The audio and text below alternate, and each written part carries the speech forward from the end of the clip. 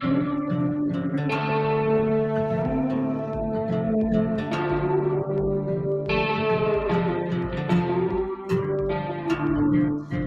days my guns stay loaded, my family's a little more close. Sometimes we're barely These days my guns stay loaded. Don't rock this boat. But if we tip on over, we won't wash to the shore. We'll sink down to the bottom, 'cause we've been here before. We can breathe underwater. Been down at the bottom so long we can breathe underwater. So tell him to bring it on. Now he's a big timer, but he's lost on the river. Never went without, never had them cold shivers. Had a silver spoon, always warm in the winter. Drive a fancy car, never had to kill a standard. No bloody hands, never really had a backbone. Never been too deep down the back road. Never showed no respect to a flagpole. Come on, city boy, just another punk asshole. Me and mine, we gon' make it through them dark days. So take your ass on back down to Park Place before you end up in the deep end where them hungry ass sharks stay. We go hard all day. Been here, done that, that's a given. Out back, guns out, country living. If you doubt that, find out, come and get it. We ain't going nowhere, but I'm about to go swimming. These days my guns stay loaded, my family's a little more close. Sometimes we're barely floating, so please don't rock this boat. But if we tip on over, we won't wash to the shore. We'll sink down to the bottom, 'cause we've been here before. We can breathe underwater. Been down at the bottom so long, we can breathe underwater. So tell them to bring it on. Won't you take me back to the old days? Just horses and a wagon, shotgun shells and wishing wells. And you could hear them pistols blasting. Better give them hell, but live to tell. Let's write another chapter. We just want our country back, and we gon' get what we after. In them pastures, in them fields, we the ones that keep it real. You come stupid around here, that'll probably get you killed. Cold steel under cold skies. A rebel soul from the old times, like Jesse James and those guys. I'm watching you with both eyes. I ain't telling no lies. If you wanna come and get it, backwoods country living, shotguns and ammunition, whiskey drinking, steady sipping, saying to hell with the system. I've been living at the bottom, so I'm about to go swimming. Y'all can hate it or you can love it, but I promise we ain't budging. If them boys looking scared, someone probably told them we coming, so y'all better get to running, but don't head for them hills. That's where the hell we living. Around here we keep it real, boy. These days my guns stay loaded, my family's a little more close. Sometimes we're barely floating, so please don't rock this boat. But if we tip on over, we won't wash to the shore. We'll sink down to the bottom, 'cause we've been here before. We can breathe underwater. Been down at the bottom so long, we can breathe underwater. So tell them to bring it on. We can breathe underwater. Been down at the bottom so long, we can breathe underwater. So tell them to bring it on. What's up, guys? How's everybody? I guess there's people here. Sorry, I had to change thought process. Then I changed it again. So, and then ta-da, here I am. So we got Morning Garrett, Polarin, Wizard, Hit Gal, Cool.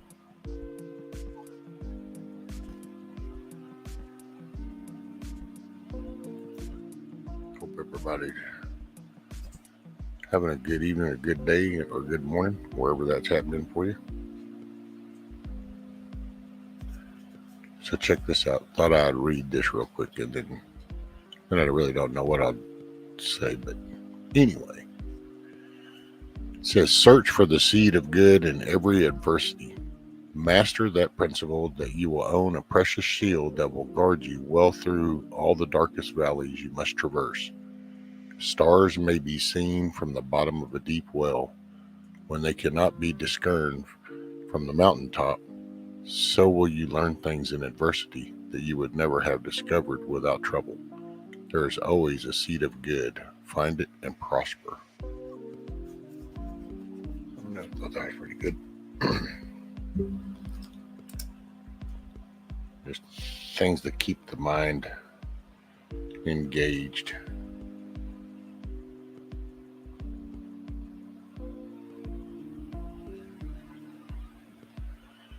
Coffee.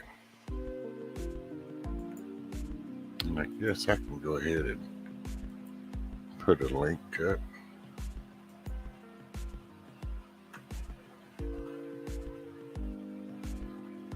Hey, John.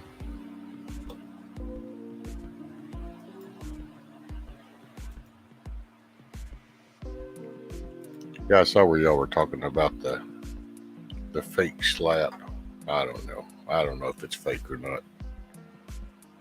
Like I said yesterday, if that wasn't a fake slap, then damn, Will Smith just ain't got nothing. So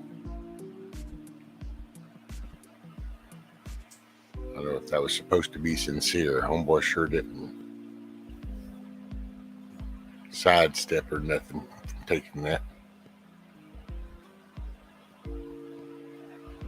But ain't hurt, not offended, untriggered. This must be the right play. There you go, anti-eject. Well, I just don't. Anytime somebody feels disrespected, you feel like you're being picked on too hard, and all somebody's got to do is say something. But I can't read minds. Hell, I do good to read mine. So I just got to have a heads up.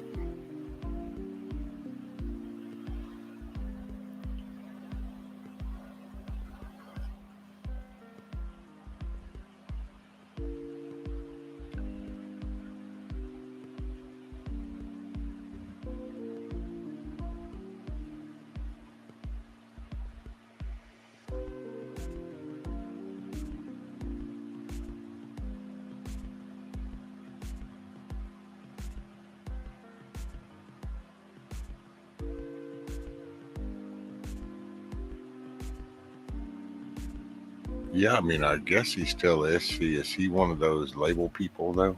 Because I got to say, some of these people, it's kind of like...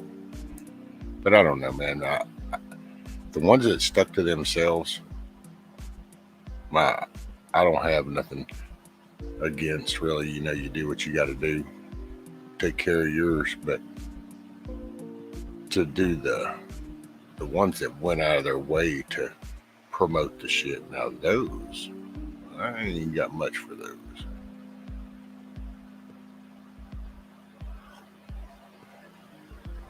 But that's across any field.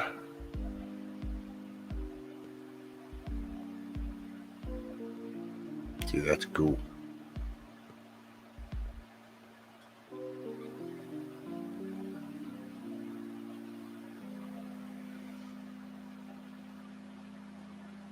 Alan Jackson's my man. I love how he walked out on their ass.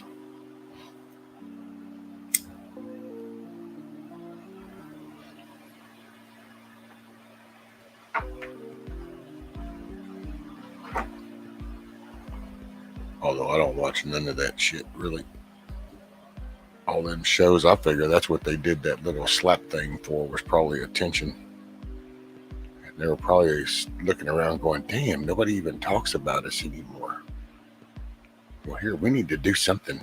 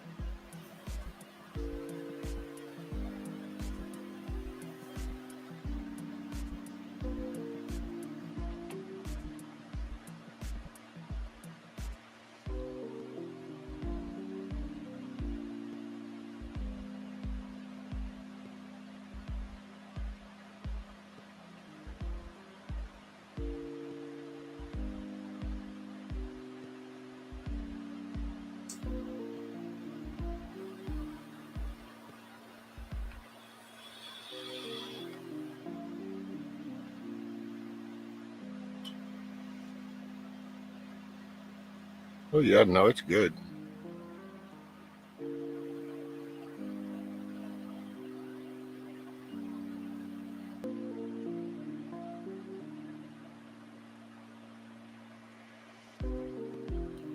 Morning, Lily.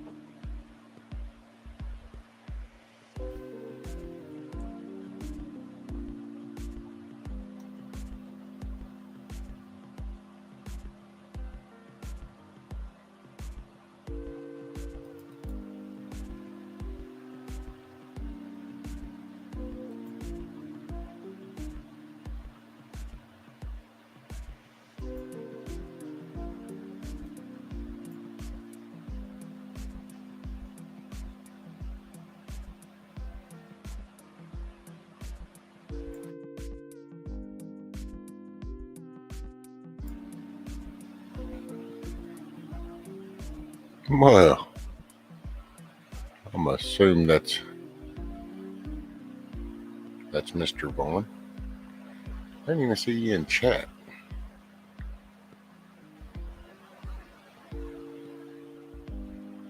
Ah, there you are, brother. I got you.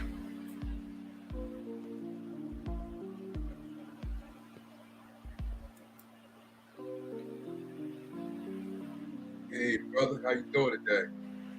Ah, another day in paradise, sir. Hello, chat. Blessing all in chat. I didn't put that in there before I came up. How are you doing, sir? I'm doing good, pretty good. I was those days spending with your granddaughters, right? My granddaughter this past weekend and the weekend before, I had actually my step granddaughter and my granddaughter. Okay. Yeah, how that went? I know that was a good time. Yeah, and it was good while she was here, and then just afterwards, other things come up. Things I want to say to my daughter, but I can't. I have to bite my tongue because, okay. Yeah, otherwise, if I piss her off, then I won't get to see her again for a while. So yeah, I understand that. Yeah. There's just little things, and I mean, I think that's why I've been kind of focusing on the way we represent ourselves to our kids and grandkids and the message that they pick up watching us interact. Right. Yeah, that is important because when they see that, they might mimic what they see. So yeah, I see your point there. Yeah. Do you think the little thing that you felt that was you let go? Was it you thought it was? Do you think it'll grow, or do you think it'll stay dormant? I don't know. It's just it got me thinking about kind of how that affects their thinking and do they just naturally adapt to stuff because this is the majority of what they hear, and see and act. So, or because I know that, I mean, once people get older, you can have adults that rebound out of any kind of, childhood. I mean, I had my own little rocky start, and I've met people that have, been able to, because once you're kind of grown, then you can reshape your thinking. It's hard, but it's possible. But you think from a kid's perspective, it's like, how does a kid know to be nervous? How does a kid know to flinch? Or how does a kid know to be concerned about a voice that got rose up in tone? Or, you know what I'm saying? It's just little things. Sitting still makes me think too much. Yeah, I see what you're saying. Yeah, I would be wondering that too. It seems like it's something that is going on. Just like you said, kids don't react off of things like that unless they see it repetitiously. So yeah, that would be concerning. Well, because it's like, if they're just sitting over there and, I don't know, you just pick up the auto repair guy, and you're on the phone and you're going, what do you mean? No, you said it was going to be this. No, that's bull. You said, well, what's the deal now? Well, see, all they hear is this aggravation, stress, anger. Right. Well, they're playing and they're doing what they're doing. So it's like, but that's got to work in there somehow, because, and I've just been thinking, kind of watching my granddaughter, kind of wondering, it's like, kind of wonder. Yeah. Does she hear, do they fight a lot or something, Right. Yeah. Yeah, that would be, or yeah, it could be, or something that is being seen and a reaction. Yeah. So it's just, I see something, but you know what? I've noticed. I was somewhere and little kids react. Yeah, it was my niece, and it was an argument going on, and I was looking at her, and she just kept playing with the toys. That bothered me because I was like, wait a minute, there should be some type of reaction, and she should be, but she just wasn't. She just sitting there, just still playing with the toys while an argument was going on. And I was like, man, what is going on with that? She used to seeing something, and she's used to it. She desensitizing to it. Yeah, I was like, wait a minute. How would that grow in the future like that? Or what would that end up being? It's something to think about and to try to get that understanding, because that could go many different ways and you don't actually know. Well, we're just, we're wanting things from them. When you think about it from the very beginning, we have terms, we're going to live vicariously through them. You hear people say things like that, or, oh, I've got goals, I just want we have a narrative for them. And then you have the other side that's like, there should be no narrative at all. They should just, be whatever until they figure it out. So it's just like, meanwhile, they're just like kind of going, yo, can somebody do their job? Yeah. Because we bring them in and we've desensitized our job roles in that. Yes. And we just don't send a caring message. You think about it, just how many, they go to Walmart, they hear screaming. They go to the auto shop, they hear screaming. You go down to the tax office, you hear screaming. Everywhere they go, they hear screaming. We gripe about it because we go, oh yeah, you can't even cut on the news and see anything good. Okay, well, what does that translate to them? Man, I don't ever see any of these grown-ups that, a lot of them don't seem happy. They're always screaming. They're always hollering. Yeah. So then it just kind of makes you wonder, going, I wonder how many conversations they just hear from another room going, no, this is bull, and just, I don't know, the things that make you go, Yeah, it does. Yeah. Because I will say my personal biggest pet peeve is I don't like being a hypocrite. And that's usually my biggest demise. Because it'll be like, especially if I say something, there's been things I've said, well, that'll be the end of that. And then really didn't want it to be, but I said it, so I stuck with it. And somehow I still feel solid about that, although sometimes I wish I had been a little more lenient. Yeah, I was watching this movie with 2 days ago, and he said, and it was a part that he said in the movie, he said, God mandated me to observe all laws that I may not be a hypocrite to myself. I thought that was interesting. Especially when it comes to dealing with society and the laws, different laws and things like that. I don't want to be a hypocrite myself like you. So it makes me slow down and think. Yeah. Yeah. Sometimes it gets me in a bind, but because then if I call somebody out, they don't usually like that. But it's meaning what it is. That's one thing about that little video I did with the issue. There was some joking going on, and I didn't really honestly see anything that seemed like disrespect. It was some joking, and then all of a sudden it was a one-liner about disrespect, and then poof, and it was like, but wait a minute, I didn't even get to hear what the problem was, and all of a sudden it's already over. So that's one thing. If you kind of just go out there and, like, if you were to kind of get upset and you go out in the chat and you're going, that's just about jacked up. Well, it's like, well, what's jacked up? Give me that moment right there. What's that moment? That's I never got that moment. Right. My brother from down under. What's up, Ricardo? How you going, guys? Rescue, Vaughn? Hey, Brett, how you doing?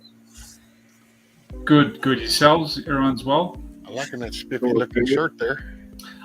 Oh, that's my rugby team. I follow this team in Melbourne. It's See all them little sponsor tags? Storm, yeah. Bit of a fan. How's things? Good. Doing pretty good. That's good, man. That's good. How's everything down under? Not too bad, but we've got our own issues with fuel prices being so expensive. $2.30 a litre of fuel. That's expensive. Right. Things are going up, food, and like every other place in the world, I think it's the same. But you guys got any shortages? Have you noticed? Yeah, we are. It's funny. I don't get the toilet paper thing. I don't know why people have to buy so much toilet paper. Can you explain to me what's the thing with the toilet paper? I don't know. Maybe they just know how much full of shit people are, I guess. I don't know. That's it. It blows my mind. It's like, what about this has to do with toilet paper? I would think it would be less because they eat less because they don't know when they eat again. So I would think people buy less. Yeah. What do you got to wipe? You ain't got no rice or beans on the shelf anymore. So unless one day they think they may have to eat the toilet paper. For that one moment when they finally have something to eat. Right. It may. Maybe it's too much lentils and too many chickpeas. That's why they're buying so much toilet paper. It's sad, and I hate to. This will probably sound disrespectful, but it just shows you just how weak-minded. Because this is a repeat of 2 years ago when the poof shit started, and the big panic. And so the minute they're panicked now, it's like just run out and grab toilet paper. It's like, but slow down and figure out at least what you're panicking about, because it ain't got nothing to do with toilet paper. You might want to grab that bag of beans or rice or some shit. 100%. Yeah. Yeah, I could. That's true. I couldn't understand, but I guess I haven't really talked to many people that I didn't. They're zoned. They're so like this that I guess they heard panic and they were just like, grab toilet paper. And it's like, but wait a minute, it ain't got nothing to do with toilet paper. Right. And I'm like, I'd rather be short on toilet. I can always go out and put grass together or something. The French invented the bidet thing, so there's always options. Right. I'm like, I can always.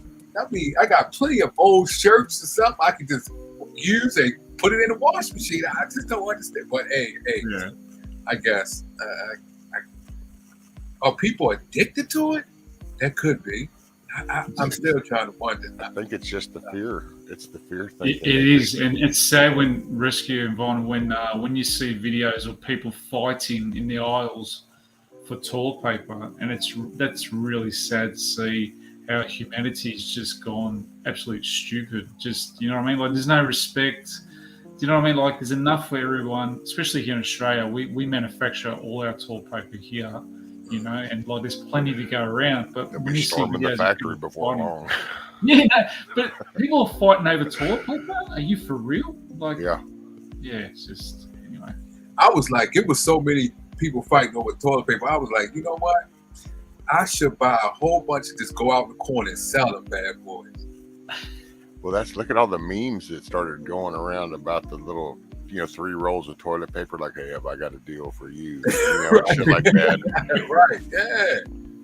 But you know what? Thieves are not taking toilet paper. That should wake people up right there. If it was that bad, thieves would be out there taking toilet paper. Well, see, it's weak-minded, because it's like it has nothing to do with that. We have high gas prices, and we're gonna have a food shortage. And we still in toilet. It has nothing to do with toilet paper, so it's like, I don't. Yeah. And yet they can't click. It's like they've been. I guess that shows you just how much that media brain washes people. Just 100%. Yeah, They I can't agree. really- Rescue, that's a big thing at the moment. And today, Vaughn and Rescue, I heard a program today. I've been listening to a gentleman. He's from America. His name John B. Wells. He's got his own program. It's called Caravan to Midnight. And they had a gentleman who worked he's been with the CIA, FBI, and he's been in the army. And he spoke about all what has been taking place the last couple of years, and who are the players, and why, and why are they trying to push this narrative. Do you know what? I was left shocked, because it's so, how would you say? I think I call it evil. It's evil. It's just people wanting control. That's all it is. But it baffles you how bad and how deceiving or manipulative they would go that far, and you scratch your head and you go, they're not human. They haven't got a soul. They don't care. No, and once it's like a certain level too. You literally do not matter to them at all. They make decisions that just kill people left and right without thinking twice. And it's very sad. Morning, Matrix. Morning, Rocksteady. Morning, chat, everybody. Good day, good evening, good day, good morning, wherever that falls. Yeah, it's just blew my mind away today what I heard for a good hour, and and who's involved. That's the thing, and who's trying to cover up, and wow, just amazing. But anyway, well, it's a lot of. I've been seeing a lot of corporations are combining together all over. I see that a lot. I've seen a lot of mergers going on, like a world monopoly is taking place. So I see that. I've been seeing that a lot coming up on the news. So I was like, something is going on to the point in these people are pretty much taking control, especially when you got one bank, which is BlackRock. They got $1 trillion in assets, and it's a secretive bank.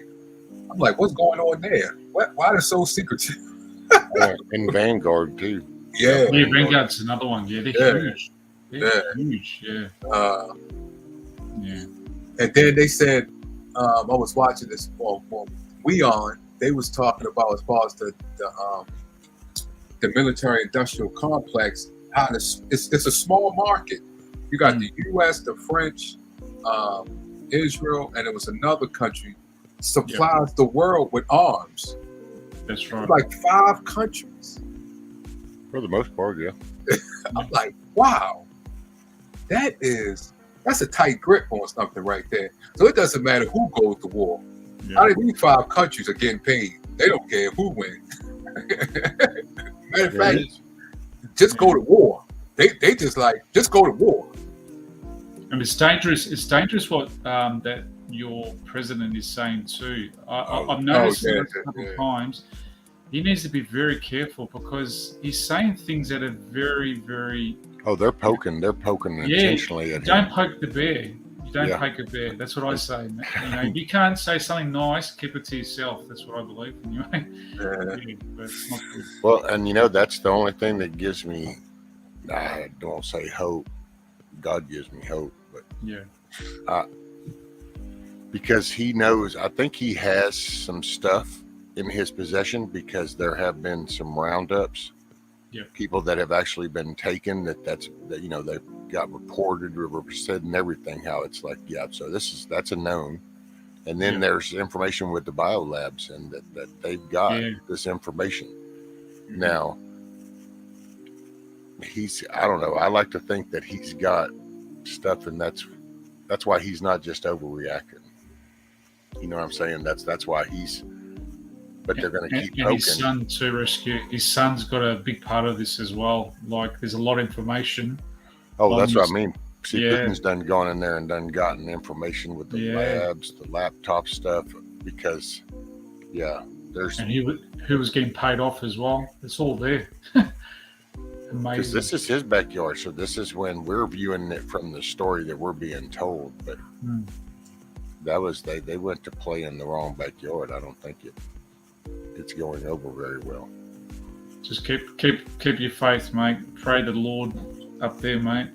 Things will come good, because people. And you know what? Maybe it's going to get dark to wake up enough people, because it's like we're just sitting here talking that we're fixing to have high fuel. We have high fuel prices, and food's fixing to be on a short supply, and people they're thinking still off buying toilet paper and shit. So maybe we need to kind of get a little worse before everybody kind of like wipes the shit out their face and going, oh wait, this is real. Oh, and then okay, now we can move forward. It's going to get dark, man. It's definitely that's coming. It's going to get dark. It's always darkest before the dawn. Yeah. So it's going to get dark, and like you said, hopefully when it does get dark, that people's eyes wake up. Yeah, I agree. Well, I think so many people are playing on a world stage too. We're seeing it on our local right here or like right there type things, but some are painting, because I know some of the chatter like on with the election and all the coup stuff from, I don't know, man, it's so weird to even talk about, because you do this whole left-right thing, and it's like, I never even gave a shit about this before. Just be an American. But they're wanting to make sure that everything, like, I get the impression like they want to, when they come out, that they want all the facts, they want the receipts, they want all the proof. And so if leaders in other places from other countries and around, then they could, oh wow, because that's kind of what Putin did to him whenever he called him out during his little speech over there. Was kind of like, you lied to your own people. They saw what they saw. Yeah, you kind of wait now for people here to do that. You can't believe what's like between both those two countries, Ukraine and Russia. Like, I've got Russian friends here, and they tell me a lot of things, and they show me things that are taking place. And on both sides, look, there are some horrific things taking place over there. I saw some things I was pretty horrified. Oh, that's fighting. Yeah. And you know what? There's some really nasty people in this world. It's amazing. Yeah. That's what war, I guess that's what war does. It brings out the horrific actions with people, And hey, Ron. That's a sad thing. Wasn't there a song many years ago that goes, "What's war good for? Absolutely nothing." Well, it's basically what it is, isn't it? Oh, that war machine, that's all that is to line their pockets. It gives them excuses. They can then enact certain things. Let them not have to be answerable for this, that, and the other, and then now they push that right on through the door. Right. Because I'm still stuck on a war in two countries bring up gas prices all around the world. That's still just mind-boggling to me. But dude, it's the whole thing. It's like the damn deficit, and how you're going to sit here and do all this money, but it's not going to cost us anything. How do you even say that? Right. Yeah. We're going to spend all this money, but it's not going to cost us anything. It's like, well, how does that happen? Oh, unless it probably won't. I guess they use the words like, "Oh, it won't cost us something, but it was going to cost our children, our grandchildren, our great grandchildren." I guess that's what they say. They're putting it all on them. Well, they use words that just, and because they know that people don't even apply common sense anymore. They just they hear it. That redheaded lady at that podium said it, so there you go. And it's like, what? Oh yeah. You know. And it's like, okay, well, that's not the way that works, you know. But how many conflicts are at the moment all over the world? Like I was opened up like by this gentleman talking today. He said, "Don't think it's just one conflict going on in Ukraine and Russia." He goes, particularly America's involved worldwide. There's other conflicts around the world. Oh, well, you got the not talking constant about whole, Yeah. the Middle East problem is a perpetuating thing. That's There's other conflicts going on, but don't tell that's me why they walked away from that base. You don't want to bring in. That's always been the consistent chaos. Has been the Middle East. 100%. Well, he brought the peace agreements and he smoothed that down. Well, then that can't happen. No, you're our perpetuating momentum. You're, those little perpetuating clocks. They have that one little counterbalance that has to run. That's where it generates its principle. That was our principal energy, was the Middle East. 100%. Because it's too tribal, and regional. That there's Especially Afghanistan. Afghanistan for centuries has never had peace. So we do the same thing. We pick this side and go, we'll help you. And by the way, here's you some guns for your side because we don't want this to be unfair. So this way y'all can shoot each other. And we do shit like this. Right. Yeah. Didn't the same thing happen in Vietnam too? The same situation in Vietnam? Yeah. That was a police action. Yeah. It was just sticking our nose in a 1,000-year war. Yeah. They've been fighting that way for hundreds of years. That's true because a lot of attention is on Ukraine and Russia, but they still fighting in Yemen, Syria, Palestine. and matter of fact, the same week that Russia went in, it was 6 African countries that was taken over by a coup. Dude, Somalia's still in shit. Hell, we went there and didn't do nothing. Yeah. I mean, we try to feed and then we go, oh, well, with the warlords and this, okay, well, let's go over here and let's go pick a fight over here now. We can't even finish anything. So, but that's what they want to do. They want to cause chaos and havoc, don't they? They want everyone to feel, think fear. That's the biggest thing, the fear. War machine. People fear. Yeah, we shouldn't fear because we should put our faith in God. And, things like those things are out of our hands, yes, but these are the people they're showing themselves what they are really to be, And now we're seeing more of it. It's in our face. And when you're in fear too, you're not going to show any empathy. You're not going to show any care, concern. That's right. Love. You just said the word. So you're going to totally be pushed the other way in a fear, panic, desperation. So they just keep you on that edge. Then you won't find your peace. What do we tell people? Because we are God-fearing brothers right here, that we love God with all our heart and soul. What do we tell people that sometimes doubt comes upon them because they see a lot of these things going on? What do we tell those people and our kids that see a lot of these things, the wars and people treating each other that way? What do you suggest in the Word of God that you will point out that can help people? That's a good question. I think I'd probably have to go with Ricardo because I don't know if I don't really use a biblical stuff too much. It depends on the audience. Grown-ups. But it's in the book, It's all been in the book for centuries. That book tells you what has happened before and after Christ was on earth, basically. Do you know what I mean? Like, I suppose it depends how connected you are to yourself and your faith. I mean, that's a big thing with me. The last few years, I've connected more than ever in my life, to be honest with you. I tell people not to watch too much on TV because it's not the truth. You're not getting the truth. But Vaughn, I don't know. Like, I think it depends on the person themselves because, they might have a family or their life is so busy that they don't see, like, the other side to what's going on. Do you know what I mean? Like, they think, high energy prices or high in food prices. So they're more concentrated on, their own little square, if that makes sense. Like, and media today is not telling us the truth. That's the given. So that's what I recommend. I recommend not watching the media. That's the first thing I'd recommend. I recommend to anybody when I talk to them. It's just like, because that's an intentional message. it's repetitive. It's the media is definitely. Yeah.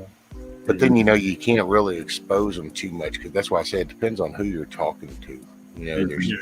There's some people that I know have kind of saw some, but then they kind of still go back over here to this side kind of thing. And then there's people that have just nothing but this side, whatever CNN with Fox, ABC, CBS, NBC says, this is it.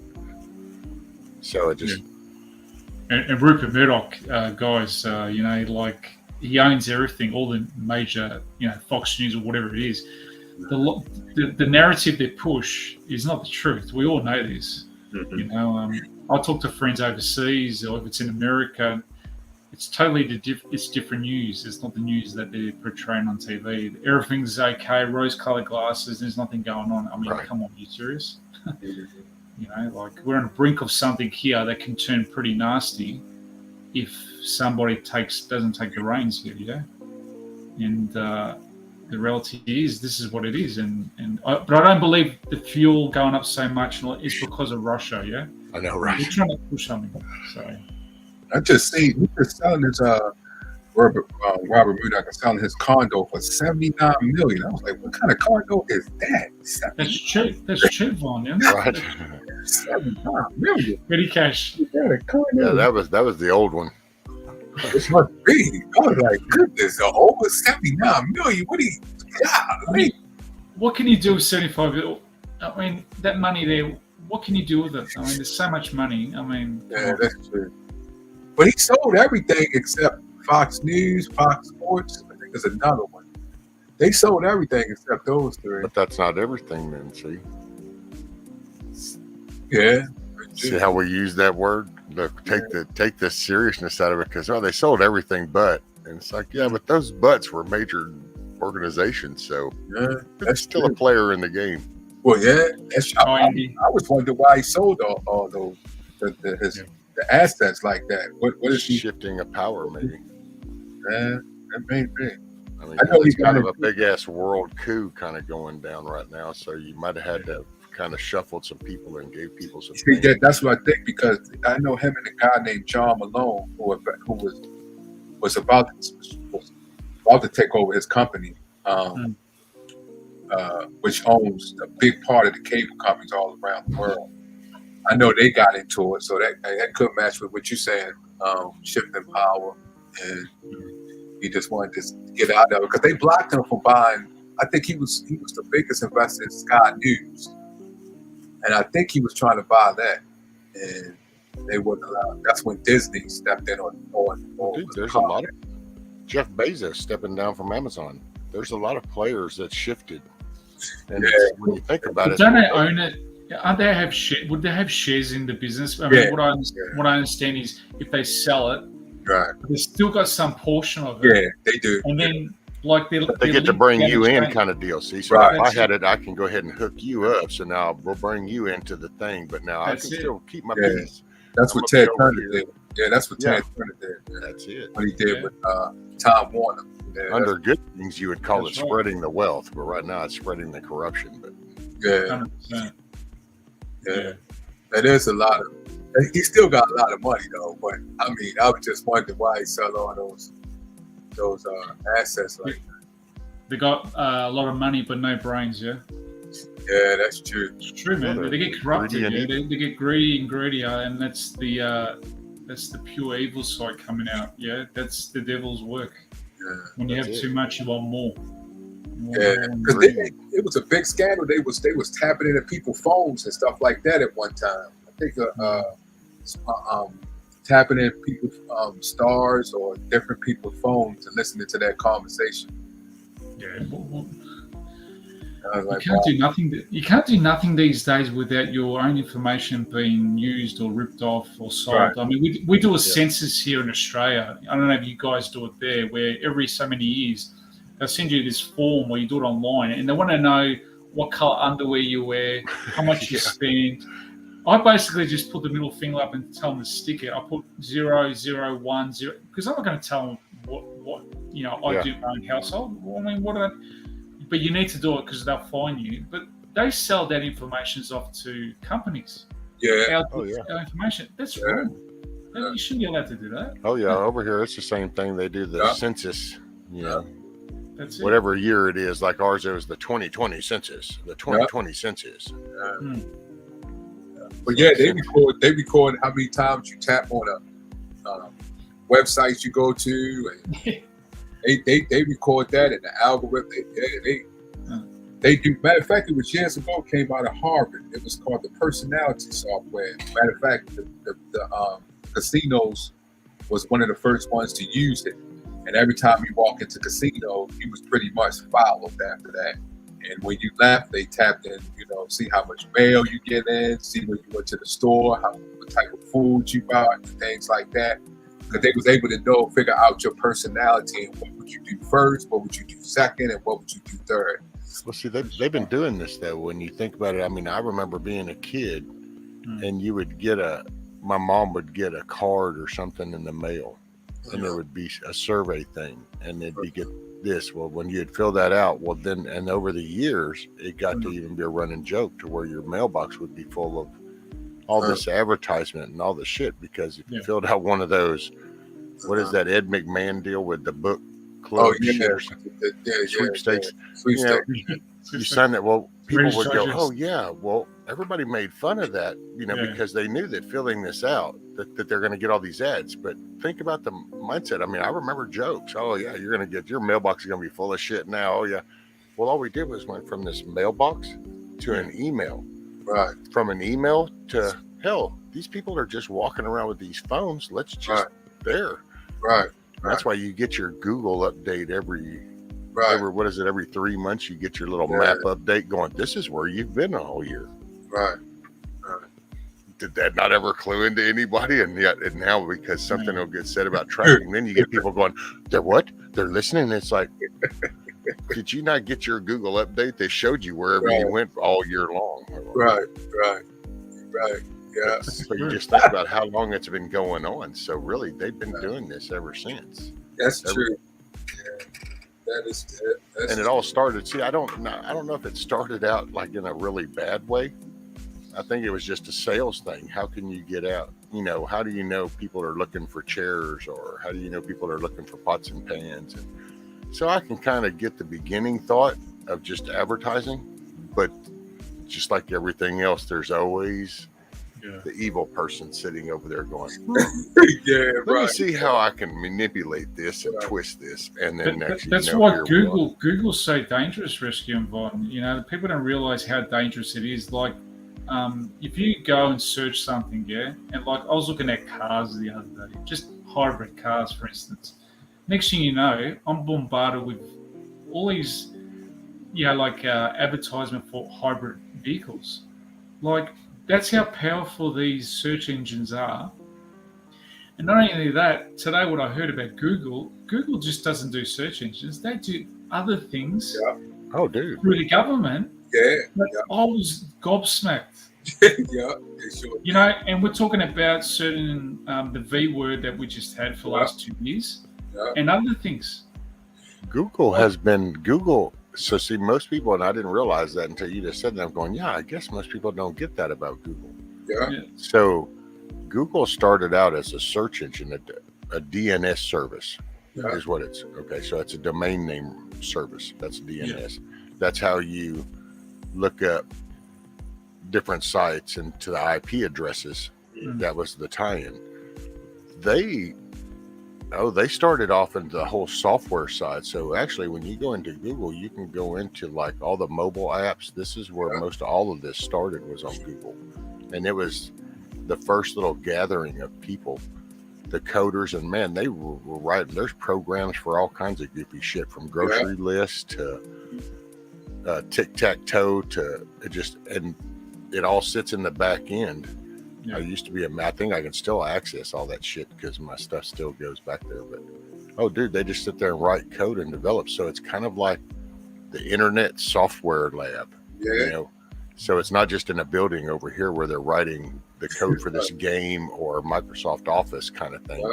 This is all the internet style shit. So they're looking at all the analytics, all the traffic, that's why you can sit here and talk about BMWs for a couple of hours, and all of a sudden tomorrow on your phone, and when you go into your thing, you'll have BMW ads. Yeah. Because they've been working on the audio side of things too. There's a video, there's software, rhythmic, and then there's vocal, rhythmic, and all different sources. And it, yeah. But I forgot, most people had forgot how Google actually, because they came this and then Gmail, and then all of a sudden they bought YouTube. So it's like, oh, well, this is Google. Well, no, really, Google started out as the coders' playground. Yeah. They encouraged it. Hell, you want to look at some source code? Here's some source code. You figure out the best way to move these people around this and have these groups. And okay. Yeah, exactly right about that. How many times when I see the guy was talking about the chip that they was putting together to put in people's head. So you was able to, anywhere you go in the world, and you want to know where the nearest restaurant, or you want to go to any entertainment place, it'll come up in your brain. It'll tell you. Then it'll give you Isn't that Elon doing that? Yeah, something similar like that. Yeah. For the disabled people rescue, that's what he was saying. Yeah. Yeah. Disabled people. Yeah, right. And when the internet got advertised in the beginning, you could send grandma pictures of the grandkids in another state. Yeah. And it's like, yeah, but we didn't show you this part over here. Right. You can also traffic them, and you can sell drugs, and you can do all kinds of shit. But we're going, well, that's kind of like that. It's like, no, look, the disabled people, yeah, and what else is going to happen on the other end of that? Yeah, I'll take it further. That's it. That's why we need to get humanity back into caring, empathy. Where's the love? What is it? Who is that sings that song? Who sings that song? Where's the love? The love is there, but it's just not from up to other humans to another. It's to technology. It's to phones. Yeah, it's to phones. It's gone too far, Vaughn. Don't you think it's gone too far? I honestly believe, look, I'm 44 years old, right? And I remember the Commodore 64. You remember the Commodore 64? Yeah, I remember. Cassette tape, you put it in, you waited nearly an hour and a half to load up the game. Yeah, right, yeah. And now look at it today. You just 1 second I could talk to you in another part of the world, and it's just too far, bitch. Kids are not being kids no more. They don't go out and play anymore. They don't kick a ball. They're in front of a computer. They're watching all, if it's X-rated or whatever on the internet. Nothing's censored and mainstream TV. If you just the regular shows, and it's like somehow whenever I was like 14, I don't think you could say this shit on this stuff. And then whenever I was 20, it's like you couldn't say this stuff. Yeah, that's true. Yeah, you was 30 and you weren't allowed to show this, and now it's like you're just sitting here now. That's what me and my wife talk about this sometimes. Like now it's normal, isn't it? It's taken as normal. I see the kid on Facebook. He was crying. His mom had the phone, and he was crying. He had to been every bit of 9 months, 10 months. He wasn't. You could tell, and he was crying. So she put the phone down on the bed. He went straight in the phone, moved the phone, went into the app, and pulled up what he wanted. I was like, oh my goodness. And he had to be about 10 months. I was like, oh my goodness. And he just went in the phone, flipped the screen, found the app, pulled it up, hit the play, and he stopped crying immediately. I said, oh man, that's where we're going at. That's where it's going. Well, see, you get complacent, and to try to itemize it. I know for myself, I haven't been able to itemize it because hell, I look back, I played a part to this. It's like computers. I can remember my son in the early 90s, and Play School was actually coming into trying to get in because computers were starting to come about. So it's like everybody wanted to kind of get something. Well, Play School actually developed a ball, and I beta tested them for them. And it was a big yellow ball that had 2 buttons on each side, and it was designed for kids. But see, the programs, people writing the programs, they had a different mentality, and it was like, oh, well, let's make something. So it's like teaching kids colors or shapes. So it's kind of like what we saw as the little spin thing. Remember that little goofy thing with the farm animals? And it's like the cow says moo, and you'd pull the string and it'd spin around, and the pig says oink oink. Well, this you could do on a computer screen. So see, all that sounded really good. You think, oh, well, yeah, this is, and you spend time with your kid while they're doing this. Somewhere we just slowly walked away and just let that have it. And people writing those codes now are bigger software companies. There's hardly much software written nowadays. They make it sound like there really is. So much of this shit is copy and paste code. All they're updating are the drivers to how to talk to the new stuff. But I'm trying to see how far this metaverse is going to go, because that's supposed to be the next. That virtual reality, man, that's going to take a lot of people into another world.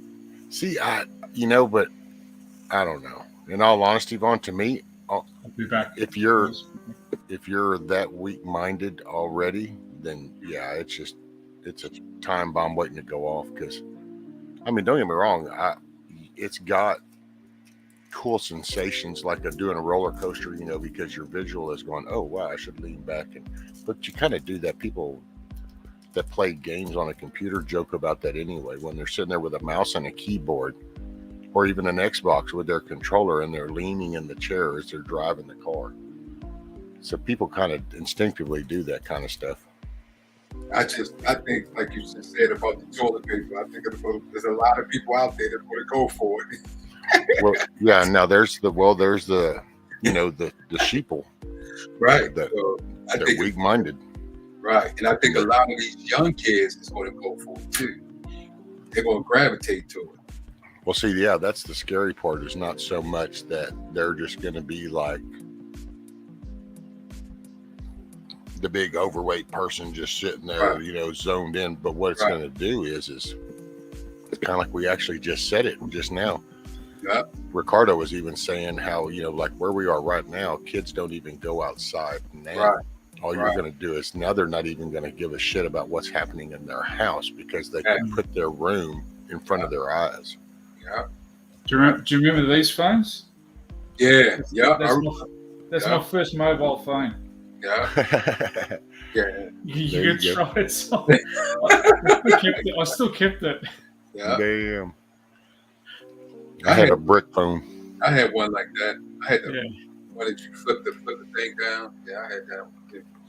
That I was started good. off with a Motorola bag phone and then went to the Yeah, brick no. phone Ericsson, Motorola. I had. Yeah. All the back in days. the day. See, and it's like that, it's like, hey, you can make a call if you break down, you'd be able to call and help, and you think, oh, wow, this is so cool. And if I'm running Yeah. behind on an appointment, I can let them know, oh, wow, this is so cool. Mhm. Yeah, I can actually just sit here and not do a damn thing anymore either. Oh, wow, that isn't so cool. No, but you'll figure it out later. And you just Right. hand them advice. Kind of like if Back to the Future, it'd be like, oh, yeah, this isn't going to go over very well. Yeah. That's So what. too far forward, I think, with technology. It's just. Sorry. Yeah, it's you're right. It's going. I think it's more to come. I think it's more to come, much more to come. And Do you think they've had this technology like for a longer time? I mean, I feel that they're only giving us bits and pieces of this technology, and they probably know so much of it, but they're holding it back. Like, yeah, I think they had think tanks to know how, and then they got the information on everybody, so they know how everybody, just about everybody, how they think, what they do. They know who's going to do it and who's not. The ones who's not, they're going to come up with certain situations to draw them in. But they know the people that's already going to gravitate to it. What their goal is to get the people that they know that may not. That will help them.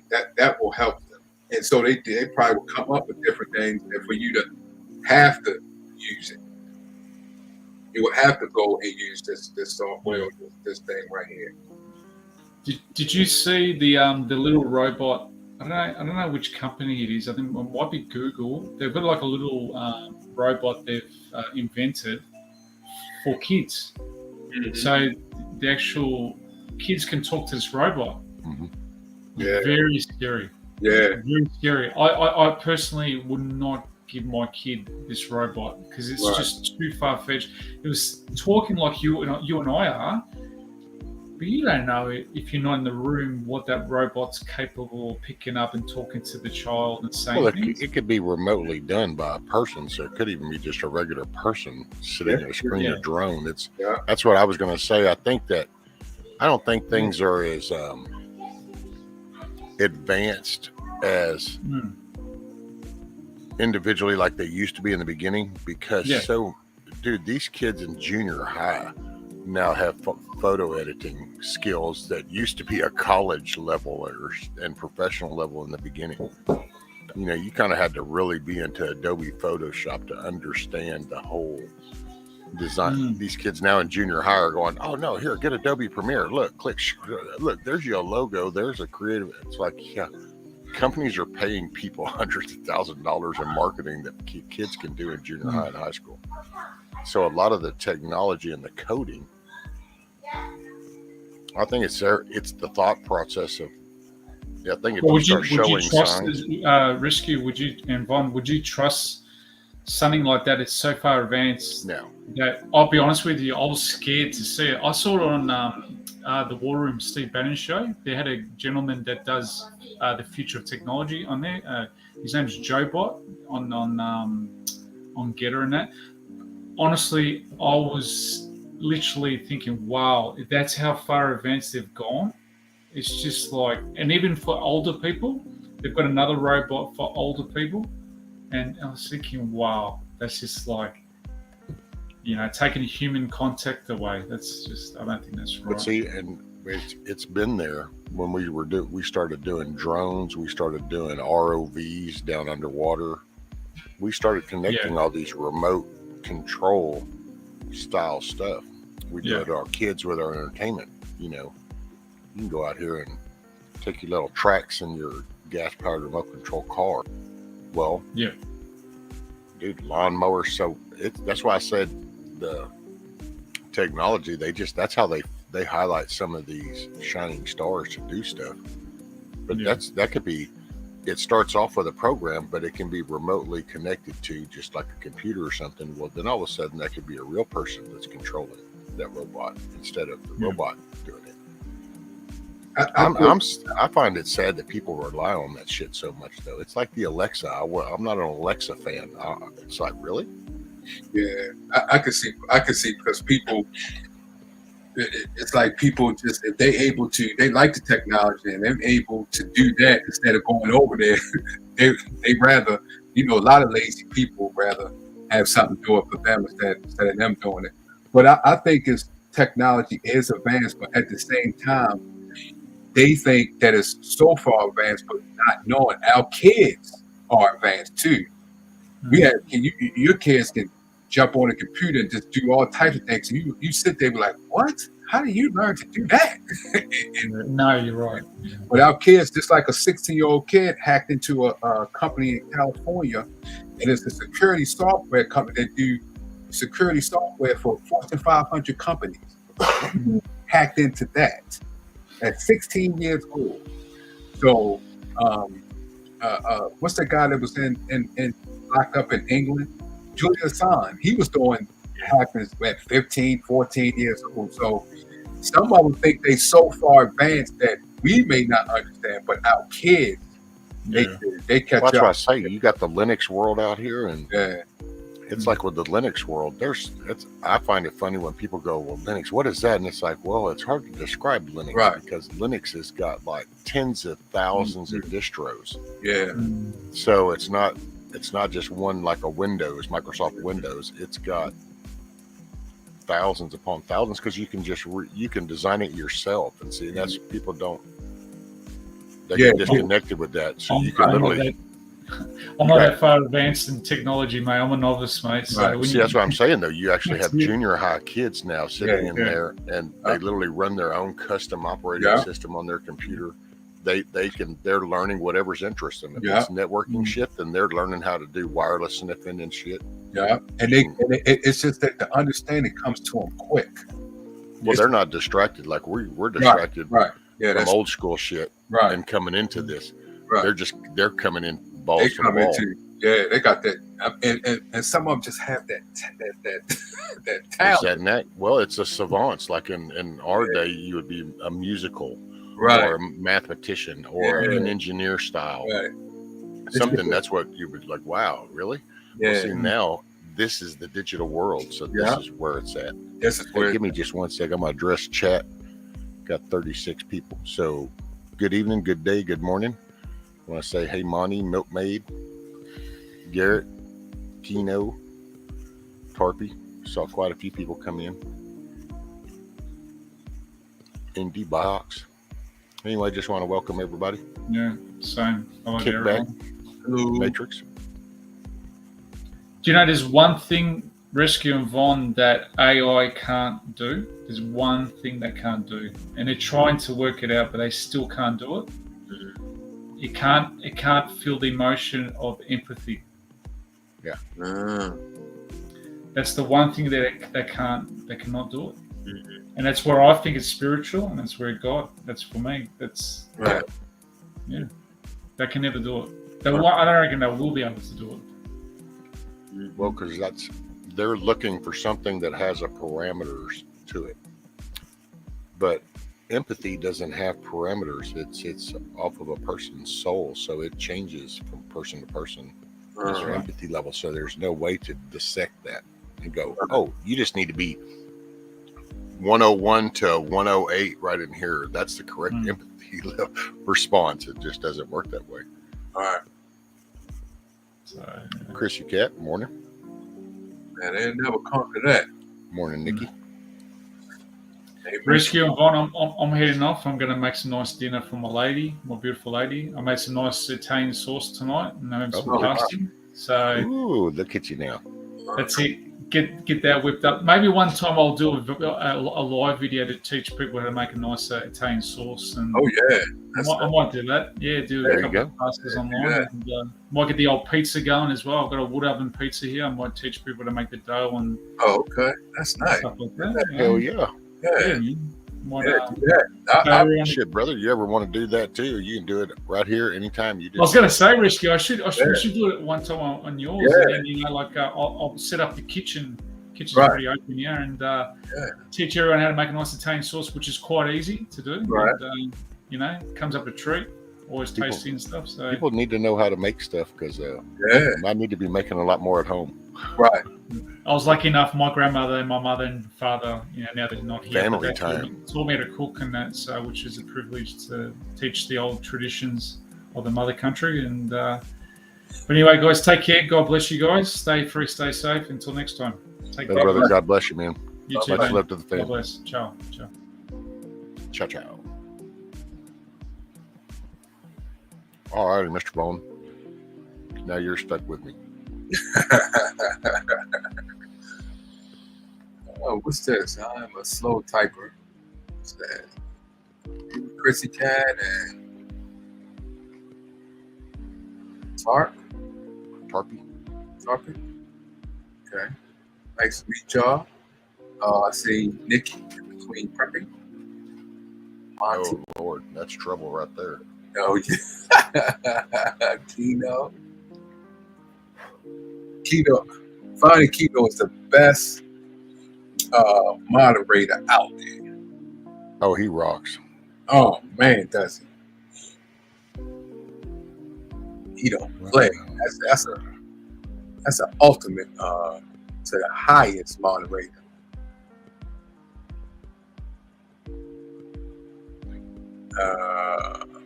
Monty. And so isn't this something that would you ever thought it would be this way 20 years ago or 30 years ago? Actually, yeah. You did? Yeah, that's kind of why I pulled away from it and thought, I remember doing some of the first voice chat programs where we have rooms to come in and do the multiple people talking. Told my wife then going, yeah, because I had to go in and do some moderating. See, that's why I say on the beginning, it was, okay, well, here's a location that all these different IP addresses can gather and then they can talk. Oh, well. But then all of a sudden you ended up with some really crude talk, people being ugly to people. Well, okay, well, wait a minute. How are we going to handle this? Oh, okay, well, here, make moderators. So we'll use kind of like a Windows office, a business set up where it has permissions per user levels. Oh, okay, incorporate that. Now let's do the moderating. Dude, we were still in the beta staging of all that whenever I was like, yeah, this is not going to go over well. This is because people can be ugly. I mean, just people. At that point, I had seen pretty much the ugliness on a pretty close level, the ugliness of humanity at that point, because I had been through my whole drug rehab, through my prison stuff, and I was.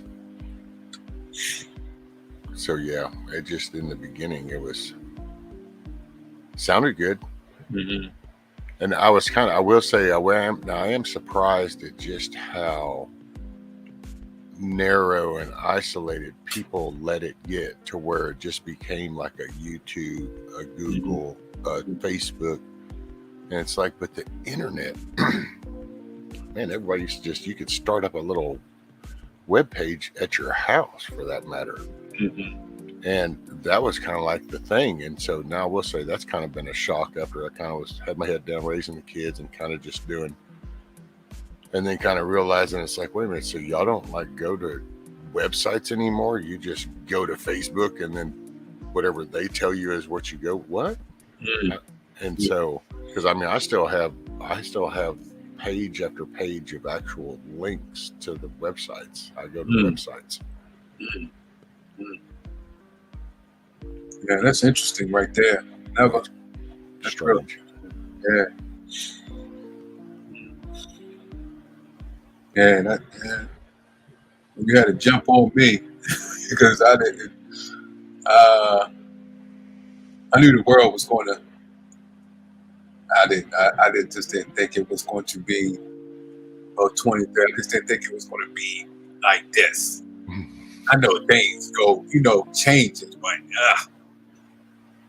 I didn't know it was going to be like this. So you had to jump on me with saying things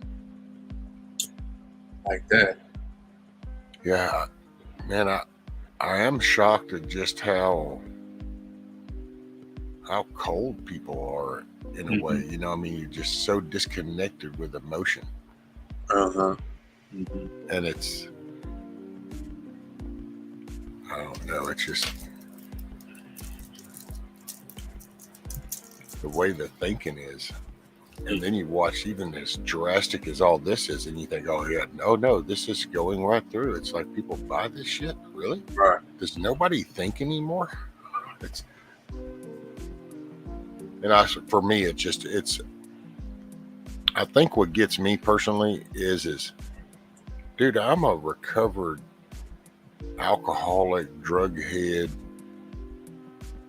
ex-felon, 2 times over, mind you.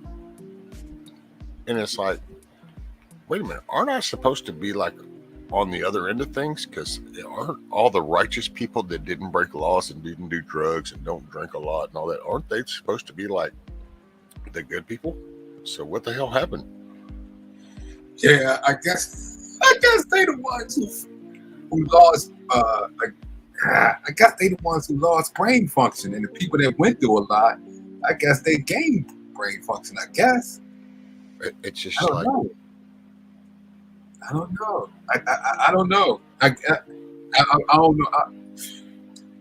I guess that, are they used to the norm, or are they used to, as far as what is given to them, and the people who, like you said, that went through different heavy burdens in life, I guess they was at a point that they don't accept things as is, and I guess that forced them to grow and to gain knowledge and stuff like that. They able to see all the BS, because they went through a lot of BS, I guess. That's, because I told my wife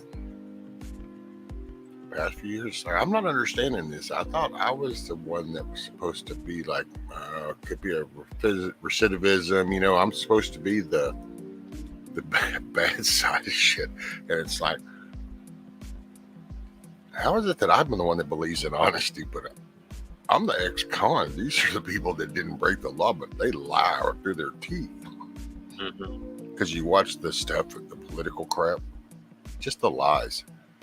No integrity, no character.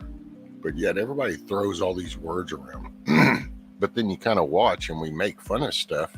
And that's what I'm kind of been paying attention to too, is we make light of stuff, but that lets it grow even more. I see what Grumpy Acres Farm says is pretty good. He's in the security. So I'm in the security and came to the conclusion that there's no fighting it. All you can do is try and mitigate all the bad stuff as best you can. Yeah, because I mean, it's when it all comes down to everything, it's data. It's, you know, on a real crude way of saying it, everything's ones and zeros. So the minute everything goes digital, it's all grabbable, all the whole. It's kind of like my dad used to tell me about locks on your house. A lock on your house is only really there to keep an innocent person innocent. Wow. Because a person that really wants your shit is going to get your shit regardless of the lock that's on that door. That's true. I can see the point there. Because they're going to study, they're going to actually plan and all of that. They're going to know what you got. I can see the point there. A lock is only the one that's going to pause, and then when that lock goes, and then they go, yeah, I don't need to do this, and walk away. That's I can see that. I can definitely see that interpretation clear. Yeah. And that's the internet. Now, if you get on the internet, I mean, anything is capable of there's no certain 3-letter organization, so you can have a neighbor sitting next door snatching your Wi-Fi signal. Oh, wow. And that's what I was saying a while ago. There's kids in junior high that study this shit. There's YouTube videos on how to build little Pi systems to do shit and set up home network stuff to do. It just, unfortunately, we don't encourage on a societal level that empathetic care and concern for one another. So otherwise, this type of thoughts, this is what the Chinese do with TikTok. They get rewarded for coming up with engineering projects, productive stuff. That's how they get their little thumbs up and their likes and all their little rewards. Where over here, it's acting as goofy, as insanely and crazy as you can be. So think about what that does as the mindset. Because we do have kids that think very in depth. They understand this stuff from the beginning. They write all kinds of cool stuff. It's not encouraged though. If we did, we could actually then, you know, I guess people could have their Star Trek style living. I personally don't want to be here at that point. Best Life said he still locked the doors and stuff with him from the city days. Yeah, Right. Everybody still with me too. I remember the days when doors wasn't locked, especially when I used to go visit my Society cared as a whole. when doors was not locked and all day, you could have the door open all night just to scream. Hey, Guardian Prepping. How Hey. are you, sir? Hey, Guardian. Well, and that's true, Gumpy, but that was back in those days. It was more specialized. Now, you know, you can literally have a junior high kid sitting there in his room on the floor, and he's laughing and making fun at the emails that he's looking at yours. He doesn't understand probably what they are, but he's laughing about them because, well, some kid at school told him, "Hey, have you tried hacking into your neighbor's shit or into?" And they're like, "Oh no!" And so instead of winning at Mario Kart, they now try to figure out if they can get into the neighbor's email kind of shit. So that's why we're in a different. This is 2022. People don't try to save Zelda anymore. Now they want to know how they can get Zelda to play on your TV. Mm-hmm. Yeah, I can see what he's saying too. It's yeah, I can see because yeah, that's true because the technology is so far advanced. Yeah, these kids they're no joke. They're no joke. Well, it's the Photoshop and all the editing with the videos, and I mean, we look how early they're learning that. I mean, damn elementary sitting there doing facial type changes for videos to look cute and look silly. Yeah, that's true. All right, Billy. Hyrule honors you, sir. Dude,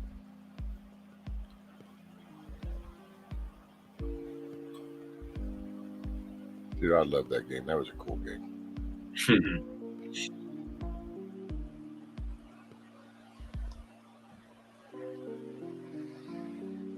The simplicity of life. Yeah. Yeah. Now, the whole Internet of Things is the first idea in the world in regards to privacy, and people are embracing it with abandon. This is true.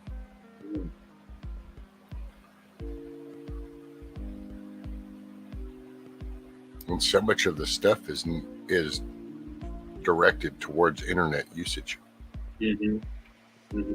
And what sucks is there's some of these places that direct you on the internet for all your customer service, and then their interaction with them totally sucks. And it's like, so you couldn't even write a decent code. It's not like you got to sit there and do anything, but damn, got crappy code to do. And it's just, it seemed like, I guess the people, I look at different channels and things like that, and it seemed like, I mean, you could make things good, even though it has bad intentions. You can make it holy if, you keep your mind focused and like you said earlier, love within your heart and stuff like that. But it seems like I see a lot of places, a lot of things. The fighting going on gets more attention than the dog fighting. I'm like, yep. Back and forth. It's like the reality shows gets the highest ratings. The Jetsons are now back in the day would not survive in today's time. Right. The trashiest TV becomes the popular stuff. Yes.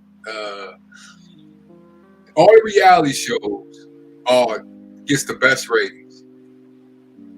Unless, wait a minute, do they get the best ratings or we get fed they get the best ratings? Well, we get told that they have high ratings.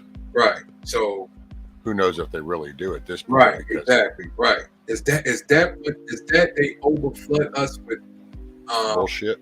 Right. And we actually just keep watching because that's the only thing on and numb your thinking down. Right. Exactly. Right. And guess who else is sitting on the floor watching the same stuff you are? Kids. The kids. Yeah, that's true. What's up, Bug Out? That's it, Guardian. If it bleeds, it leads. Will Smith proved that point yesterday. And that's what it's that. I think that's what it was kind of like. Man, the Oscars are just not getting any views, not getting any traction. Do something to take your eyes off of Ukraine. Don't pay attention that the war machine is in momentum right now. You're not supposed to notice this. Right.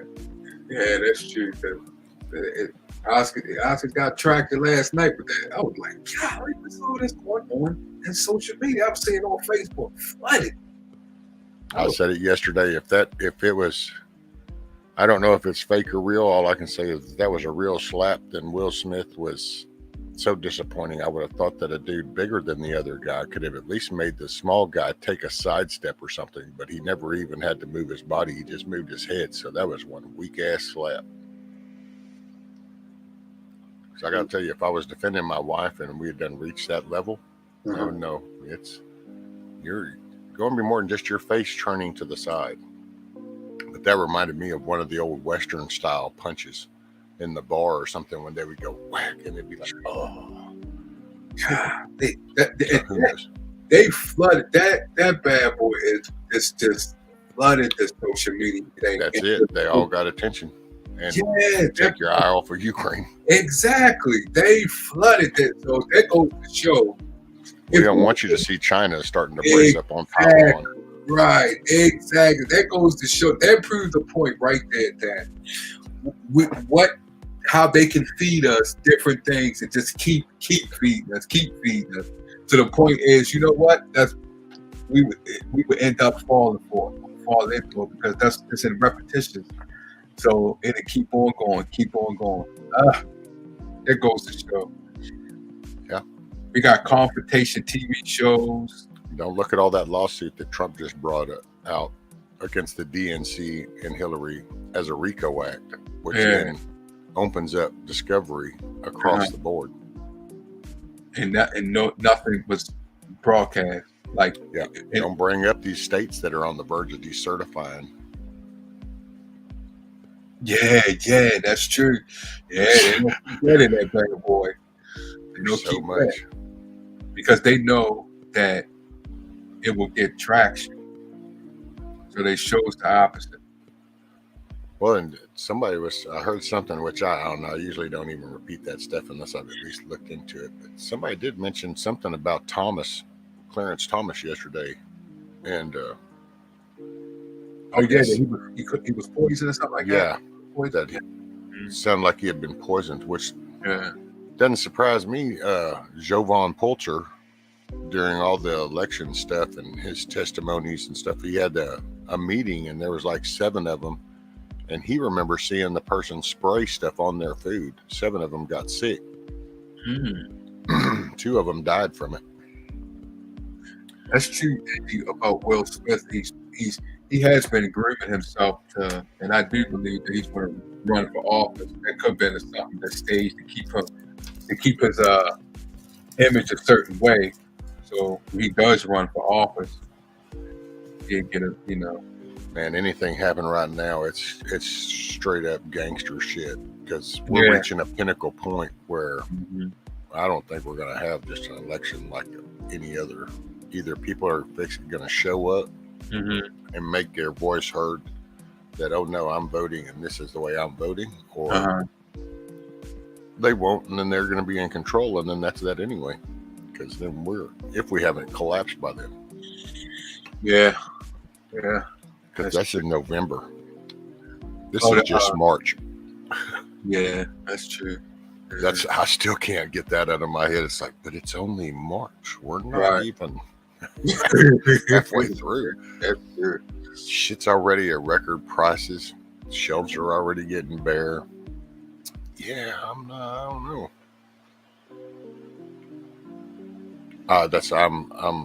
I hate to say I'm grateful I'm not raising my kids, because I feel for you guys that do have little ones, and people still in your care. But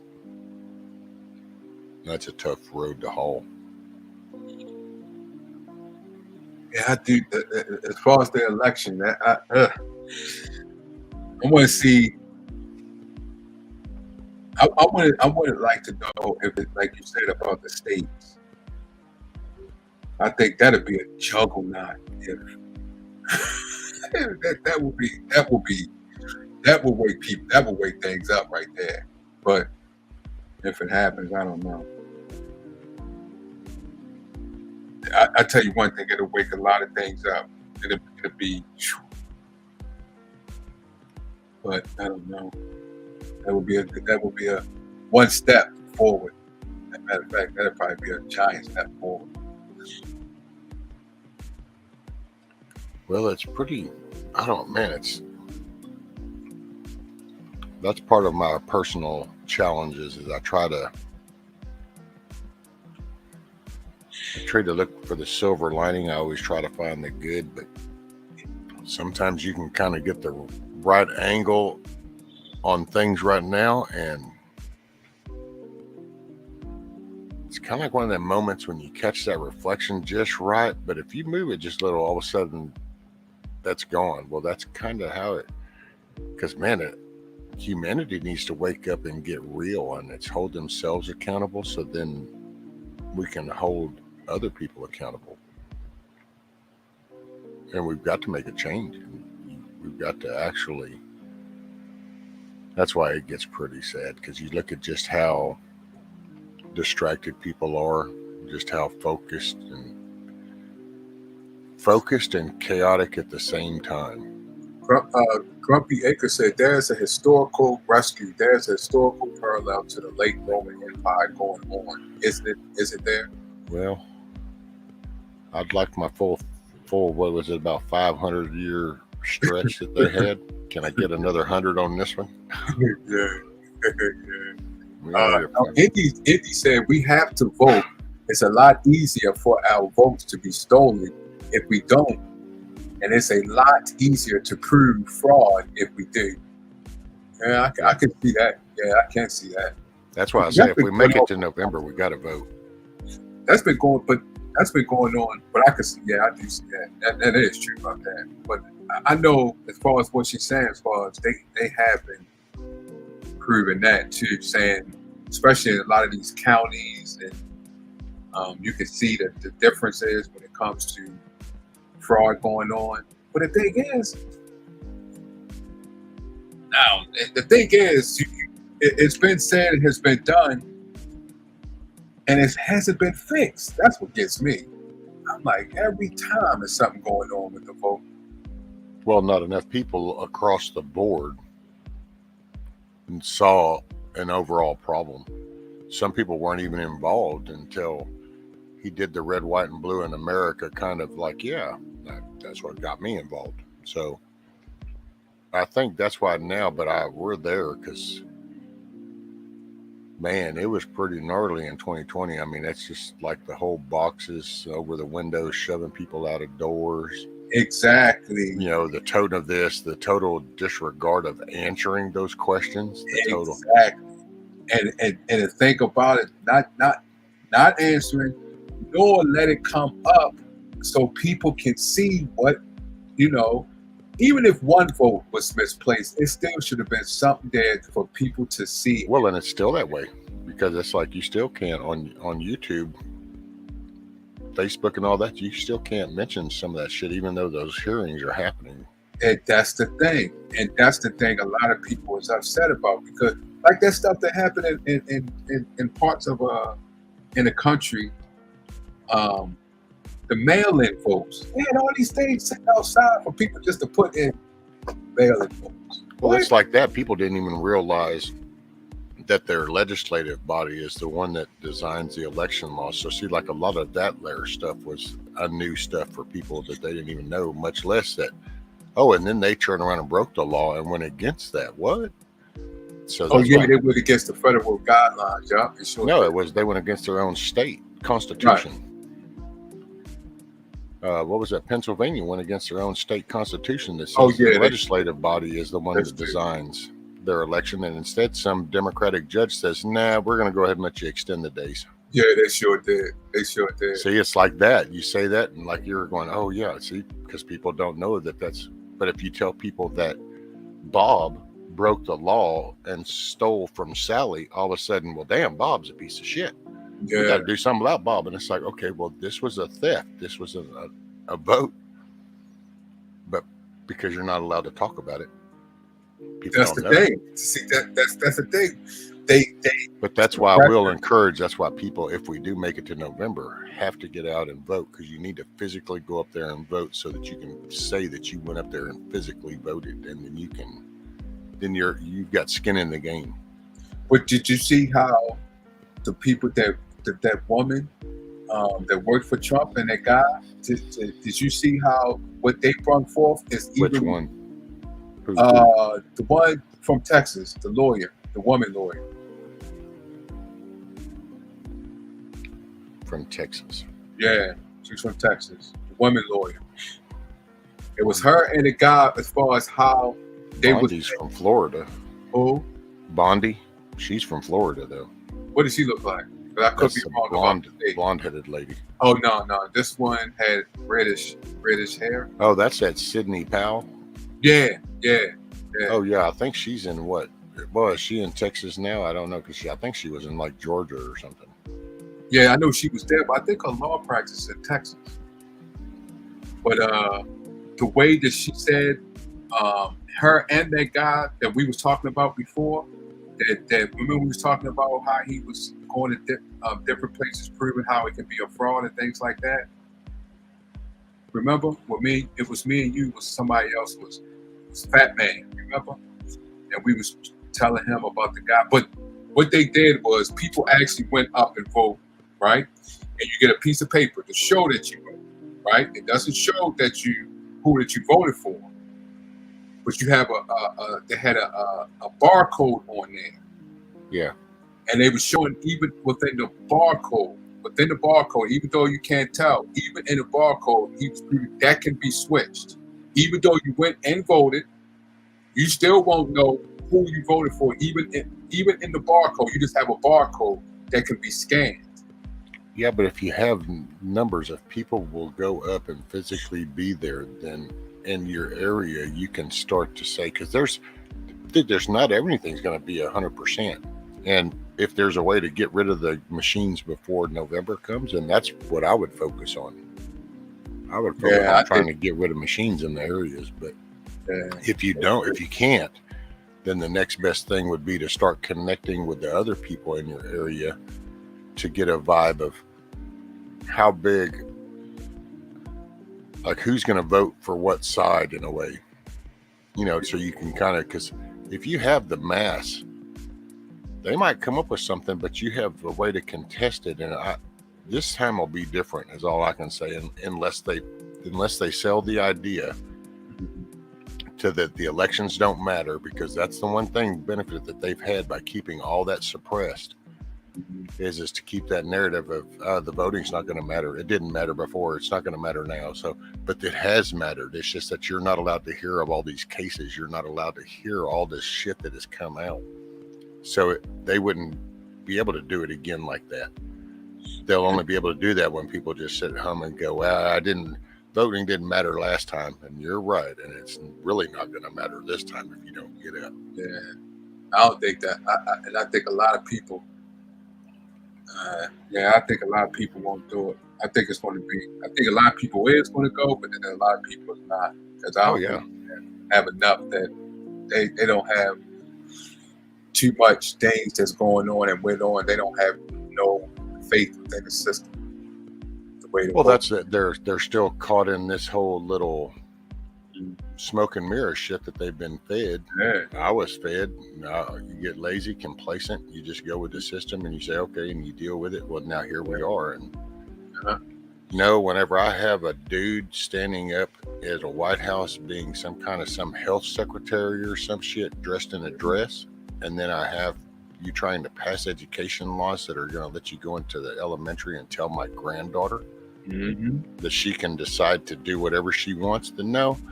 I think maybe I ought to get up off my ass, and before I start bitching about stuff, I ought to put skin in the game. So that means participating, and that's what I encourage anybody. Yeah, because you can't gripe about what's happening down the road if you don't at least go. Yeah. Well, yeah. I see. Well, you're right about that. I think people's going to take the other way. They're just going to say, I ain't going to gripe.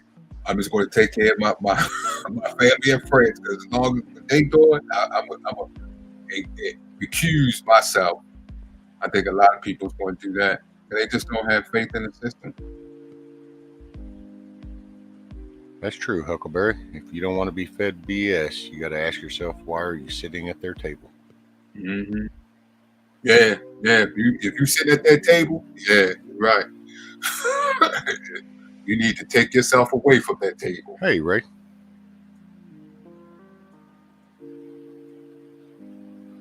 There is a deep sense of evil within the leaders of the free world at the moment. Yeah. Yep. Mm-hmm. Well, it's control. And the evilness that's why I say if we can, I think you could even look like, I don't know, maybe right now between now and November is our time to start getting our societal shit together and kind of start feeling how we need to pull together. Maybe that's what this is maybe we're supposed to find our faith in that and pull together, spread the empathy, spread the concern, the care, the love, the reaching out, getting people active in life again. And then we can actually address and deal with whatever the hell happens in November. I don't know, just a thought. Can't go wrong. I know that. I know that if everything you do is for the betterment, to show love, to show concern, to show respect, honor, integrity, then you're not going to come out the wrong end of the deal regardless of what happens tomorrow. If you go through today that way, you're not going to come out on the wrong side of things. So that's why I find faith in my God, and I can't see where following God just puts me in any negative connotation whatsoever. So it's a win-win. Mm-hmm. Hey, Disavowed podcast. Yeah, I don't know about all that. I'm very saying, I'm very saying, I don't know if it's just a confused person or that was a joke or. I like, go check out, I did see that go check out the latest Peak Prosperity video. They talk about the 8 bills going through the CA House that will expand medical tyranny. The proof is vehicle they are. Yeah, that's true. Yeah, that is true. Yeah, I did see. I ain't see that, but I see. Yeah. Yeah.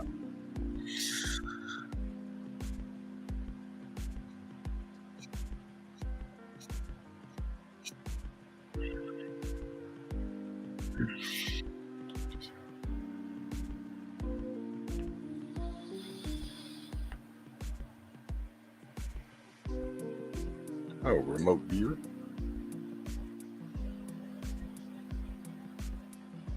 Mr. Kino is always on top of them links. Yeah. Yep. Morning, Hondo. How are you this fine morning, sir? You guys got sunshine down there? I think Hondo's in Florida. Or no? Nope. Damn. Yeah, those bills they passed. That's tough. Them bills is no joke. Dude, that whole state, Man, those bills is no joke. So, yeah, I saw something about that too, Chrissy Cat, about the convoy going to California. About those bills. no, they not. Dude, that state right there. In California, you might as well, because California is It's a shithole. I mean, They even have an app to prove it. did you see all that state is just, Did you see that episode I had where Hawkeye was up here and they actually have an app to show you where the crap is heavily concentrated? In like San Francisco stuff. I think it was called the Snap Crap app or something like that. Oh wow. That bad boy. I'm that area is a whole that state right there. If that's not a communist state, I don't know what it is. that bad boy is straight communist. Dude, passed a bill. If you have HIV, you don't have to tell anybody. Then they passed another bill that, what was it? Let's like, I think it's 13 or 14-year-olds can have a relationship with like a 17-year-old. Uh-huh. It just, and it's like, at what point do people there kind of go, okay, I don't know if this is going so well. I mean, really?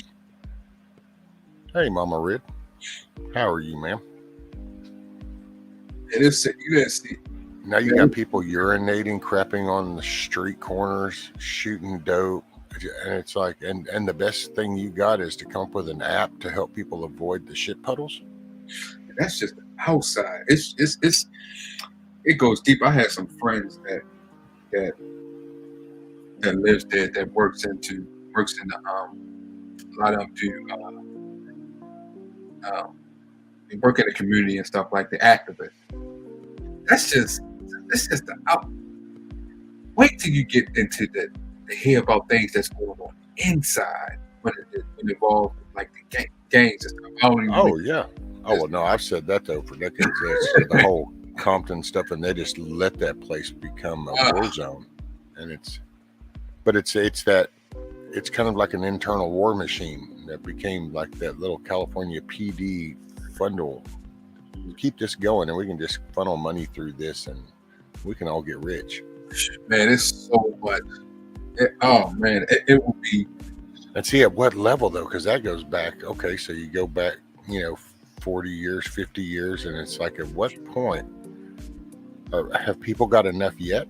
I mean, they're now shitting and pissing on the street corners. So at what point do people go, I think this might have gotten out of hand? I mean, you got battle zones like freaking mini Fallujahs. Now you have homeless and people shitting on the streets, and it's like, that's the thing.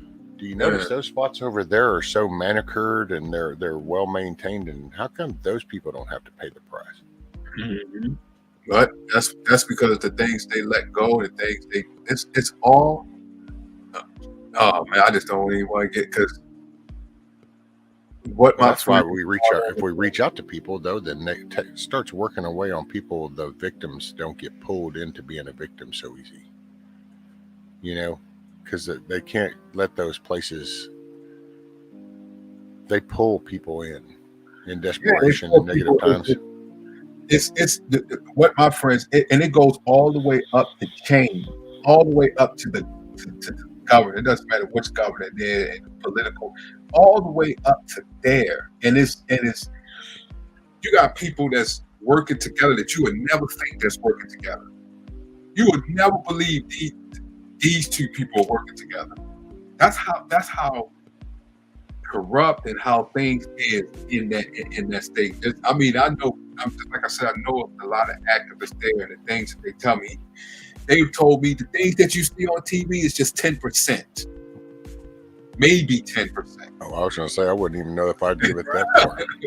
Maybe 10%. Hell, that's the birthplace of all this televised narrative shit. They are one big green screen. You're gonna know what they want you to know. Man, it's oh man. And it's sad that it got there where the rest of people just went, and you go to day-to-day life, and it's like wasn't affected, so it just goes on by. And some of the things, some of the stuff that's happened here where I'm at, but if you go and look at the billions of dollars California get just in when you hit like gangs fighting and killing and all of this, that they allowed to do, right? Because they know about it. They allowed to do, but they let it go just to get funding. It's the same here where I'm at. Oh yeah. They know with all these, they know where everything is at, where all the things are sold, but they want their funding, they want their money, so they let things go, and it goes all the way up to the politicians, police. Oh, that's Houston is the same way. Houston's that way. They've got the wards is what they call them in Houston is the wards, and they do the high crime, make it sound like HPD, and it's like, well, that's funny because HPD, if you talk to them, they'll tell you that they don't even go over there. Mm-hmm. But on the news, this program is initiated for this program is initiated for this. But wait a minute, talk to them actually out here on the ground, and they don't even go over there. So how did that program? Oh no, well we're in the you question and you just get shoved over to the corner. Well, people just stopped asking. So then they just lie to our face. And I don't know. That's why I dissect it to the point to where it's accountability. That's why I'll go back to that. We need accountability back. People need to say what they mean and mean what they say.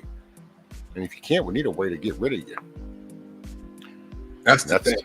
We need a thing to get rid of many of those people that's in it's a circle of all people, whoever's in it, because I just don't want to blame the people that's in charge and things like that, because everybody's accountable. Well, to me, it's the Supreme Court. For me, that's our Yeah, you can start there. if our Supreme Court doesn't hold up as this stuff comes to it, then we have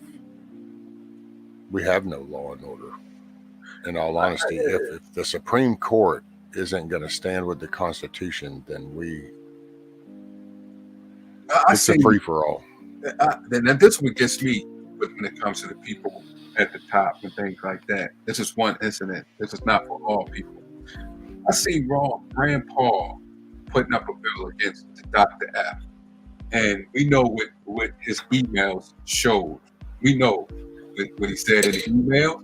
Everybody knows what he said in the email. There was evidence right there. You can't get around it because it was his email. Okay? He put a bill up to strip him from his power. Divide his power up. He put a bill up to strip him from his power. And guess what? He was the only one that voted for his bill. What? I could not believe that. Wait a minute.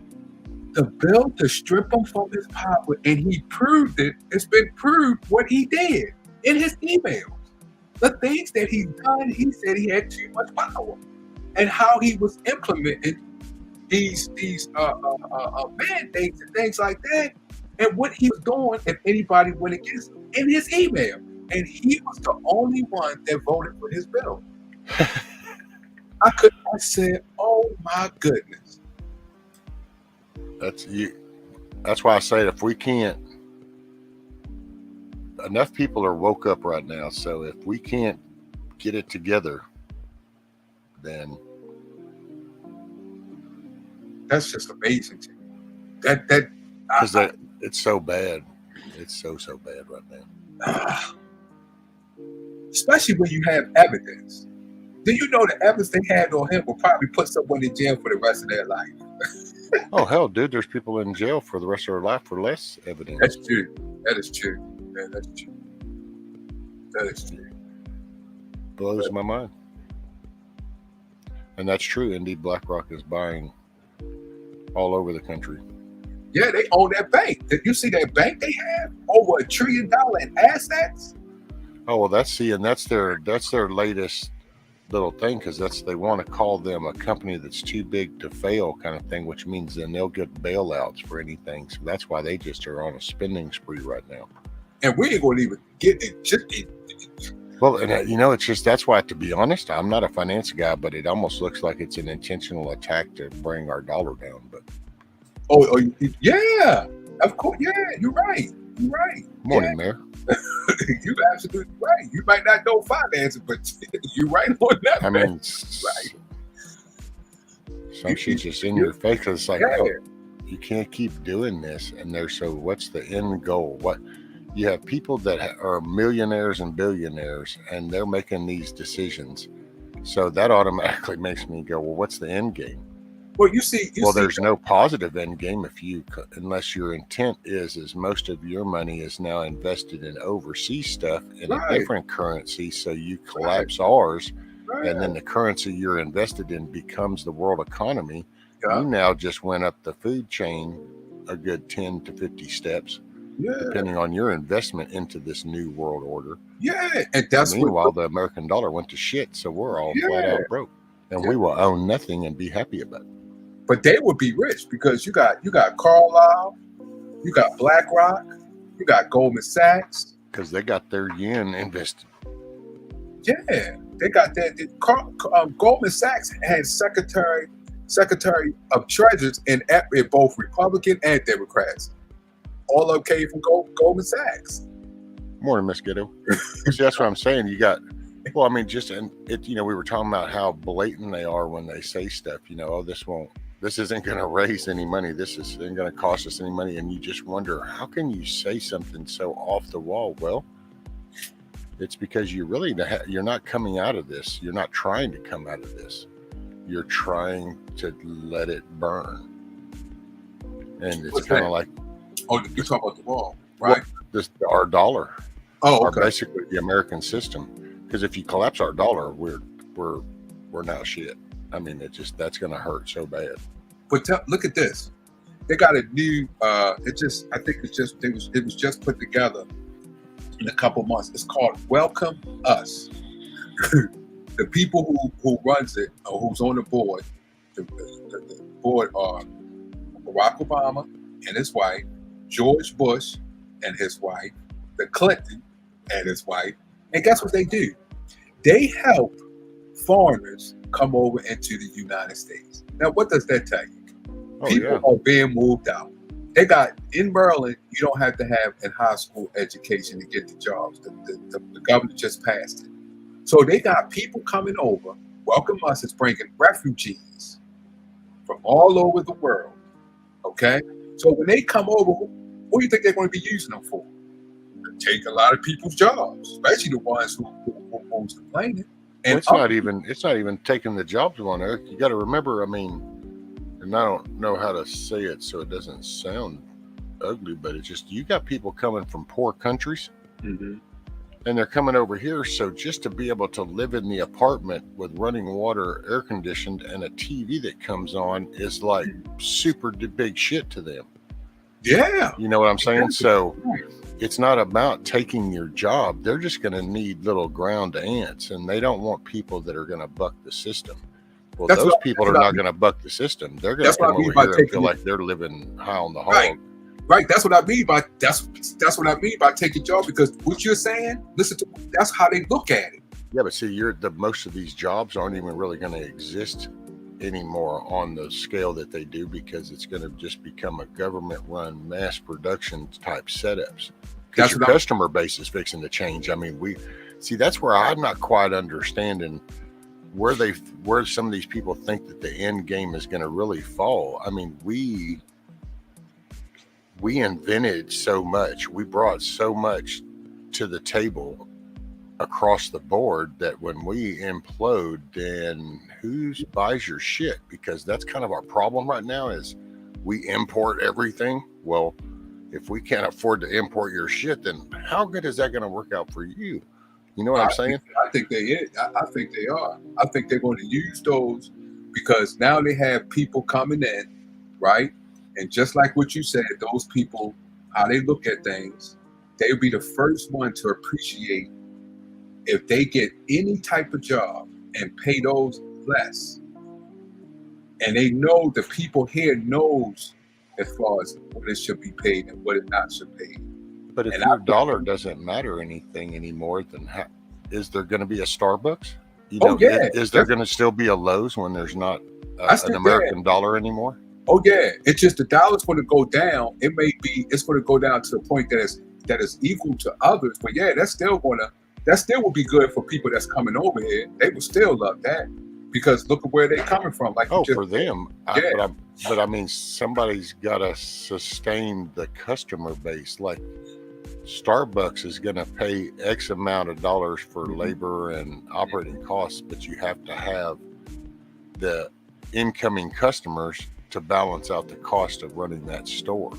I think they would, because the people that like refugees coming over, starting right there would be their customers. Because just like you said, that dollar's going to go down, but it's going to be good for them. Okay, Chris Cat, have a good day. Yeah, see, I don't know, man. It just, because that's our problem right now, is we're so lazy and complacent because we sit here with the air conditioning and the nice houses. So when you actually when you remove the very force that created that environment, then what environment's left? You know, because you have people that love the look of it from the outside looking in. I think they have, because you got to remember, we thought of it, they thought of it because they had think tanks, and where the direction they going to, they're going to have customers. You got now, you know what they doing now? A lot of these companies, they hiring CFOs, chief future officers, which taking them into what the world is going to turn into. You got Macy's merged with selling Toys R Us stuff now. They looking like Amazon now. So they shut a lot of their stores down. A lot of these stores, they shutting down. A lot of them. So Oh yeah. they becoming like Amazon pretty much. You're not going to have too much brick and mortars, which is a lot of money saving on their end. So Yeah, but you still have to have the customer. It's like me, dude. I'd be rocking computer hardware and I'd be ordering like normal, but different times right now, and it's getting worse. It's not going to get better. So it's not like then there's going to be a surgence. It's kind of like back when Homeboy was in and he did his little tax cut thing that people said, oh, it didn't matter. Well, there were several people I know around here that hired, they used the extra money. Well, it's in the process since then to now, they've actually had to not just let go of the people that got hired by that, but they've had to let go of even more people. Well, that's what I mean on a perpetuation type thing. You have because the customers had died down to the point to where they even had to lay people off to keep operating costs of just the business as a whole. Well, that even went to the point to where people couldn't even establish that. Well, that's because of what we're going in right now. You take that to about 4 more steps deeper into this, and then you're going to have even stores that we take for granted right now won't be sustaining the cost of operating. Oh yeah, I think, and that's what I mean is, so now as that ramifications start to ripple out, what's that going to do for people? It's like I was talking about with fuel cost around me. Fuel gets so high around me and people won't be going into town to those stores. Well, now they've lost revenue going into a store. They're now going to pass that on by laying off people, which now adds to the unemployment side of things. That's why without perpetuating people trying to pull together and build up, and that's why I feel like we're headed the opposite direction. Yeah, I think I believe what you're saying is absolutely true. But what stores that you that's like closing down? Are they mom and pop stores or are they international corporations? Well, most of the smaller stores have already kind of been squashed now after this 2-year run. The mom and pops, right? Yeah, the smaller ones like that. Now, some it's kind of, I won't say a balance but there's some that did pop up, like little honey stands and little farmer markets did pop up because of the ramifications. But what I expect to be coming next will be our grocery stores. Oh, close it down? But that'll be probably part of this wave, because that's when their shelves. I mean, if you can't go in there and get rice and beans, then what are you going to go there for? Because Walmart's still there, and Walmart has your clothes, your dental, it has hygiene, it has everything. So you'll just go to Walmart. See, that's the ones I think those ones are going to be standing. Those international corporations, I think the domestic ones, a lot of them is going to go out, because Walmart and those international companies like Home Depot and a lot of those international companies. Well, dude, and I don't know where y'all are, but like down here, I've been noticing when I talk to my wife, because I'll ask her, and it's amazing that the dollar stores and the Dollar Generals and the Dollar Trees, they always have shit. Yeah. So even though the HEB might not have it, right, but the damn dollar store will have it, right, and Walmart will have it. And it's kind of like, I have a feeling if you dug deep into the money of those chains of the Dollar Trees, I bet you that money goes right on same place where Walmart's going. Exactly. You know what? At the end of the day, what you exactly explain, you know what's going on in California. Not California, in Florida. The mom and pop people who own liquor stores, come to find out the distributors was telling them they didn't have it, but they gave it to people like Walmart and stuff. Walmart. What's the other big company?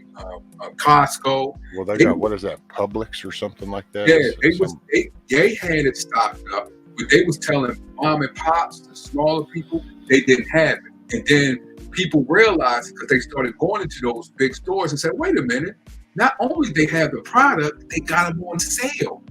Yeah. So they was trying to pass a bill in Florida. Let's see, wasn't there a movie, I think, called Roadhouse or something, where that's kind of what they did to that bar, was kind of tried to keep the alcohol from the bar? Yeah, they sure was. Yeah, I love that movie, man. I love that movie. Yeah. Roadhouse sure was. And hell, they actually, we saw that as a movie, but no, that's really happening. It's actually happening real. Yeah. Yeah, that was my movie right there. Patrick Swayze. Yeah. Uh-huh. That's why we just need it. We need our character back. We need heroes that had honor and integrity, respect, a moral compass, instead of heroes that talk about beating the shit out of people and committing all kinds of heinous acts. That's the easiest way I can put it. Yeah, I think, like you said earlier, those people that's caught up and they only see tunnel vision. When they see things like that, that's why they do the things that they do, because they're caught up in what is going on and a lot of things that they hear. They're not where we are right now. They don't investigate, they don't observe, they just take things face value. Like you said, they have tunnel vision. And that's why they do it, they commit the things that they do.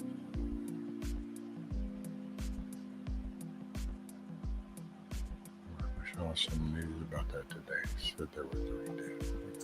Yes. Some news about something.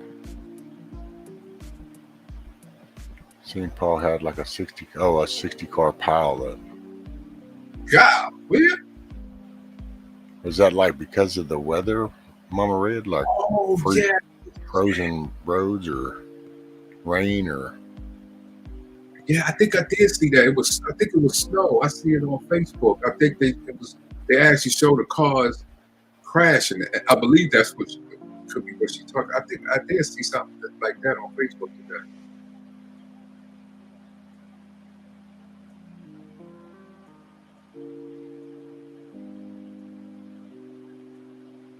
Actually, NDC, that's what, I don't know, that's what snow related. Thanks, Box.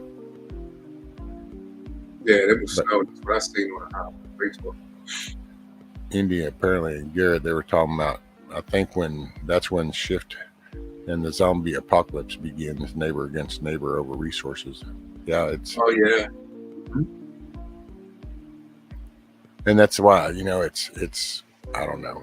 That's why I try to say I think it's very important to always try to keep positivity at the front of any discussion, because when the switch flips, it's going to flip. And I don't know.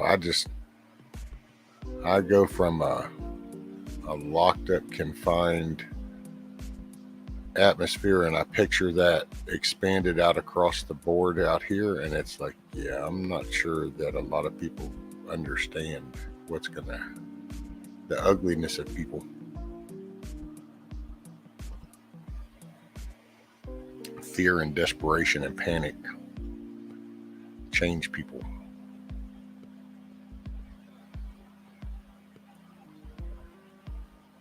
And that's why it's to focus on caring. Getting back local, right outside your front door. Actually start in your living room. The message that we spread to our kids. What do they hear us talk to others? What's the verbiage? What's the tone?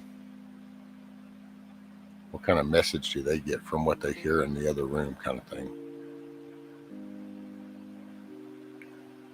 Are they picking up on empathy, care, concern? Or are they hearing anger, desperation, maybe some fear, anxiety?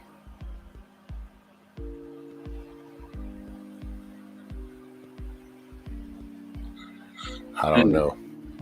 Yep. This is what happens when I can't move. If I could put my hands to work, buddy, I could go build a system. That's why I ran the lines. Yeah.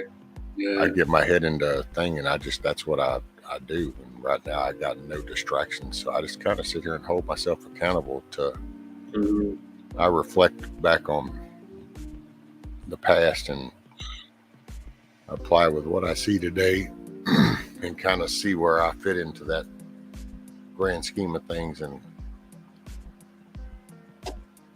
just try to figure if I share it, people can pick up from it, from whatever they pick up.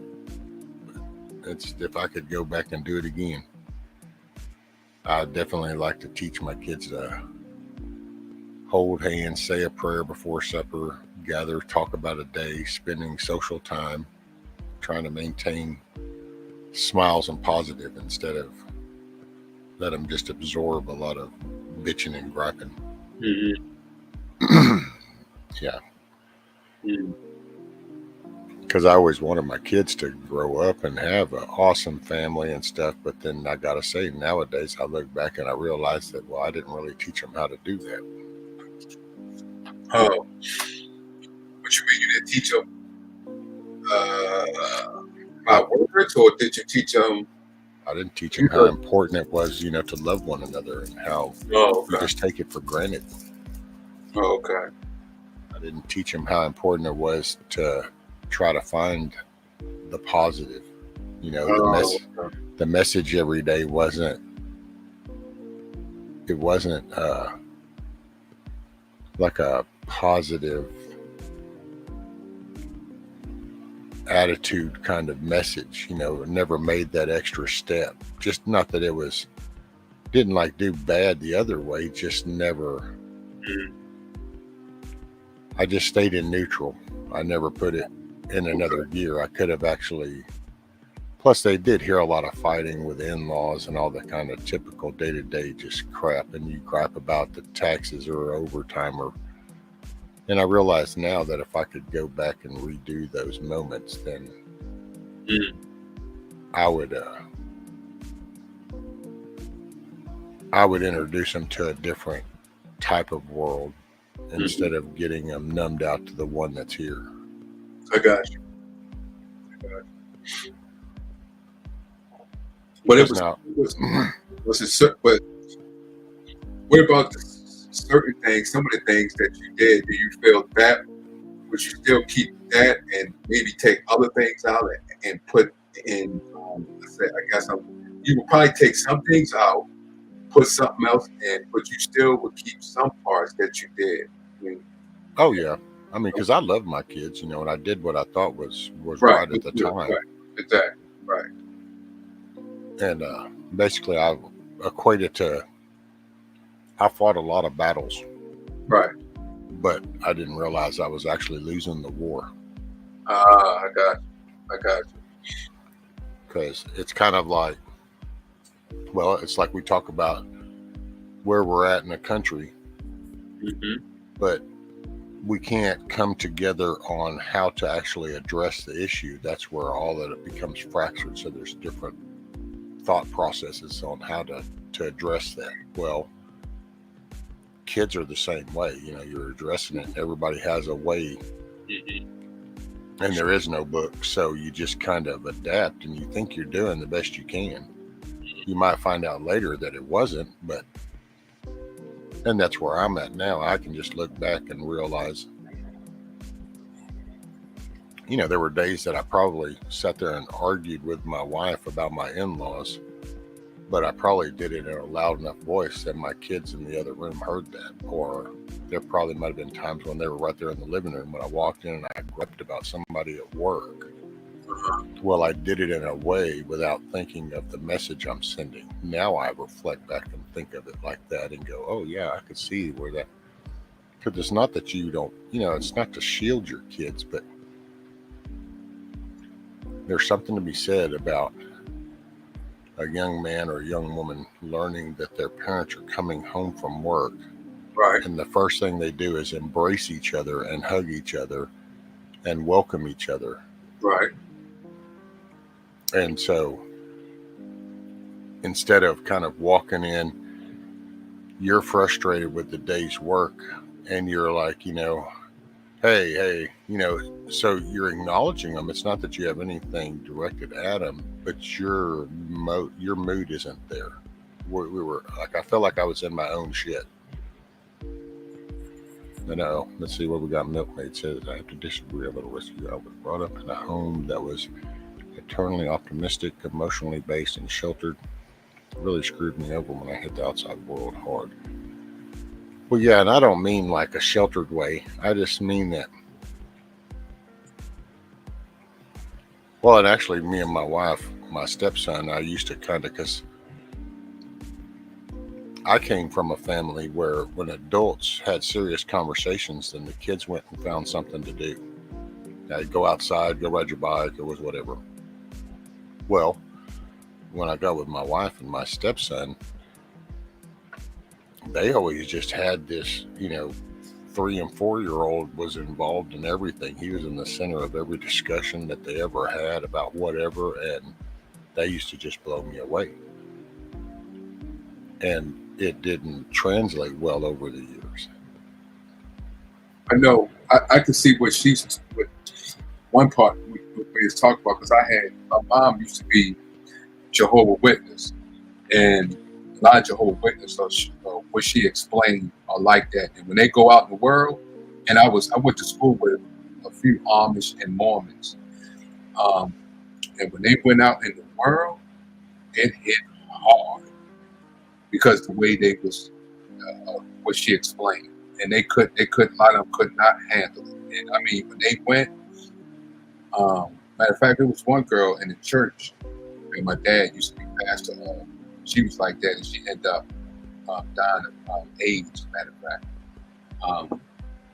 but yeah, she was like that. So I see that also. It's like, yeah, I can see that. But it's the opposite, though. Is I guess I felt like I did the other way, not in a, I wasn't like the fat drunk dad kind of thing, scratching Right. your gut, cussing Right. people out, and it wasn't like that. It was just Right. I was caught up in work, and I never thought about, am I reflecting the message of care and concern? My kids know I love them, but see, that's why I've even talked to them, because I understand they're disconnected. It's like my daughter with her relationship and her child. I can see it in that. When I can see where it's like, yeah, I didn't translate this message to you. I didn't lead by example. I didn't do this in front of you. I didn't show you this part.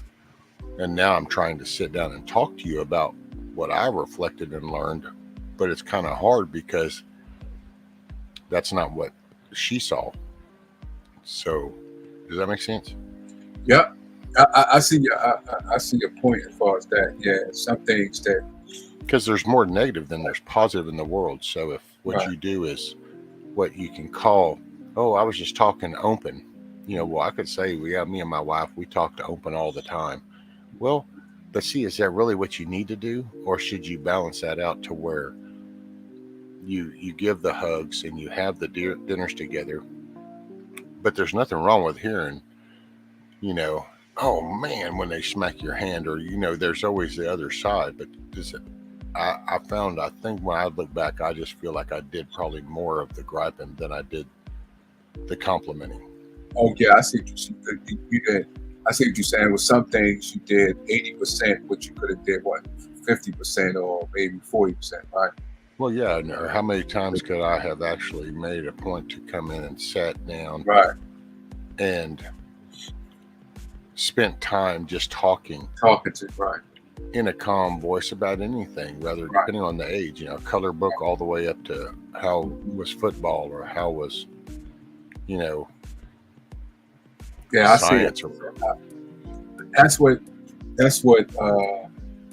caught up in the Like what day-to-day you- shit. yeah, like Milkmaid said, it has to be a balance, should be a balance. But a lot of it has to do with how you was upbrought. Like my mom was the way she was raised a certain way, she ended up doing the same thing the way she was raised. So I can understand sometimes when you grow up a certain way and you end up doing the things to the way you was growing up. So I can completely understand. Just like you said, you felt in your heart what you was doing was right, which is I gotta say amen and things like that, because that's what we all do. We all do things as what we feel as though it's right. We try to do. The reason why I'm doing what I'm doing, because I had my son later in age.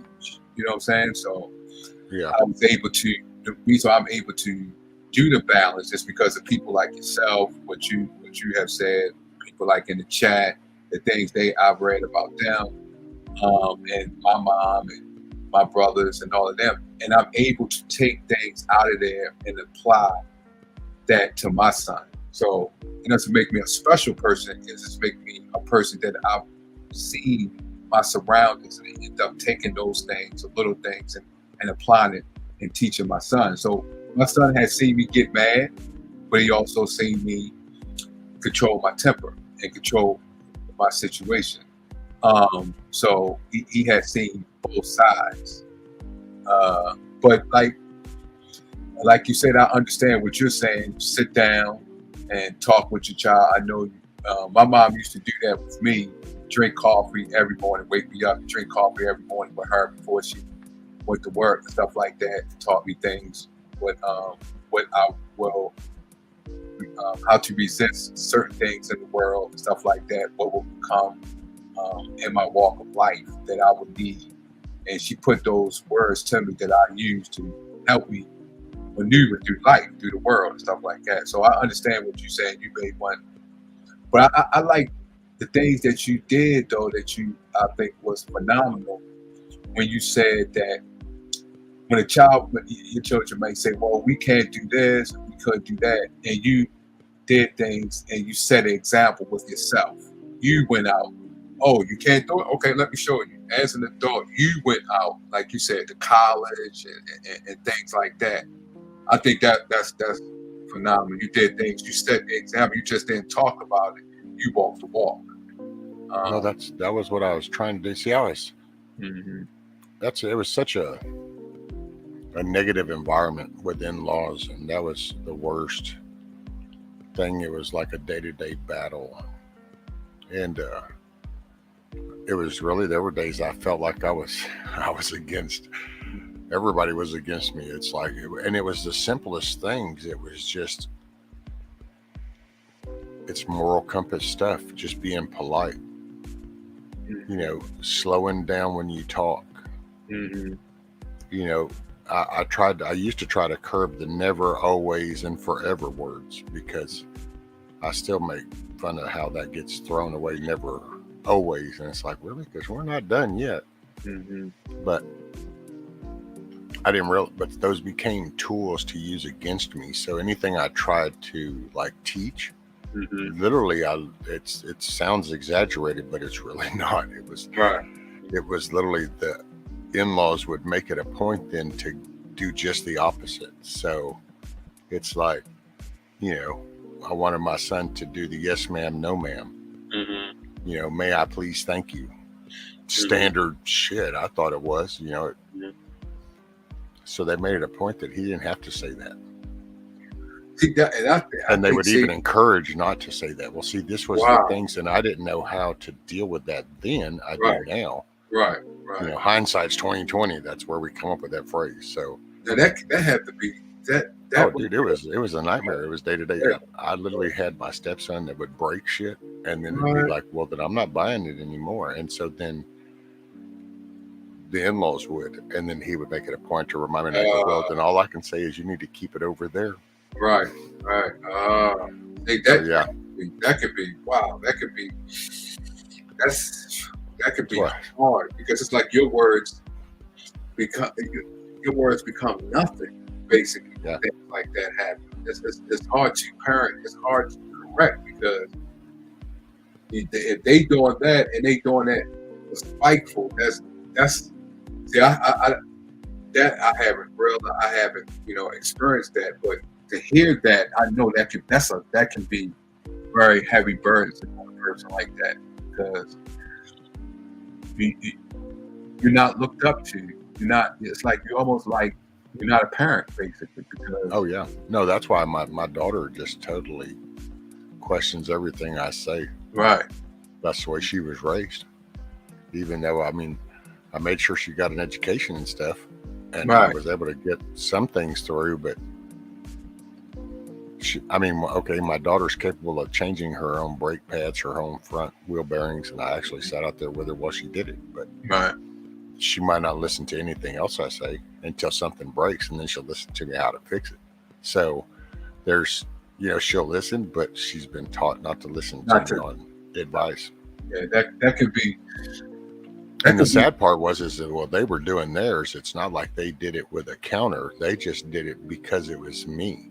So there was it's kind of like there was no safety net. So it's kind of like, just don't listen to him. We're not going to tell you what to listen to. Just don't listen to him. And so she has her own interpretation of shit. And my son's not as far because he was a male, and a male in a male world. It is what it is. I don't know if that sounds politically correct or not, but it is what it is.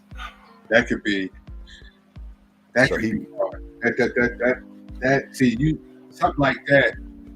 That makes parenting twice as hard. Oh man, that's why I laugh and say it was a battle zone. Yeah.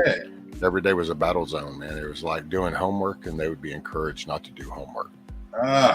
You know, and not watching this type of shows. Well, then it was encouraged to watch those shows. Not listening to this kind of music. No, here, listen to that, and then some. Even though they didn't listen to it, it was just everything was the complete opposite. So that could be rough. That could be wow. Oh, dude, it was a nightmare, and that's hell. I was so stressed, and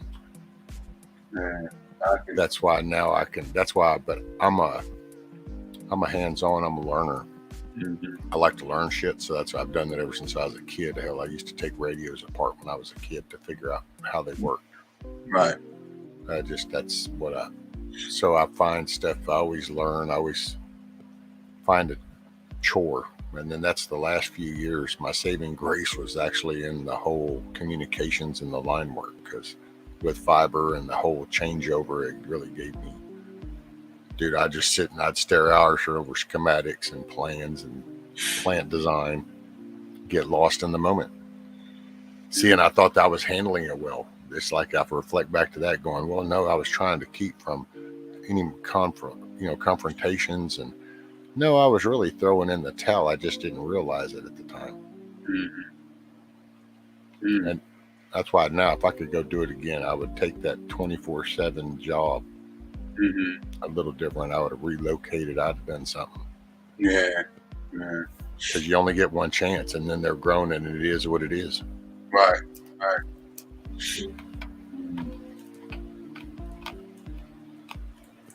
And that still could. I know that still sometimes when you think about it, still weighs on your heart, on your soul, because you feel that distance at times, and I know that can take a heavy burden, especially like when you deal with your grandkids and your granddaughters and stuff like that. And I know sometimes you may wonder, is the same thing happen again? Do they allow the kids, my grandkids, to listen to me, or do they change it like the in-laws did? So I know sometimes that may come up in your mind and things like that. I know. Well, Milkmaid said they put soda in my kids' sippy cups, drove me batshit crazy since I was trying to keep them healthy.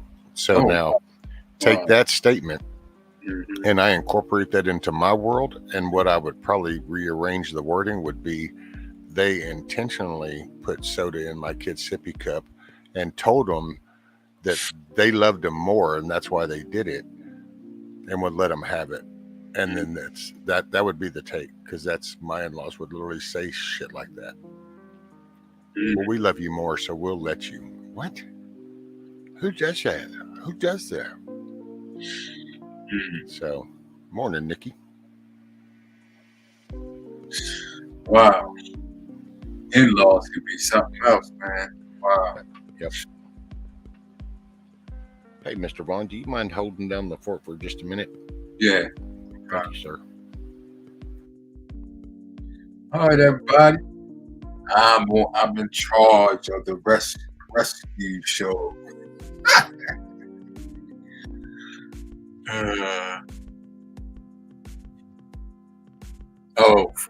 And you know that same feeling, huh, Monty?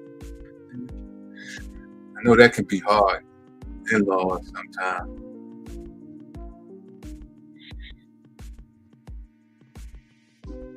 It can be up and down.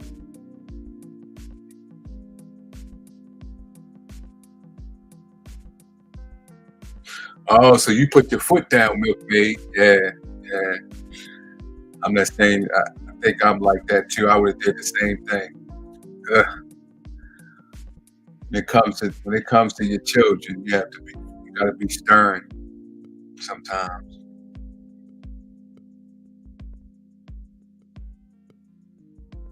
It could be hard, especially in this day of time. This day, whew, so much distractions,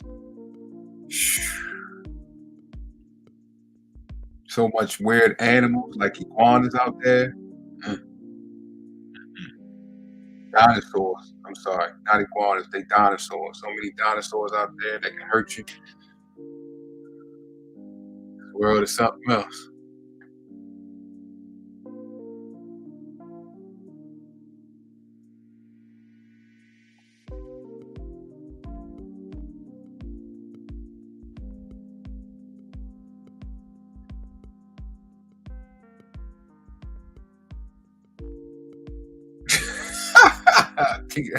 I think we alone there. I think we. Who used to sing that? Who used to sing that? I think we alone now. I think we. Dang, who used to sing that, man? Who used to sing that song?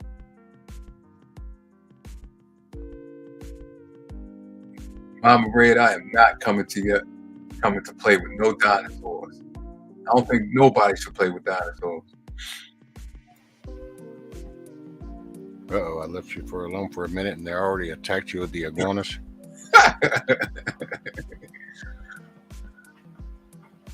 Man, who sing that song? I think we alone now. Who's singing that?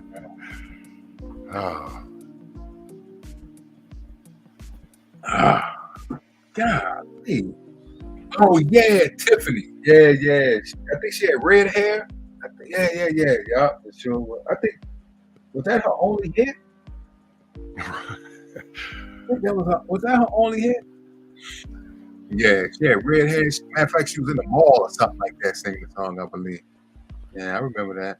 No, Ron, not soup yet. That was just had to visit the head. That would be the restroom for civilian people. What's up, Money? It was Tiffany or Debbie. One of Tiffany. those two. Yeah. Yeah, Tiffany. Yeah, I think we're alone now. Yeah, it was Tiffany. Yeah. Oh, Bioxo already told you. All right. Yeah. I'm going to back down. And dinosaurs have been extinct for millions of years, so quit. No, it's not. No, they still got them in Florida. No. They still got them in Florida. Oh. They got bats in the trees right outside your house, Bon. Oh, man. Well, we already talked about all that. We got like 12 species or something right outside. Oh, but I've never seen a bat yet. I've never seen a bat. No. They've seen you. Yeah, that's true. See, you're a night owl that stays inside the house. You don't go outside at night when you're. Yeah, that's true. I pretty much don't go outside at night. If I do, I'm jumping in the car or something. But no, I don't walk around at night. You know? So if they come out at night, they won't see me unless I'm in the car. They might see me in the car. There's a whole lot of other things that are outside at nighttime, though. That's true. That is true. And as long as they not the dinosaurs, I'm good. Especially if you're sleep deprived, been for about a week or so, and then you're starting to see shadow people, and you're like, "Whoa!" Did I just really see that? I seen a dog with red eyes jump out one night. Oh yeah. Yeah. Oh man, I definitely would have fainted. Oh, one time I was driving. I kept driving. Oh yeah. I know one time I was in the park, me and my son. We was in the park and I seen a fox. I was like, "What the?" Yeah, maybe. Oh yeah. Oh man. We have foxes right here in this community, even. Oh yeah. Yeah, they was the mama fox had like a litter next to the railroad tracks. Well, close to the railroad tracks in the safety zone. Yeah. Yeah, if I see, just like I said, I see the dead snake. I call it the animal people to come get the dead snake in the city. Oh no, I got to call somebody on this. one night the owl swooped down and was messing with one of her youngins or something. You could hear the mama going bat shit crazy on her. Oh yeah. Got grumpy. It's either the head or the latrine, but it was always the head. And yeah, bulkheads were walls. Scat Pack was just sleep deprivation. It's time for Monty to go take a nap and a sandwich. All right.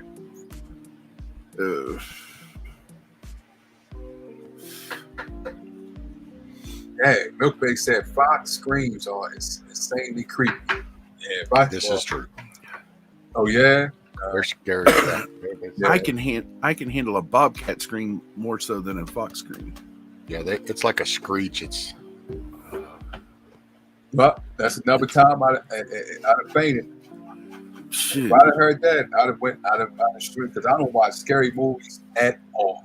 So I know if I'd have heard something creepy like that, I'd have been gone, done. Probably yeah. Just listening to the way you've described your reaction to other stuff, I would have to agree with you and go, yeah, I think if you would, I think you would just petrify and fall over. Yeah. You'd have to have your buddy there with you to catch you to keep from cracking your head as you fainted. I don't know. I think that scream would get Von Erich would do the stiff board. Yeah. Right. Yeah. Just stiffen up and fall over. Stepping up. Yeah, that's what I'm saying. Yeah. That's what I'm saying. Yeah. He'd have to have his buddy there to catch him from cracking his head open as he Yeah. fell. Seize and go plank.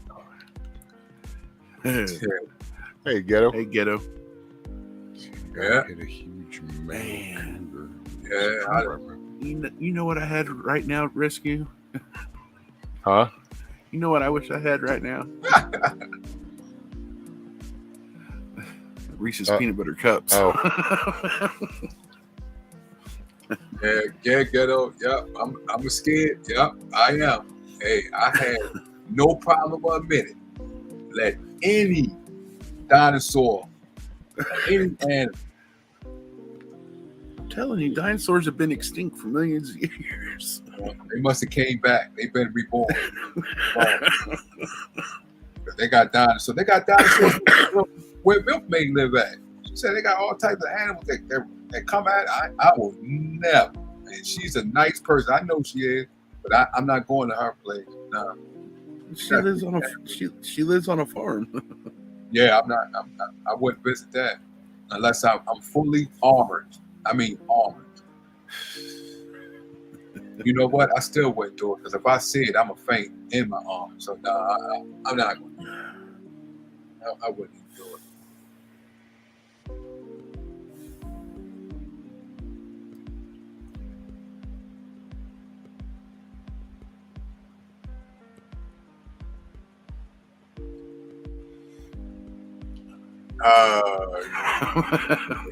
Milkmaid. What the? No, yeah. Now I'm a Philistine. Yeah, it is a story. Yeah, it's a story, Miss Ghetto. Yeah.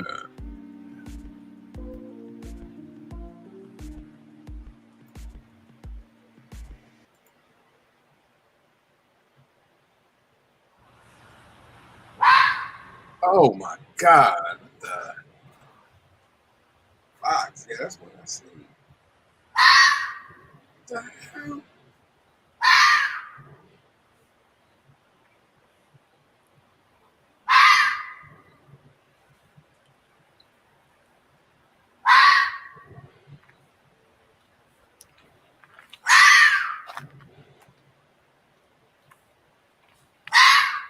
God.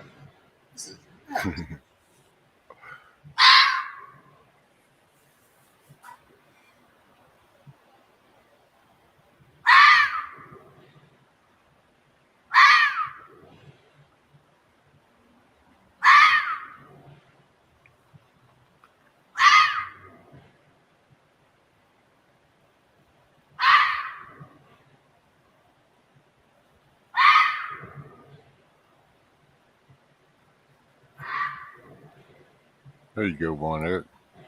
Yeah. Now you take that sound and you. Okay, so like when the one I heard when she was going off, she made that sound, only it was really repetitive and like over and over and over real quick. She was like going crazy up on this owl. If I was to hear that around here, I will move. I straight up, I'm telling you, I will move. If I was to hear something and you said it's at another pitch, I'm moving. I don't care. Later, Biox. Have a good day. Let it be Oxo.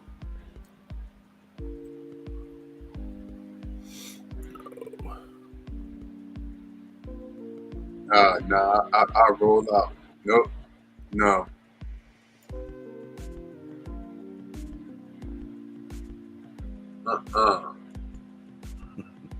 My mom want me to visit Thailand. I was like, nope. They got too many animals up there nope. Sorry, Mom. I love you. No.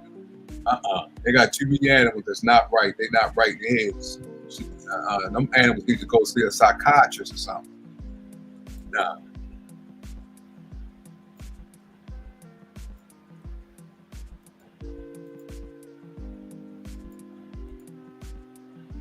Oh, man.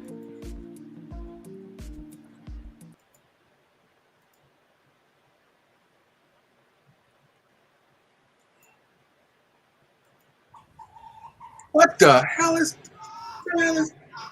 Yeah. Oh, shit.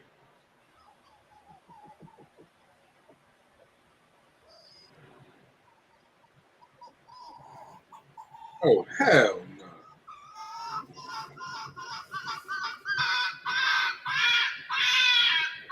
Yep.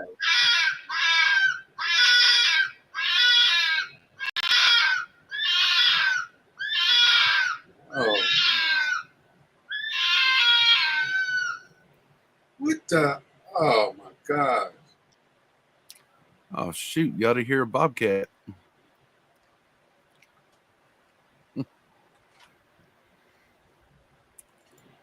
Yeah, how you like that, boy? Oh, Bobcat. A bobcat will straight up sound just like a woman screaming in the woods. Just think it's waiting for you right outside. No. I go hide my bathtub or something. But that don't make any sense right there. Bathtub. That is nuts. Yeah. So would it keep you away, Vaughn? Keep me what? Would it keep you away? Oh, yes. Indeed, keep me away. Then it works, see? Oh, yes. They don't have to worry about it. First of all, by me seeing it or hearing it without making a sound, I'd have been gone. But then the sound, oh, snap, I'd have been running. I'd have been calling all types of people. The ATF, the FBI. The Ghostbusters. Ghostbusters, all of them. I'm calling. Speed dial. Come and get these dinosaurs or whatever you call them. That it doesn't add up. It's not making sense. It's not making sense. It's not making sense. This can't be happening. This can't be happening. Right. You got to have a talk with God about this, but this not adding up. No. That's so funny. You cracked me up, on. Well, I was like, oh, hell no. Oh, no. Oh, and it's funny because all you do is show him a video. And it's like, oh, hell no. Oh, hell no. You can hear the anxiety in his voice right out the gate. Oh, hell no. Did Milkmaid say foxes just like chickens? Come on, Milkmaid. Now you gonna make me not eat chicken. Come on. No, the foxes like the chickens. Oh, they like my chicken. Oh. Yeah. Well, she was saying they was like, they'll eat the chicken. Well, if I had chicken, they'd have ate all of mine because I ain't going out there to protect them. They on their own. They better packing some guns or something on them or a slingshot because I ain't coming out there messing with no foxes. Grumpy said, I heard that sound and I grabbed the shotgun, flashlight, and the dog. Lost too many chickens and ducks to foxes. Oh, snap. Well, at least he's brave enough to grab a gun, because I'm not grabbing nothing but my feet and running.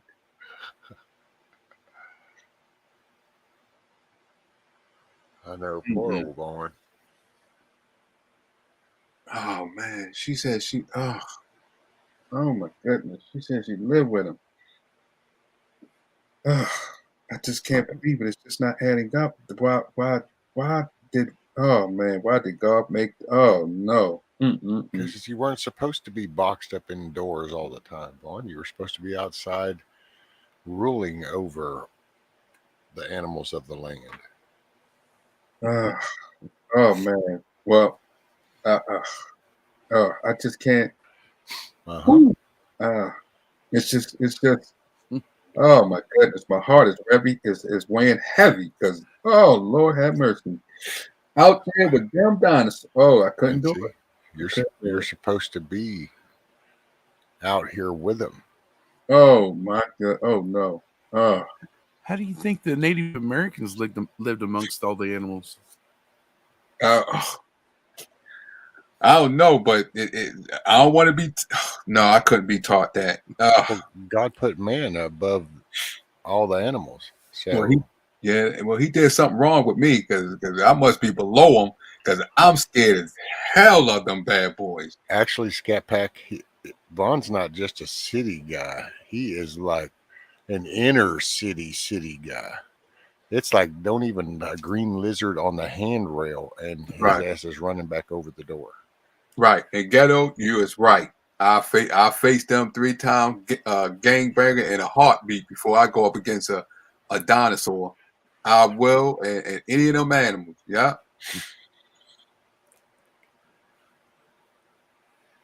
Lord have mercy. Oh my goodness. Yeah, especially them camel spiders. Oh my goodness. How many camel spiders you seen, Vaughn?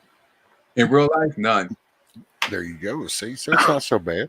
But when I see a picture of it and got nauseous, so I know if I see one in real life, I'm going to die. I know it, because I got nauseous when I seen the picture. But maybe that's what you need to do then. You need to see one in real life, and then the picture wouldn't have such an impact on you. Oh, come on up, Milkman. I can't do it. I'm sorry. I can't. I'm sorry. I couldn't do it. Just can't do it. No, I can't do it. No, I would just. I'm telling you, when I will faint and come straight out. I'm going to the hospital. I'm letting y'all know that now. I'm going. You're gonna have to use CPR. Good morning, Milkmaid. Good morning. Hey, Milk. Hey, how are you? Good. Von Eric's killing me. Oh my goodness. So you want to hear a interesting story? Yeah. Well, so we have coyotes all over the place, right? And they're generally pretty skittish. You can hear them singing in the mountains, some nights, but they never really come close. Well, can you hear me, or did I go robot? So anyways, my mom was going down the road this one time, and it was a little gravel road, and she saw these puppies. And out like in the country, sometimes people just drop off unwanted puppies and hope somebody will pick them up and take care of them and stuff. So she thought that was the case. Well, she followed them back. She started feeding them. She would go out there and feed them. And she saw them go into this den, like underneath a tree stump. And then all of a sudden, there was this growling noise. And she was playing with the pups and everything. Turns out the mama was in the den. It was a coyote. So she was like playing with coyote pups. Lord have mercy. Oh my God. She left them after that, but I mean, I just thought that was funny. Well, if oh my goodness, yeah, they'd have ate me, because I'd have been dead right there. As soon as I'd have went up there and seen him growling at me, I'd have died. Well, she turned around and walked back to her car pretty damn quick. Oh, I couldn't walk back to the car. Well, maybe ran. I don't know. I wouldn't have ran. Just like with the iguana hit me on my shoulder, I fainted right then and there. Did I see what it was? Plank right out. Yeah, I went straight. The lady told me, the customer told me, my voice was like a 10 octave. I could have been a soprano in an octave. That's how loud I screamed. Hey, will somebody in chat put Native's channel up? I think he goes live in like 10 minutes or something. Oh, shoot. Yeah, every time I do this, where I come up in the morning and I realize that I missed his show. Oh, goodness. Yeah, I would have went 30 octave if I'd have seen him growling, or the growl at 30. I know she woke me up, called the police, called the ambulance. I had to go to the hospital. I know I almost had a heart attack. No, I did. That evil lizard attacked me. Yeah. No, dinosaur. Dinosaur. Dinosaur, yeah, the dinosaur. I can just see the ambulance people, the EMT people and everything. They're like, a dinosaur attacked you? Yeah. He's coming too. And it's like, okay, and Man, then the dinosaur? Then they would take a blood and urine sample, thinking he was hallucinating. Seeing They dinosaurs.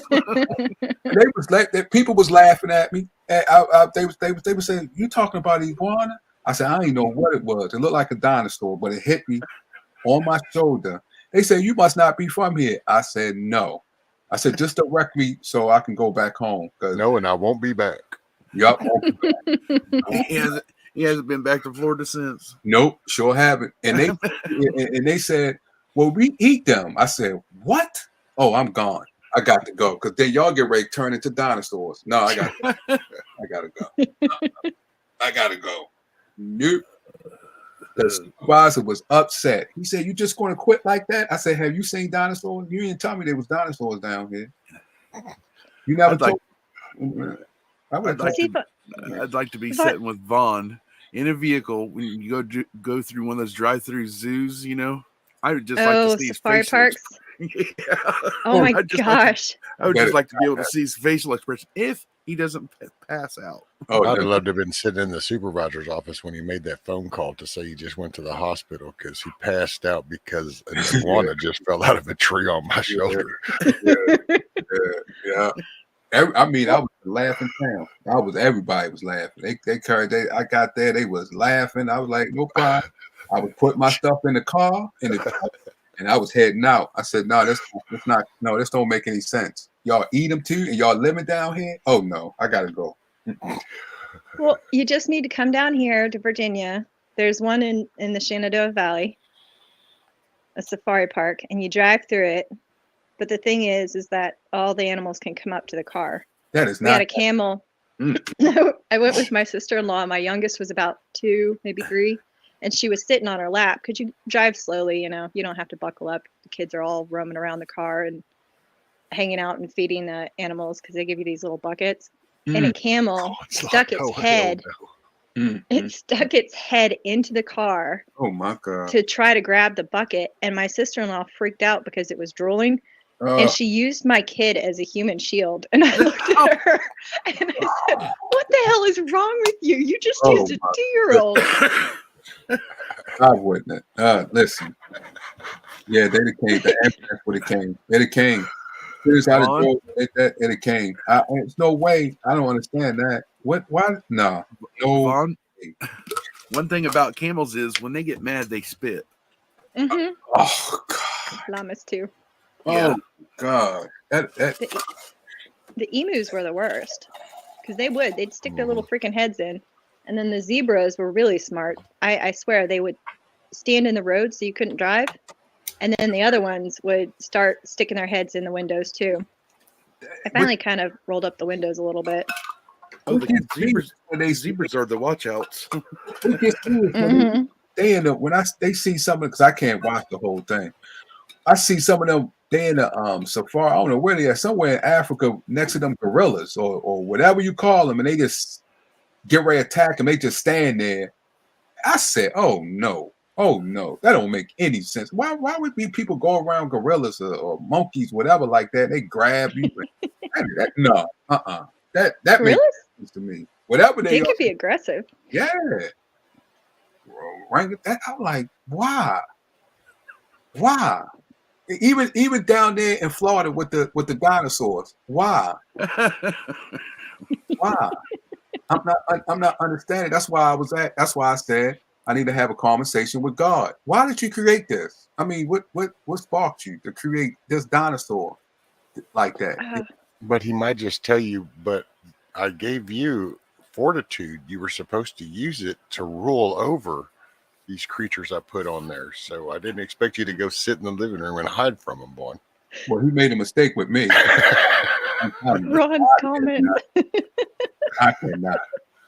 I cannot. He made a mistake with me then, because he didn't give me the strength, because I wouldn't have been in the hospital when I seen that bad boy. You can do it. You just gotta find the right little speed bump to get over, and then kind of be like, oh, okay, it's not so bad, and then start to get a different perspective. You got to get to know the animals. I mean, most of them are more scared of you. Can you tell me how I'm gonna get to know if I faint? You can't get to know when you on the ground. There's no way you get to know a person. I remember I fainted once I seen what hit me on my shoulder. I screamed and I fainted straight out. Well, that's because it was the shock and awe, though. It was shocking. Have you ever rode a horse? Yeah, and never will ride one again. Oh, really? Why? Did it scare you? I fell off. So yeah, it's scary. Oh. How'd you fall off? Did it take off? It went. I was crying, and I remember that. And y'all and started crying, and that's when I fell off. Yeah. Oh man. What was it? A Welsh or a Shetland pony? Oh, I don't know what it was, because after I fell off, I walked away crying and never got back on. Were you a kid or? Yeah, I was about 7 or 8. Oh, well, that's why, you're supposed to get back up there and go at it again. Oh, gosh, that's the worst. Like, I had a really bad fall. My horse took, like, a turn, and I just kept moving straight forward. It was one of my first falls, and the rule is if you fall off, you get back on, no matter what. I mean, if you're really badly injured, then, you don't. But I got back up, and my legs were shaking, and my arms were shaking, and hands, but I did it. It's just. He lives in Maryland.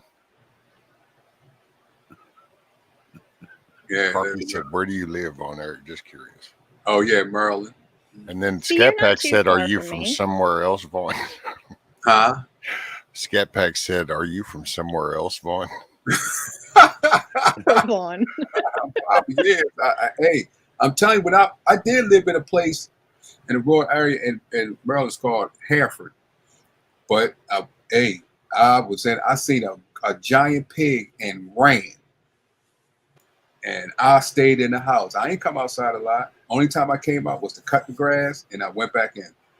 Chickens, I went around there. Giant pig? Yeah, those big pigs, whatever you call it. I don't know. I know it was big. And I walking bacon. Huh? Yeah. It's just walking bacon. Like a Vietnamese potbelly pig. They withstand that tall. I mean, this pig was huge, and I know that bad boy was huge. So something like that. Why do I have the feeling that this was the pig that was like the pig in Charlotte's Web or something? It was huge. It was huge. Yeah, probably. That bad boy was huge to me, because I ran. As soon as I seen it, I ran. I said, "This not adding up to you. Ain't making no sense." Something like that. That pig ran around. No, you don't eat pork chops. I eat pork chops. I eat bacon. I don't want to look at what I'm eating, where it came from. I can't do that. Now, I mean, honestly, pigs are something that you wouldn't want to like pass out around, because they might take a nibble. But, see. But see, mine are really friendly. Like, they'll flop over like a dog and let you scratch their belly. They love scratches. What's that? Especially my boars. Well, I wouldn't be scratching that bad boy. Not me. Nah. The only tummy I scratch is mine. I'm not scratching it. I know. I wouldn't even go near it. Whenever we'd go and get we had the regular looking boars, you know, and because they was boars, I'd always nickname them Jumbo. Oh snap! So we had Jumbo 1, 2, and 3. Yeah, My future mom, pork chops. Yeah, my mom was going, she was like, "You gotta take your son to the zoo." Oh no, you gotta do that, Grandma. When you come home, I am not taking him to the zoo. That is a straight no. And they got Baltimore Zoo and a Washington D.C. Zoo. That is not happening. She said, "I'll send you money." No, you won't send me money because I ain't going to take it and take it. No, we ain't going to the zoo. But what about your son now, Vaughn? Huh? What about your son now? She could take him. Well, Is he scared of animals? No, she's not scared of him. She could take him. So, okay, so we can maybe your son will go and he'll get accustomed to him. He'll be growing up, and then he gets to his teenage years, and then he can pull dad and kind of help dad. I can't see. I think he's like me because once he seen a water bug and ran. That's a water bug. But what did dad do? I left too. I left too. You think I'm going to stay around? Oh, bad boy, ain't huge. I left too. That's just a smart kid then. He said, "Dad ran. I'm leaving too." Yeah, I ran too. I'm not going to stay around. You know how some people have interventions, right? I see that we're gonna all have to go out there, take Von Eric at least to a petting zoo, and work his way up to a regular zoo. He just come to my farm and I'll hold a chicken and he can start with the chickens. Oh, he'll maybe a rabbit. A rabbit might be easier. You'd pet a rabbit, right? Oh yeah, I pet a rabbit before. Yeah, I pet a rabbit before.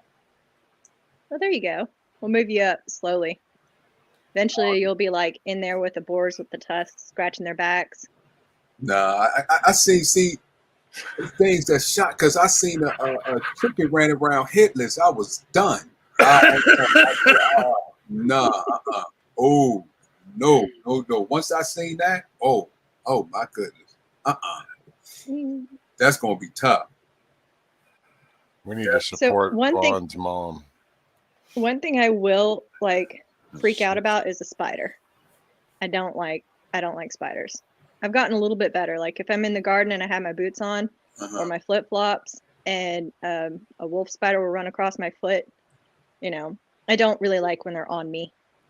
But yeah, I'm not a big fan of that either. But. Yeah, I went into when I was doing cable. I'm not planking out though, and I'm not hauling ass. So. Yeah, I would. I went under a whole bunch of spiders. When I was working in cable, I went in a house, they had a whole bunch of spiders. I said, nope, you're going to have to call some specialist. They was like, what? I was like, a spider specialist or a person to come up because you got a lot of spiders under there.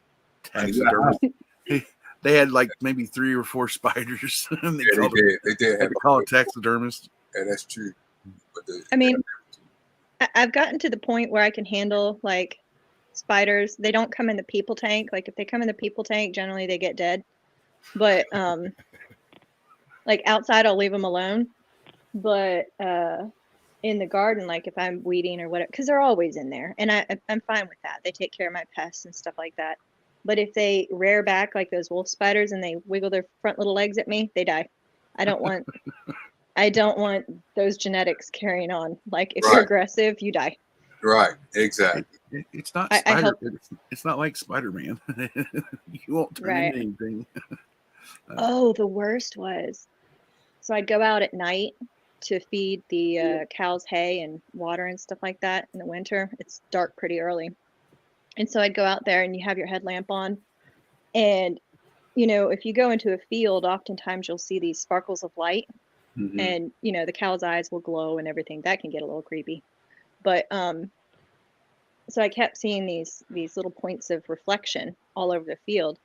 And then one day I realized when I went up close, I thought it was like little droplets of dew on the grass. No, it was spider eyes reflecting the wolf spiders. And then I started seeing them everywhere, and I was like, "Oh man, I wish I could figure that out." Like, they're everywhere. Ain't no way in the world. But you just have to learn how to desensitize yourself a little bit. Just suck it up. I can't. Well, spiders are pretty cool. They kind of adapt to populated areas and traffic areas, and so they'll find little corners. It's usually when somebody goes into an undisturbed areas where all of a sudden it's like this, and it's kind of like, well, hey man, like kind of nobody's been through here for a month, so I thought it was kind of cool to build this little spot here. But then everybody freaks out like, oh my god.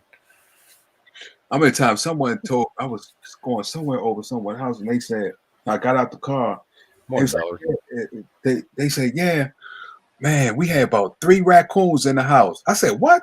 How did they get in the house? He said they came through something. Through and they said they came through. They was in the house. I said, oh, okay, you gotta take me home. I ain't even going in the house. I said, you gotta take me home. He said, morning, Stanley. He said they gone. Oh, I don't know that.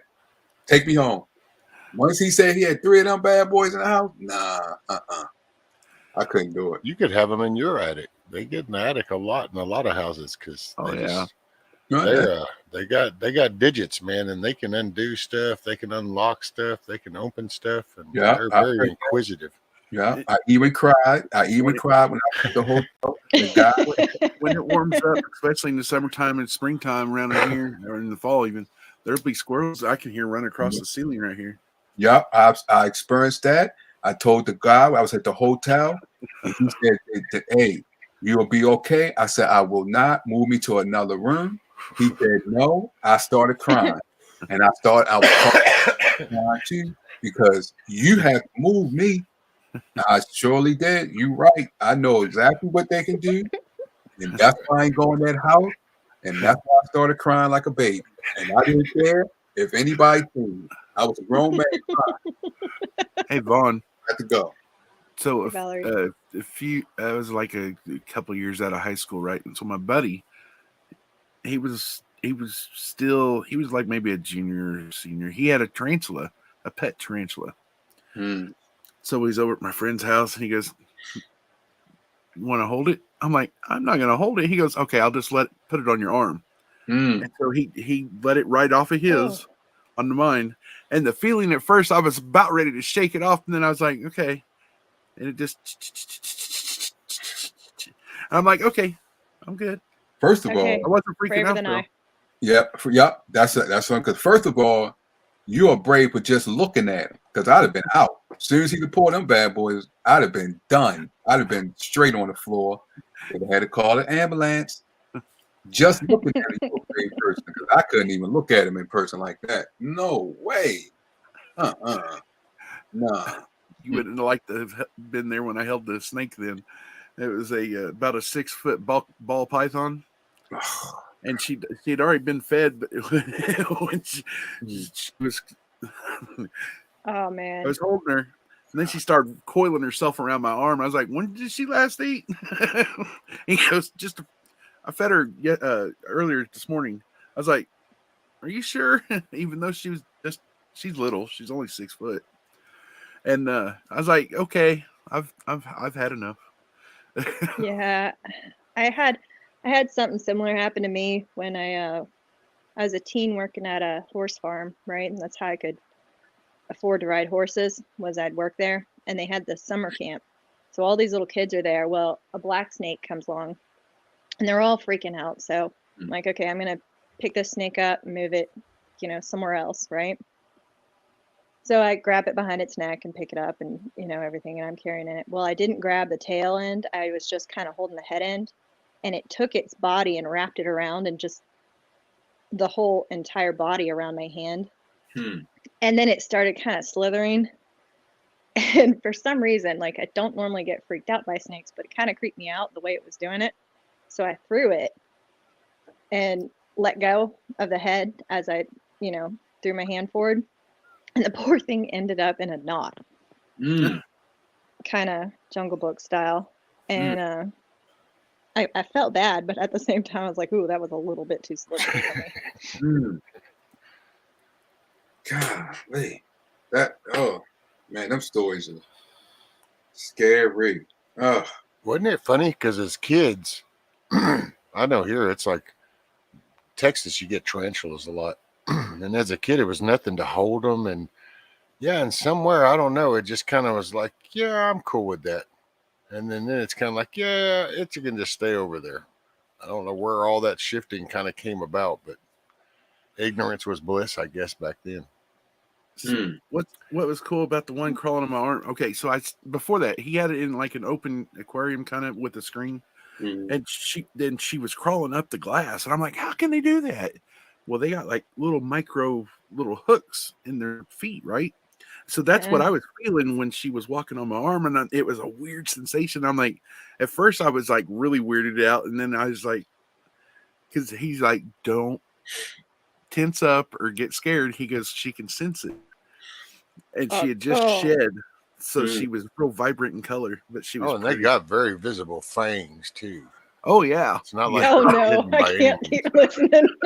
Yeah, they're visible. That's the one thing about those things. It's like you just can't get that out of your mind. That's why you think, man, as a kid, you just go, oh wow, this is cool, and then somewhere along the way you start to realize and you zone in right there on that fan. It's like, man, them things look like they're just going to unfold and go any moment. Mm-hmm. Yeah, that comes. That's the one thing I was kind of leery of. Yeah, that conversation I would have to have with God too.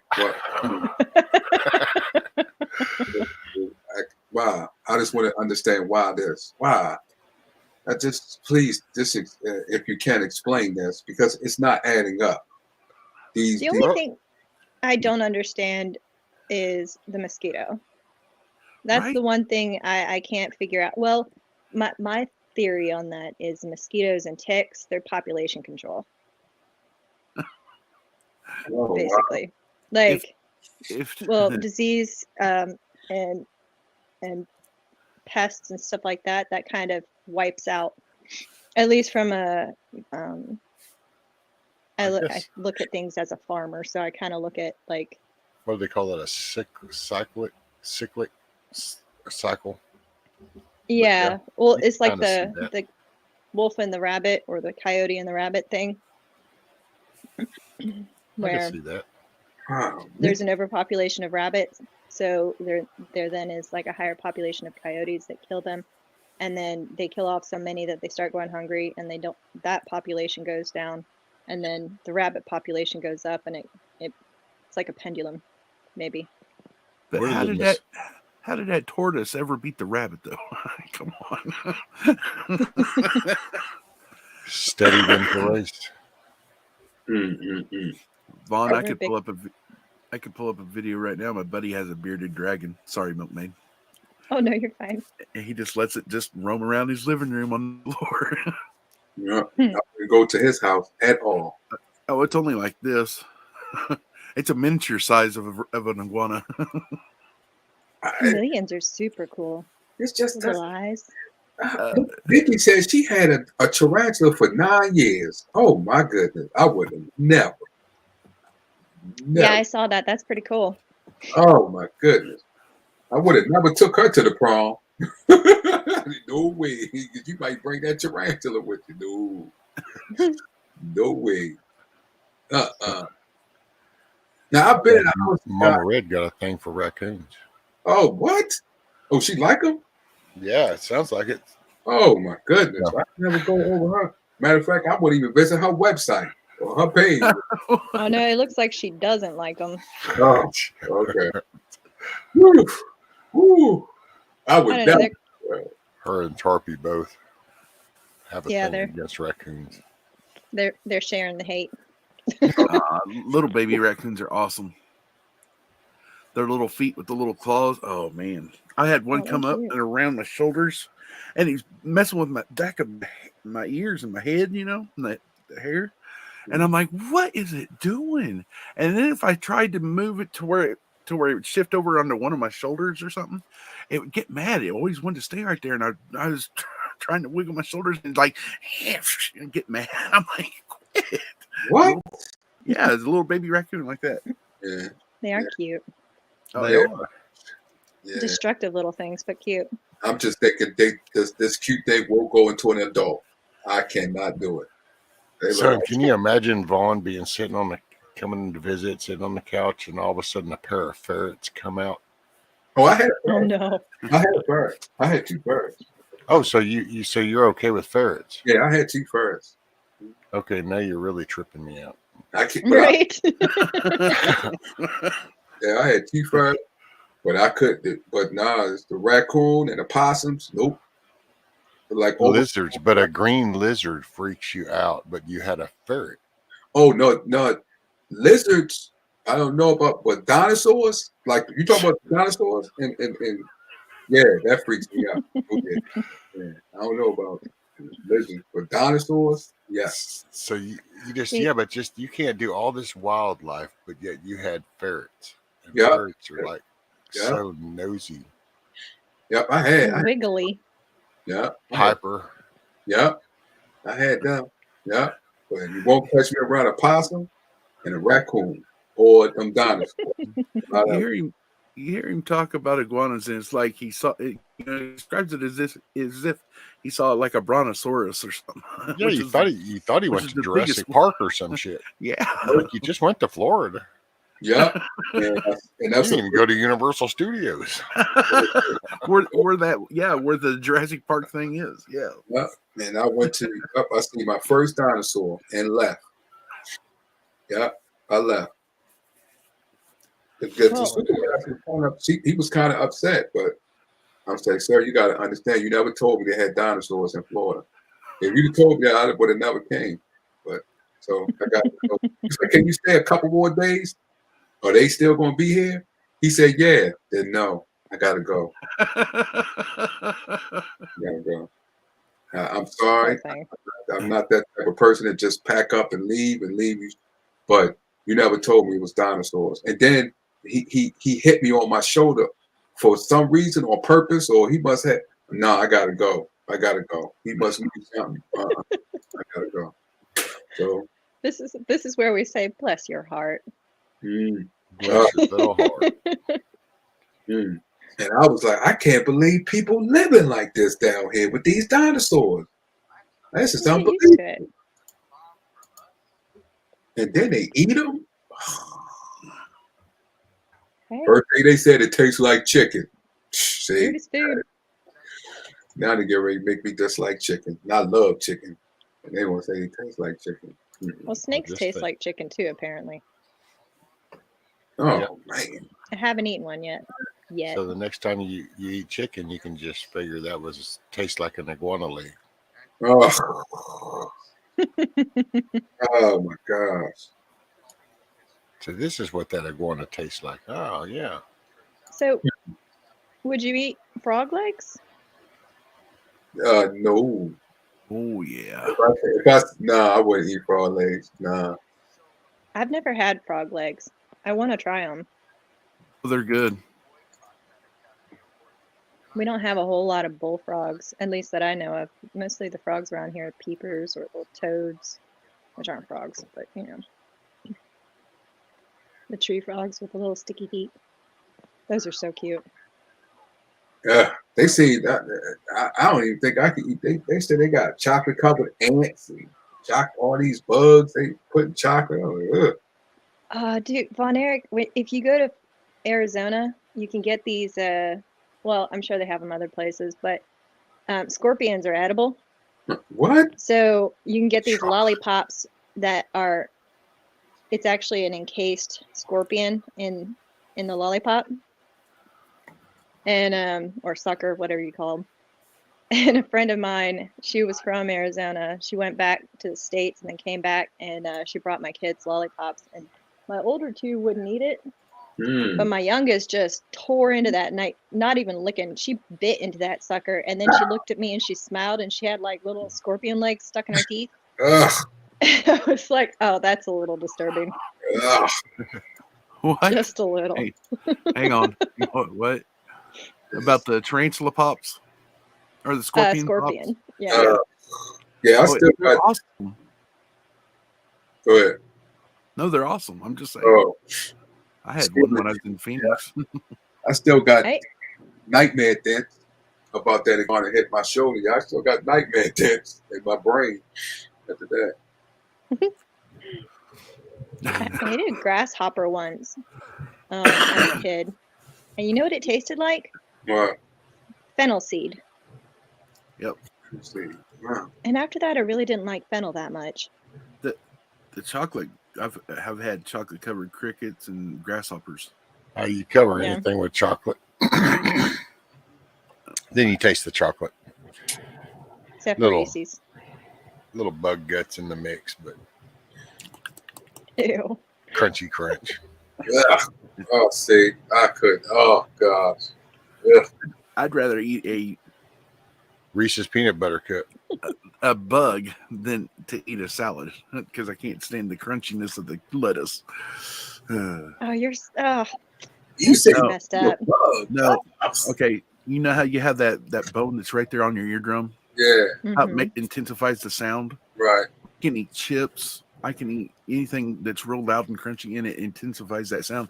It blocks out the sound. Like if someone's trying to talk to me, I can't hear them at all when I'm eating. Yeah, stuff like that. And the problem with that is what? Hereditary. Chocolate chickens. I just On be the- eating chocolate on chips a lot.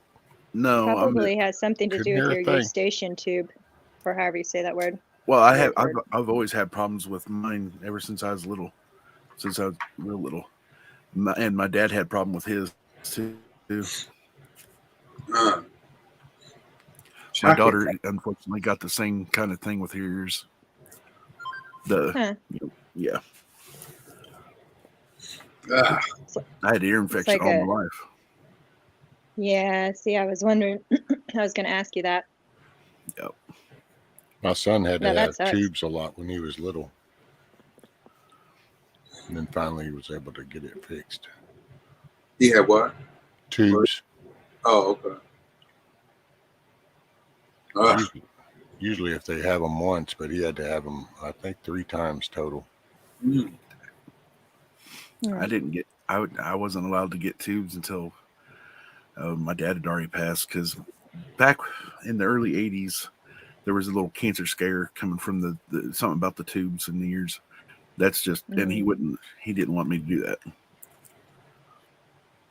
Ah, Well, I think it helps in some cases, and others, And then, the antibiotic use with a lot of ear infections, they would just throw antibiotics at everything, and it perpetuated, I think, a lot of kids' problems.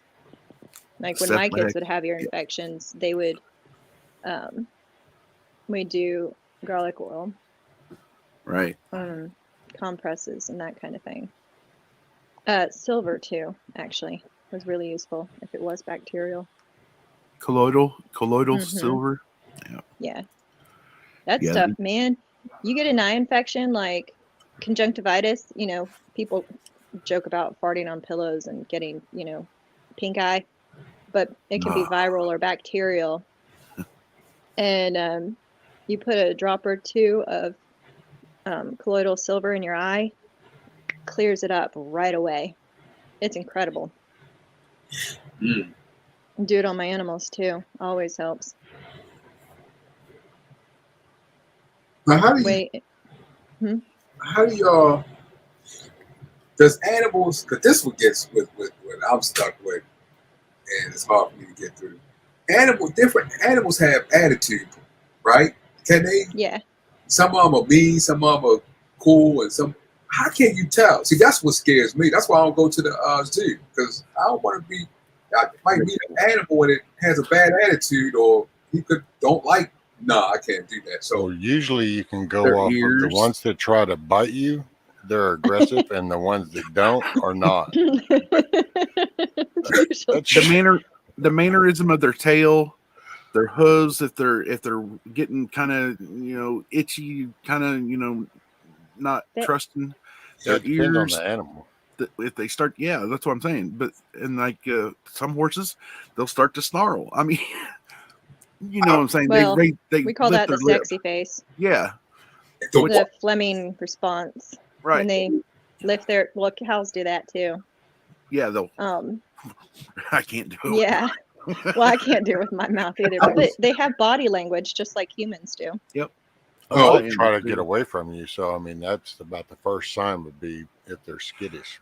And then if they don't, well, then it's that reaction to you. And kinda. But if Well, they're like in the corner, I had posted this thing on Facebook. That's what really got me. The cow was walking real slow, and this guy was next to the building getting some water, and the cow was just walking real slow, real slow. Then when it got to the point, it rammed his head. I mean, rammed right in the back, flipped him up. I said, hell no. I said, see, that's just the reason why I don't go near him. That right there, he had a cool, calm demeanor and then went off. I said, oh no, see, that's just why I don't go. Nope. I posted it to everybody. Nope. They have a body language though, because it looks like they're calm, but if they lower their head, cows especially, and they stare at you dead on, then you know that, like, because I watch my bull when I go in the field very closely because they're just so unpredictable with their hormones. And so if he lowers his head and looks at me straight on, I move to the side, and they read your body language as well. So if you're accidentally portraying something that they perceive as aggressive, then they'll either back away or become aggressive as well. Like The Horse Whisperer, became a movie, but it was a great book.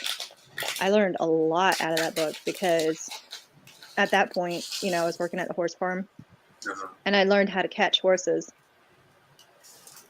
based on that book. Like, I wouldn't look at them in the eye. I'd have my body turned sideways, all the non-aggressive postures that they would recognize. And then I could get close enough to catch them. Now, what about the sheep? What about those sheep that ran? I thought they supposed to be next to Jesus Christ. What in the world is sheep ramming people for? Why do you think they call him a ram? Yeah. Well, something ain't right about that. Okay. And another conversation. Little Billy goats will do it too. See? Oh yeah. I've had one come and rack me, and I'm like, little. He went. Man. He two-stepped, Yeah. And I seen he's getting ready to do it. I tried to turn, and no. You didn't call the police? You didn't call the police? Have him locked up? You didn't call the police? Have him locked up? No, the little Billy goat, man. No, I'd have called the police. Somebody come get home. He's just establishing his dominance, Monty. Yeah, I know. I had this one Billy goat. I ended up castrating him after this because he pissed me off. But he went into rut. Yeah. And so of course they're really nasty and smelly. And I would go into the pen with him, and for some reason he just wanted to be such a jerk, and he wasn't a small goat. So I tried to just kind of push him away and everything, but finally I grabbed a big stick, and this is going to sound awful, but when he'd come and ram at me, I'd just smack him on the head real quick. Boom.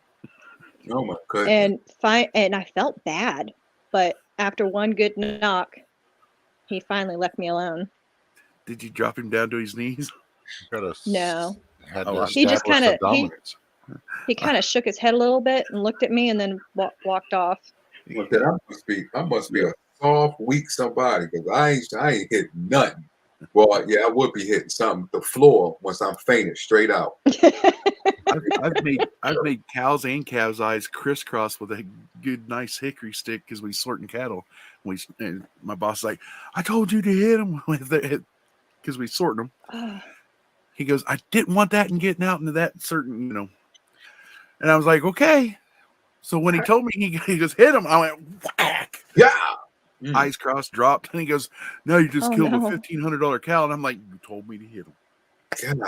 Well, we had this one. Lived. I'll tell you all this, and then I probably got to get going because the little one's going to get here soon. But when I had my South Pole herd, there are about 20-something cows, and of those, about 2 bulls.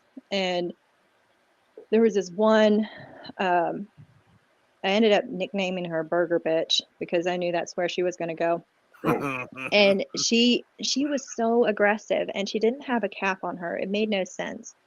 And I watched her closely because, you know, that's something I don't want. So I'll cull the animals. I'll, you know, end up, they don't get bred, you know, because I don't want that aggression. But she started charging me when I was in the field. And so then my husband, we had him in a pen, and he had, and I don't like hitting animals or any of that stuff. Like I do try to have a gentle approach with animals and just understand them. Mm-hmm. I also don't like hurting them. I'd rather them come to me. Mm-hmm. But this one, she was highly aggressive. So we were trying to separate her out so we could take her to the butcher.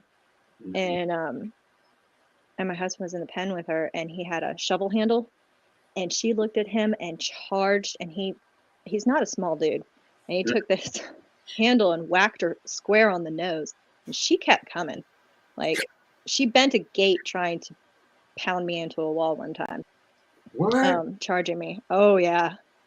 And then the guy, I was leasing a farm, and he was helping me get her on the trailer, and he's not a small dude either. And she was trying to charge him, and he was holding the gate, you know, trying to keep her from pushing it in. Mm-hmm.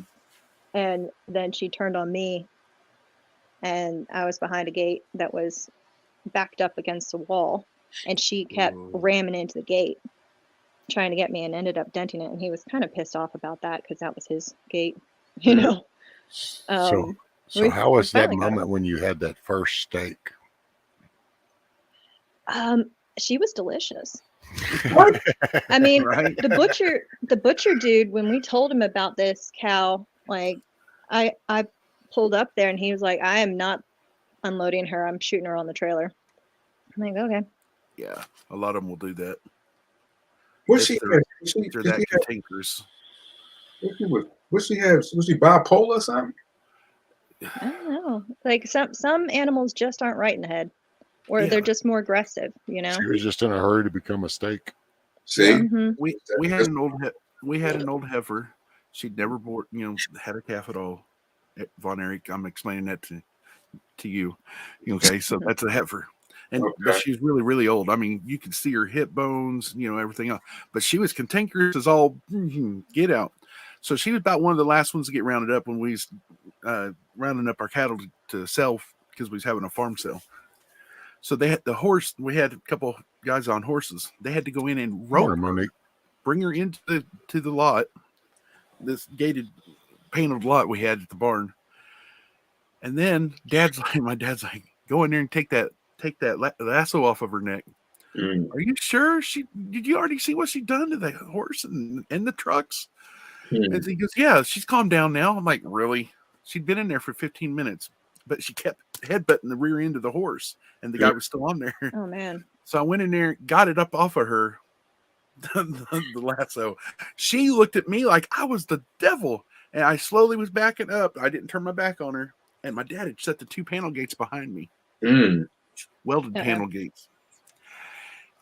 I no sooner got 4 foot close to those, and she come running and charged me, hit me smack right in my chest, pushed me up against those panel gates, and I was like, it scared me at first, and I was about ready to start just waylaying on her head, and I know her head's harder than my fist, so yeah, she'd have broke my chest because I only weighed 145. Oh yeah, it's easy. Holy shit! That's how my grandpa died. It's you're what? 5'9". 5'9", and you're a $145. Mm-hmm. A strong gust of wind's gonna just take you away. And that's why I don't go near dinosaurs. See, that's how my grandpa died. Is he got horned? He got horned by a cow, like the same situation. Yeah. He got pneumonia and broken ribs. I don't believe it.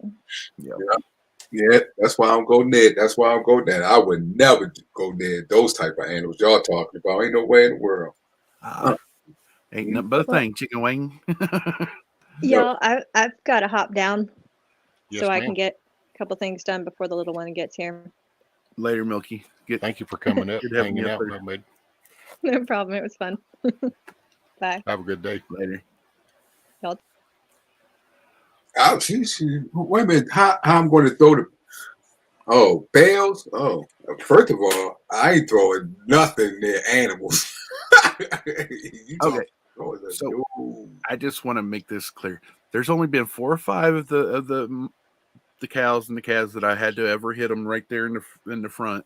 Mm-hmm. Other than that, I always hit them on their ass when we sorting them out. Mm-hmm. And maybe 3 or 4 of them that I hit right here, they eyes crossed, drop down. They get back up after a while. See, I couldn't. Oh man, see, nah, I couldn't do it. No way. Because TDC, that's how they do the slaughterhouse. You run them through a corral. You go down an alley chute, and they get to the end. They close the gates around the neck. You climb on top, and you take a pickaxe, and you come up top, and you swing down. Boom. Goodness gracious, nah, couldn't do it. They fall down, then you drag them out, and you pull them off to the side. They go over in to get processed. They keep having this thing on my Facebook page. She put a hole in the cow's neck and looked like the pus was coming out or some type of infection. I was like, must have, yeah. Well, it had an infection of some sort. That was, yeah. Golly. In the wintertime, I remember going out in the pasture. And the newborns, the unexpected ones. You got to get them. You got to get them warmth in the cab, dried off. A shot of B12 or B6, one or the other. I forgot now. Anyway, and sometimes even a little shot out of a shot of whiskey, like out of the cap, to keep them warm, to keep them from dying because of the cold temps. Sure as shit, if you go to inoculate that calf and you get it in the bed of the truck, though, that old rip, the mom would come up there and hit the side of the bed. Man. That's why you never turn your back. That's number one rule. You never turn your back on the mom. That was some of the coolest things is watching whenever you watch a colt or calf born. Man, it's one of those reassuring moments. Yep. The innocence of it. Especially colts, but I was a horse person. That's how I was raised. My dad was a horse guy. Oh yeah. Yep. Watching a foal being born, it's just, and then how they first start to get up on their little trembling legs, and then they fall down, and then they try to get back up again. It's like, oh. Yeah, it's just the innocence. Yeah. Quite a right. Oh. It's because they know what you're about to do. I'm great at racing animals of all kinds, but I suck for the end of it. My animals have all ended up buried because I can't stand. They know you're going to butcher them. Yeah. So a buddy of mine, he was called over to the local sale barn. He was on his horse, and they had a buffalo in there, and he got to tell me, he goes, you got to be careful with horses and buffaloes because the buffalo will turn on a horse and actually hurt and maim a horse. It like deathly. This horse that he was on, Rescue, you're gonna get. I'd rather he'd be here to tell the story because it'll have you laughing. But by the end of it, this old cantankerous buffalo, he was they had a hard time getting it down the chute into the trailer, right? So when it was all said and done, long story short, the buffalo tried to turn on this horse 3 times, hitting it in the ass and whatnot. So that horse turned around, ended up chomping on that buffalo's ass and skirted it into the trailer. And he didn't let up off that buffalo's ass till he was in the. He said he was up on the horse and he had to duck down because he was in the trailer. He goes, next thing I know, we're in the trailer. He goes, that horse would not let up. I was like, holy shit. I'll tell you what, man, herding horses, they pick up on that job and they develop their own personality behind it. Mm. I feel for the rodeo horses in a way, though, so no offense to nobody out there. Everybody does themselves. Right. Because the whole repetition, they get driven so hard. Yeah. I used to love watching stuff like that. It's kind of like why there ain't no circuses going around the country anymore. Because after a while, animals shouldn't be caged up or driven to such extremes. I think, that's probably why they do that for a couple of years on rodeo circuits, and then they cycle them through, to keep them from, yeah. Those stories, huh? I do it.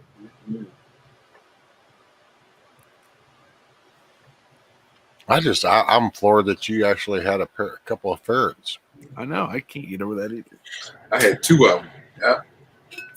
It was kind of crazy because the person that introduced me to the ferret. It just it came. I had my head turned, and it came up on my lap, and I thought it was a cat. And then I looked. I was like, "Oh snap! What's this?" And he said a ferret. And then I was shooting that day. I think that week I went and brought me one. I guess because they remind me of cats.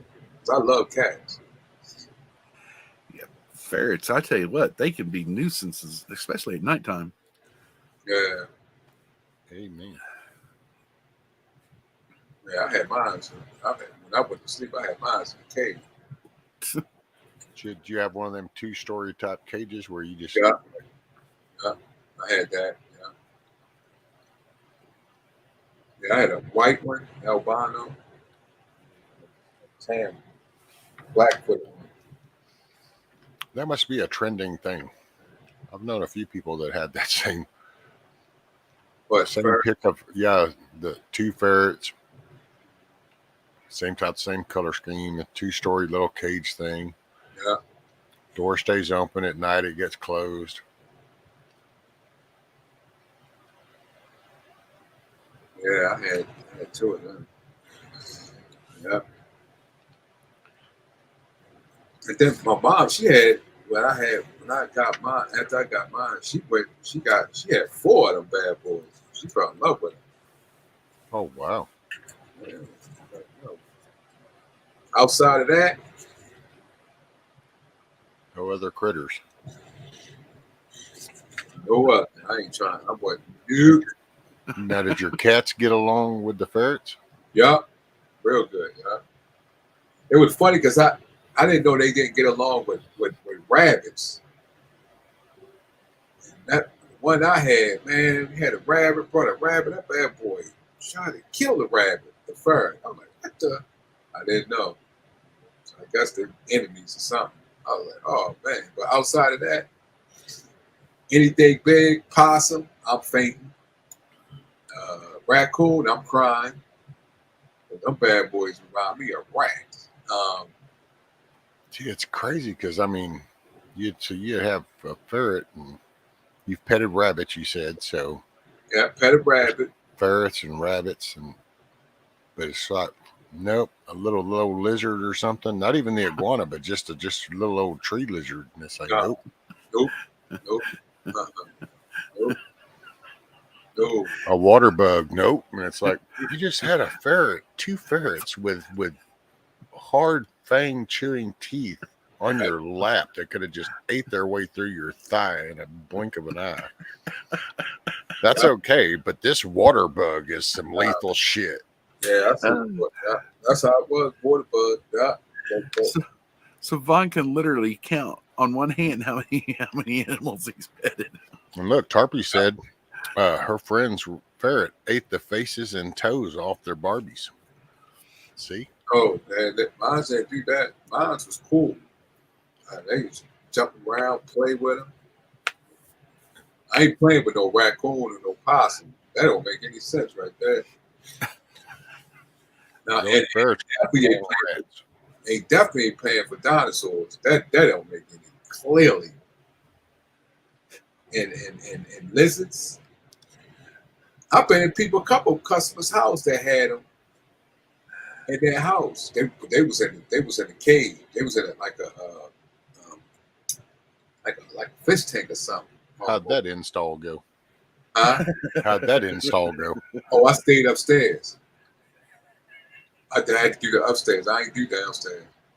Because I would have never went down there. He would have never got that bad boy done. Yeah, I did upstairs. It's like, yeah, you need that box hooked up right there, right underneath that aquarium that has that 3-foot iguana in it. Yeah, he'd have ran that cable himself. Yeah.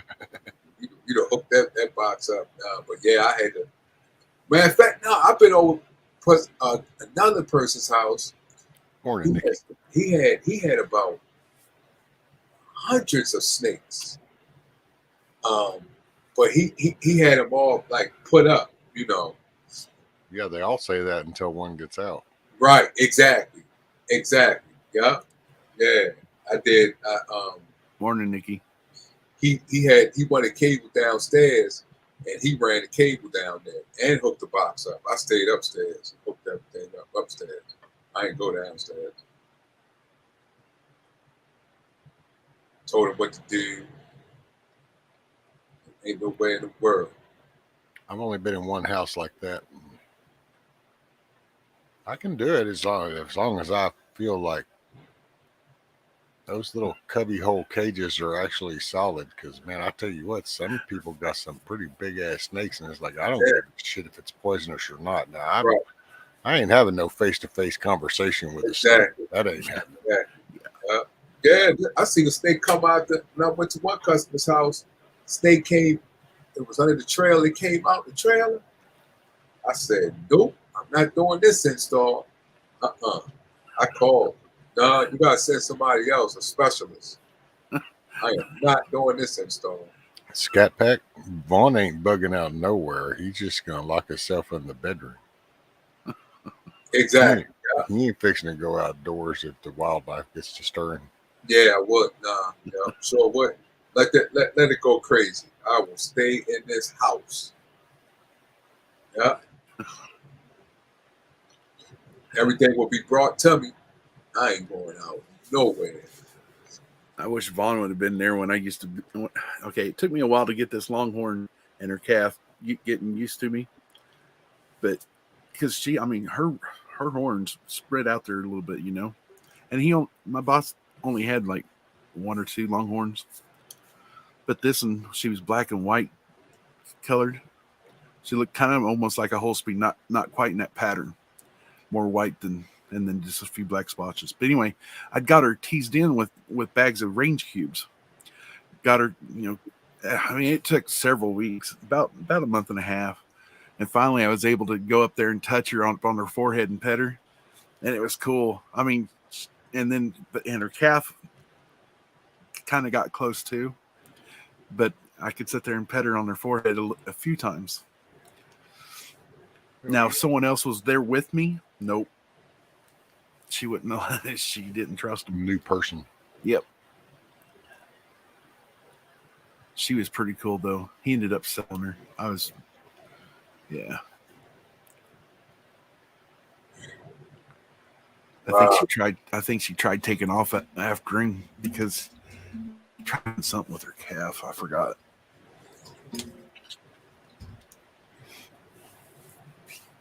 Oh. So the easiest way to rob Von Erich is just to walk in there with a raccoon or something. You ain't even have a gun. Sure. Right. Just walk in there with a raccoon or a possum holding by the scruff of his neck going, look, I'm telling you now, I want all the possessions in the house. And Von's like, I don't give a shit. You can have it all. I'm out. You can have it all. Matter of fact, you would have took it all because I'd be on the ground fainting out, straight out. So you just would have went in my pockets, took everything. I can see that. No, sir. You don't understand. He robbed me. He threw an iguana at me and I passed out. When I woke up, all my shit was gone. I know it had to be him. Yeah. Exactly. That you would get me then. You will get me then. You bring them bad boys. You bring a dinosaur around me. You robbed by iguana. Yeah. So, dude, what are you in for? I robbed a dude. Really? Did you use the gun? Hell no, I use an iguana. Yeah. You'd have me then. Yeah. What'd they get you for? A reptilian assault? Yeah. Yeah. What'd you do? Beat him to death with it? No, I just held it in my hand. Yeah. That's exactly what happened. And I've been a laughing stock. I was a laughing stock. I didn't care. I really didn't. As long as I had my heart intact, I was good and left. In every place I went, I always asked, do you have dinosaurs?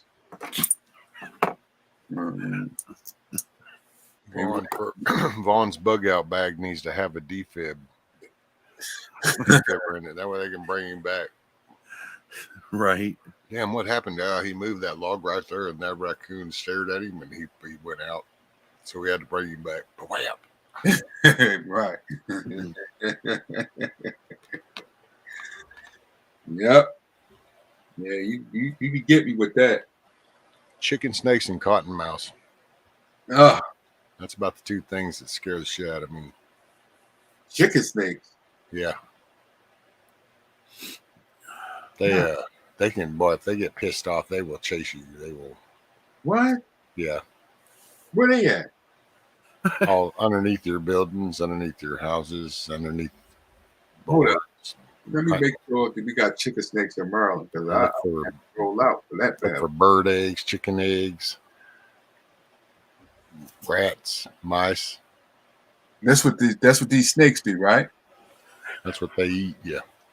Oh, get out of here with that craziness, man. So you they say get aggressive, and they'll come at you.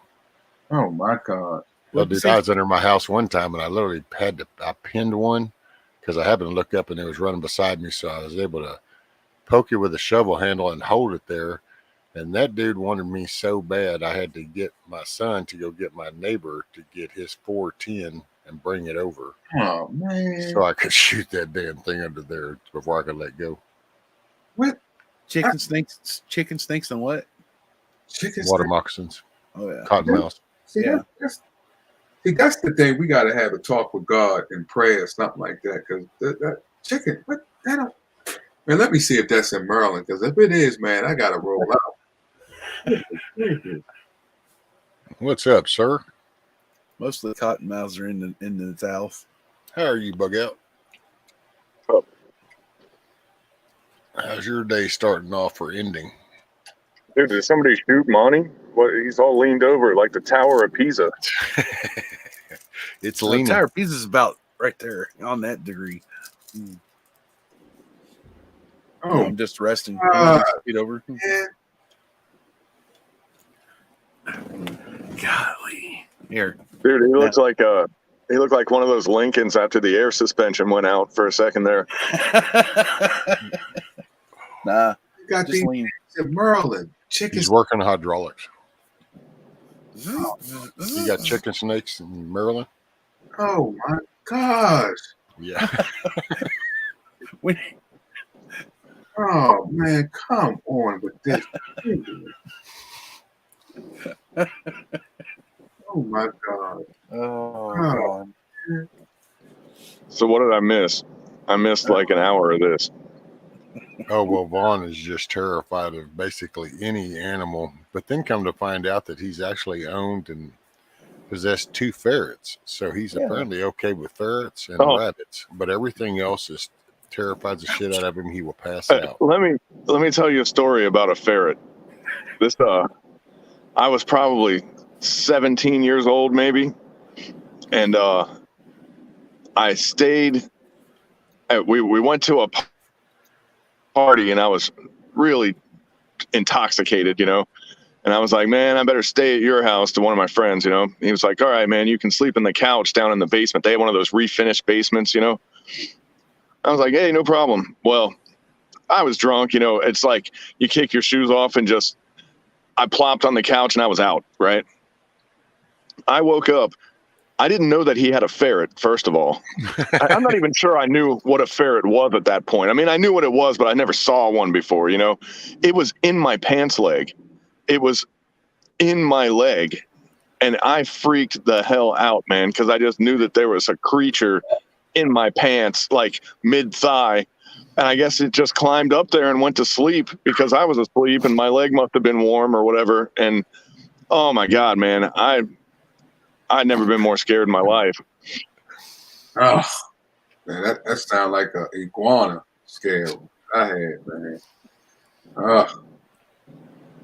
Yeah, These are Vaughn, questions you need to ask people before you sleep on their couch. So, like, do you have an animal Yes. that will try to violate me while I'm asleep?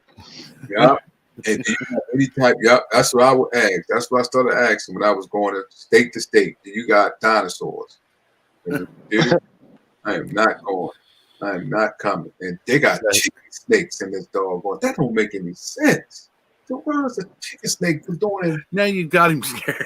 Scared. What the hell is going on here? That's it. They're everywhere. They're waiting for you to come outside again.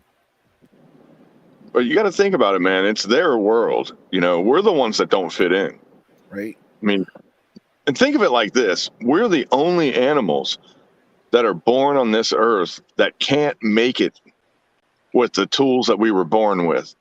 Every other animal, even a turtle, man, like they're born, they look around, they go, I got this. And then they just start being whatever they are, you know, not humans. Nope. It takes us, God, you know, it used to take us 10 or 12 years, then it was 18 years. And God, now it's like it takes us 30 years to even leave the house, you know? Like, we're about as helpless as they come, man. Like, we're from somewhere else. Like, we do not fit into this picture. Right. I'll be right back. Oh my goodness, that's true about that. That's why I don't mess with them. That's why I just, you know, I say I can't do it. I can't handle it. It's an emotionally disturbed, and I think imagine how you make them feel, though. I mean, we're these big, giant, dopey things that walk around on two legs and wear clothes and stuff. Like, nothing is natural about us. Like, you know, animals in the wild, they smell us and they freak out. You know, I mean, we're the scary thing to them. We're like all kinds of not natural. Like, they just get the heebie-jeebies when they see us. Well, then we have something in common, because I'm ready to go see Dr. Phil. Maybe they need to go see that too. Because goodness gracious, well, I guess we both need to go see a psychiatrist, because ain't no way in the world I can sit there and not with dinosaurs and alligators and crocodiles, and I can't do it.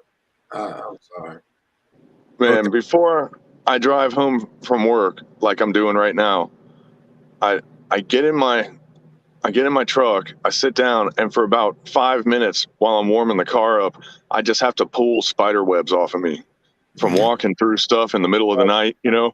God. And I can feel that, you know, that like loose hair on your body feeling, you know.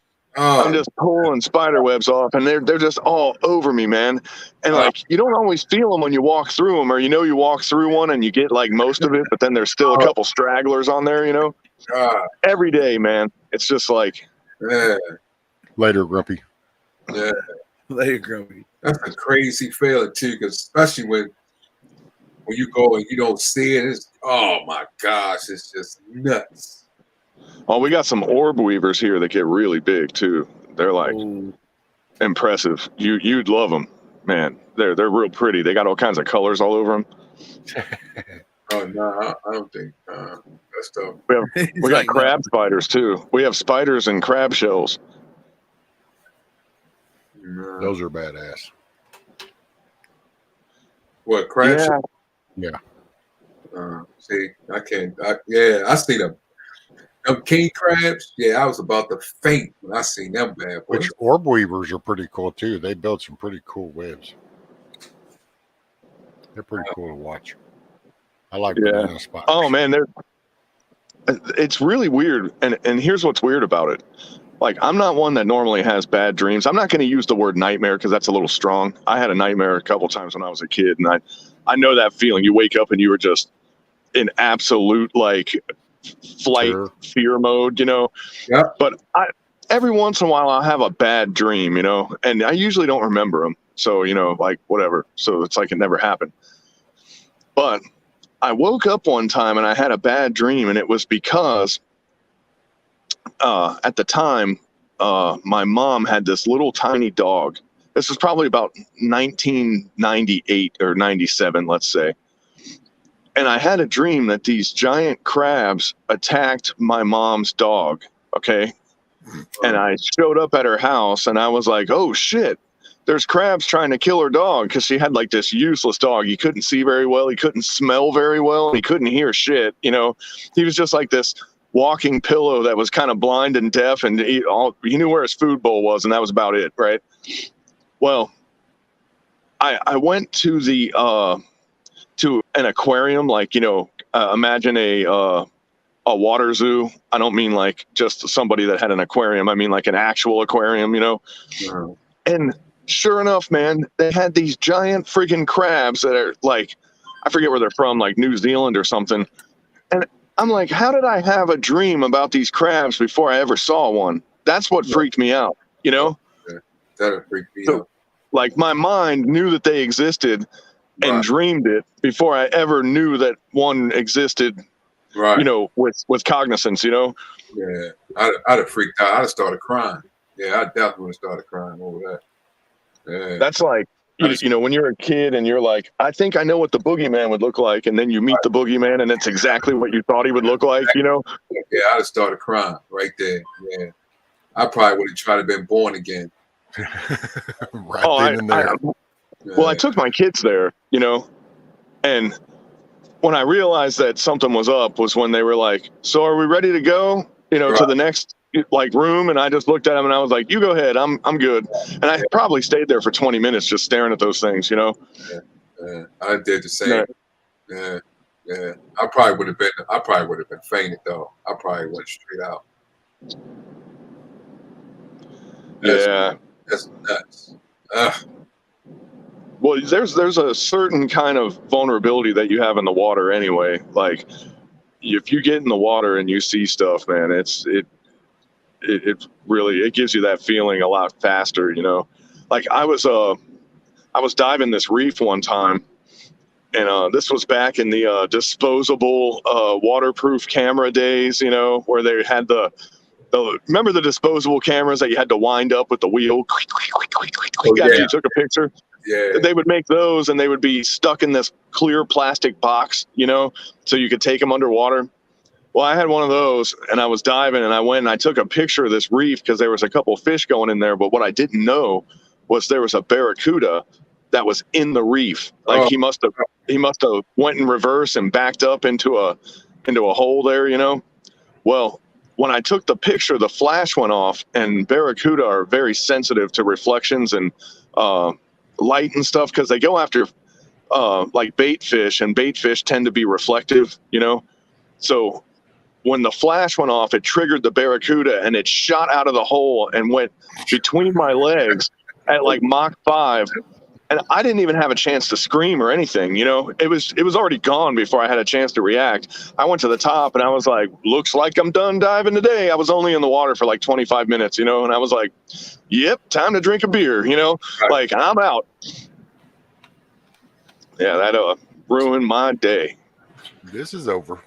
Yeah, once your nerves get shot, it's done. You're done, you know? Like, I'll try again tomorrow. Like, we're good. That's messed up, Scat Pat. Said she would leave me. If I passed out, they would leave me right there. Put it like this: I wouldn't even come. So you won't have to worry about me passing out because I'm not coming. No. Well, dude, you know, you got to come to grips with some of this, because if this turns out bad, you know, like you got to go where they aren't, if you know what I mean. Right. Yeah, and where they are is where that stuff is. Yeah, I'm ready to leave early now. They got them chicken snakes, so I got them. Come on. In fact, like out here, man, all this creepy stuff is what's keeping me safe, because you take people from other parts of the world that aren't used to this crap and you put them in here, they're not coming after me. They're not going through the woods to sneak up on me. You know, they're going to see a few of these critters out here and they're going to be like, nope, ain't doing it. That's true. Because I wouldn't go. Yeah, because Vaughn's like, yep, I wouldn't. I wouldn't go at all. That's a good thing to stack up on smelling salt. Yeah, that'll wake me up. But then once I see it, I'll be fainted again.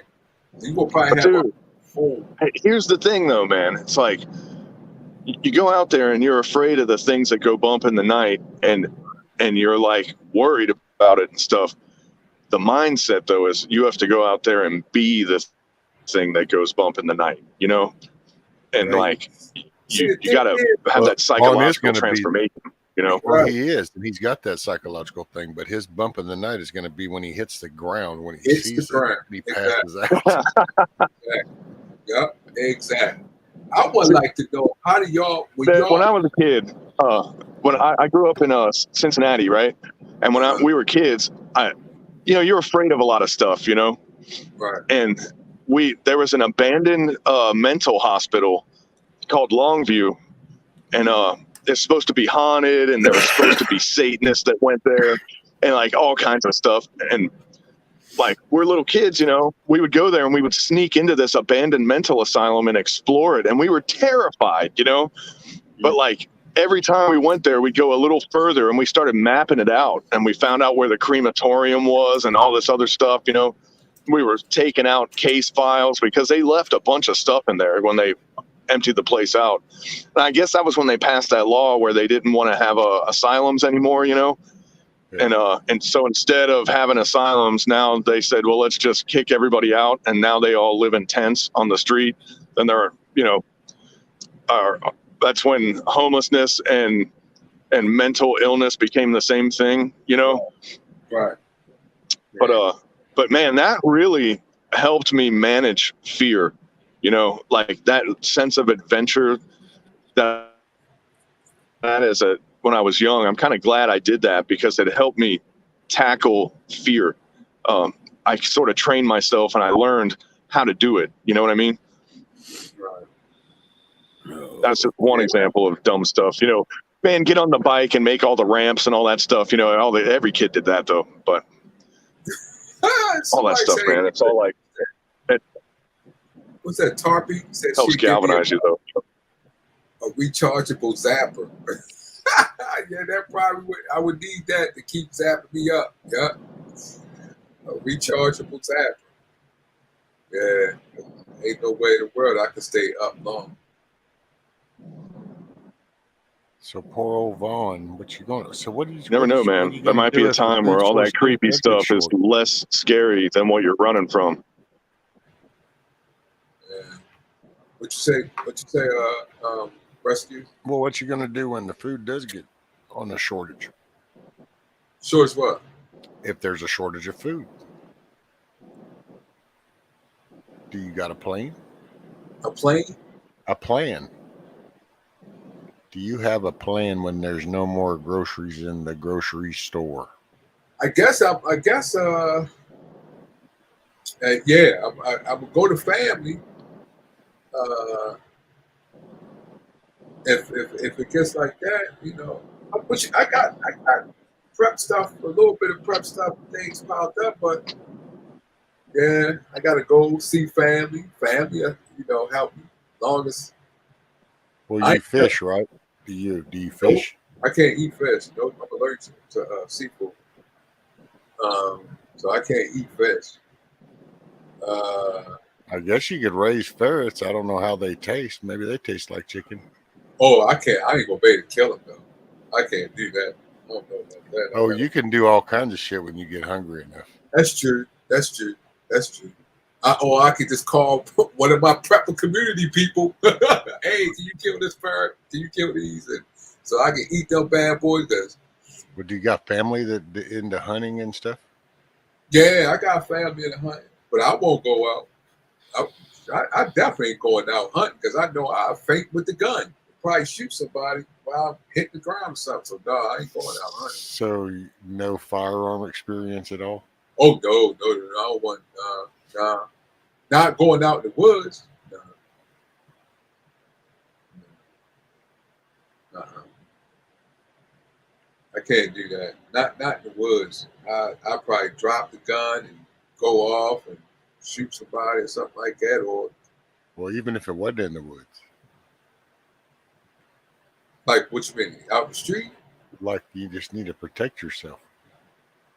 Oh. No experience there neither? Nah, nope. No experience there. Nope. Well, brother, all I can say is shit hits the fan if you make your way to Texas. I got a room. Yeah. It will. It will. Yeah. It will probably, especially if it hit like what people think. Oh my goodness. But I got. Where'd Bushido go? I have a huge family. I think he lost connection.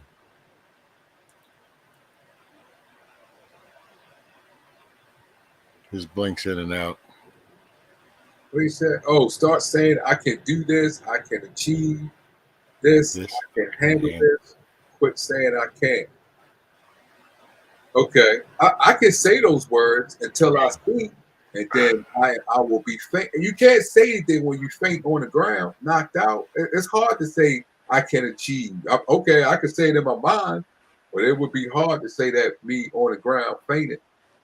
Well, but maybe if you get the mindset of it's not so much that you can't, you don't want to, but that's a difference between can't not wanting to is that way. Yeah, I don't want to deal with dinosaurs. Yeah, I'm sorry, I can't deal with the dinosaurs. Hey, what if you okay? So let me ask you this: if your son was outside playing and he throws a ball and he goes to get it, but then there's like a mama possum or a mama raccoon right there, squared off. He goes to run and it wants to chase him, so he stops. So what's Dad doing? Praying to God. But that he kind of gave you the tools, so he's kind of sitting up there, kind of going, and you want me to do what?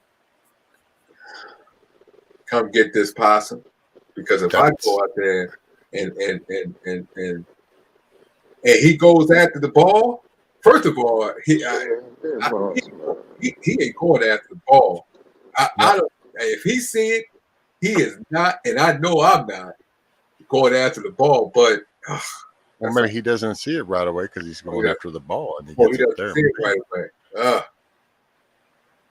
Well, I would have to tell him. I would tell him to run towards me, and I hope I had something beside me. I don't see. That's a hard one. Let's just pray that it just don't happen, because I faint on the ground. I don't even think I'll be up. I'm just, hey, it's. I'll probably faint on the ground as soon as I see the bad boy. So, and he may faint. You're only going to faint, Fawn, if you want to faint, because you weren't designed to faint. You weren't created to faint. So if you faint, it's an option that you've planted in your brain. I have a good scenario for Vaughn, and this is something that's really, for the last 5 minutes, has just been burning at my mind, and I just got to get it out. Oh, what if you go finally on a vacation and a bunch of baby alligators hatch from their eggs, and you're the first thing they see, and they think that you're their mother, and they just follow you around for the rest of your life? What do you do? I would most likely stay asleep for the rest of my life. Yeah, I would stay asleep. I say the rest of your life, because eventually they're going to eat you. You know. What? Do that. They all going to do that, because I will stay asleep for the rest of my life. I can't this morning. I can't. As soon as I get up, I go out again. So yeah, they were eating, because I'll be fainting all through the rest of my life. Yeah. No, see, they teach you with love. They say to their mother, you know, it's different. Huh? No. You roboted for a minute, bug up. Yeah. Morning, Christina. Oh, I said they would eat you with love. It's not out of hate. Yeah, I completely understand. I wouldn't know, because My connection should get better here. Right. I completely understand they eat me with love. I just won't know it, because I wouldn't be alive. I'd be asleep. Well, you would be the first few bites. Yeah. First 2 nights, but every time I wake up, I go right out. I know I would. I know I would. Scenarios by Bushido. I love it. Oh. Yeah. Okay, but see, now I gotta go. But I'm gonna go back to the son scenario because what you going? I mean, that's your kid, and it's shit's. You're the protector. You're the guardian. No shit. My connection's going out again. Oh, you just said it was supposed to keep getting better. You said to protect. That's true. I just pray it don't, because I will really. Oh my goodness. Well, being my son, I think me and him will faint at the same time anyway. So I really believe that he will faint, and so I guess we're going together. Me and my little man, because like I said, he seen a water bug. Wait. He went crazy. I went crazy on water bugs. Well, what if you fainted, but then you realized that instead of eating you, they brought you food and they nursed you back to health, and then they saved your life? Wait, if they brought me food, and I wake up out of the faint, if I wake up out of the faint and see the food and see them, I will faint. It's not staying. I'm not staying up long. If I wake up, as soon as I wake up and see them, and they brought me food, I will faint again. Well, what if one of the alligators realized that you fainted a lot and made a swamp batch of crystal meth and shoved it in your nose while you were passed out? Godly.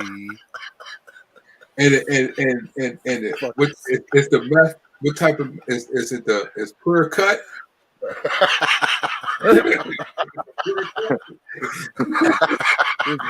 What?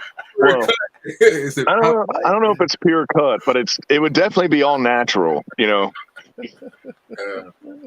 If it's all natural, pure, and it keeping me up, I would have to take myself out.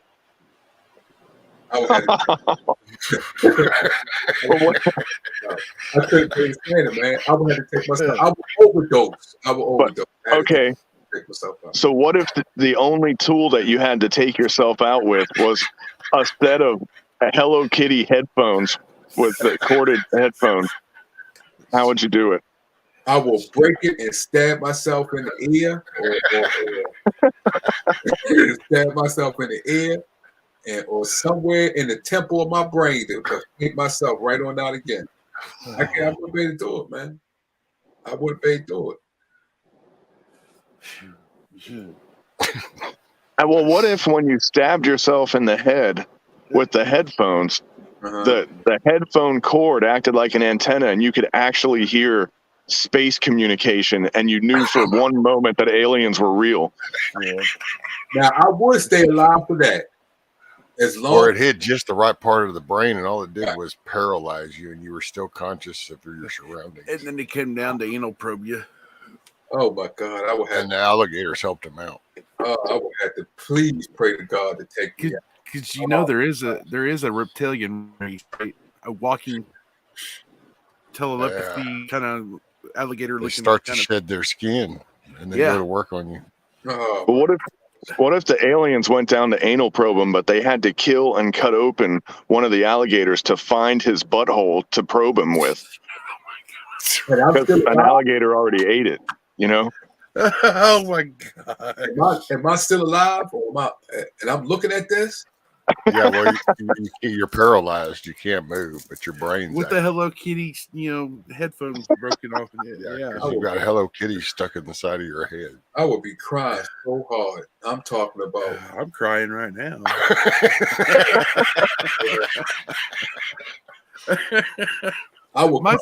My side still hurt from yesterday. You talking about something that I will cry. I will cry myself to death. That's how much I will cry. I will think of something to die. Ain't no way. I couldn't do it. See, it seems like it'd be so easy, but here we are. We just keep living every day, and it's like it's like addictive, you know.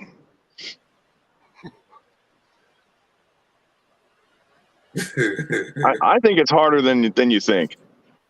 If it's so easy to give up, then why do we keep trying every day?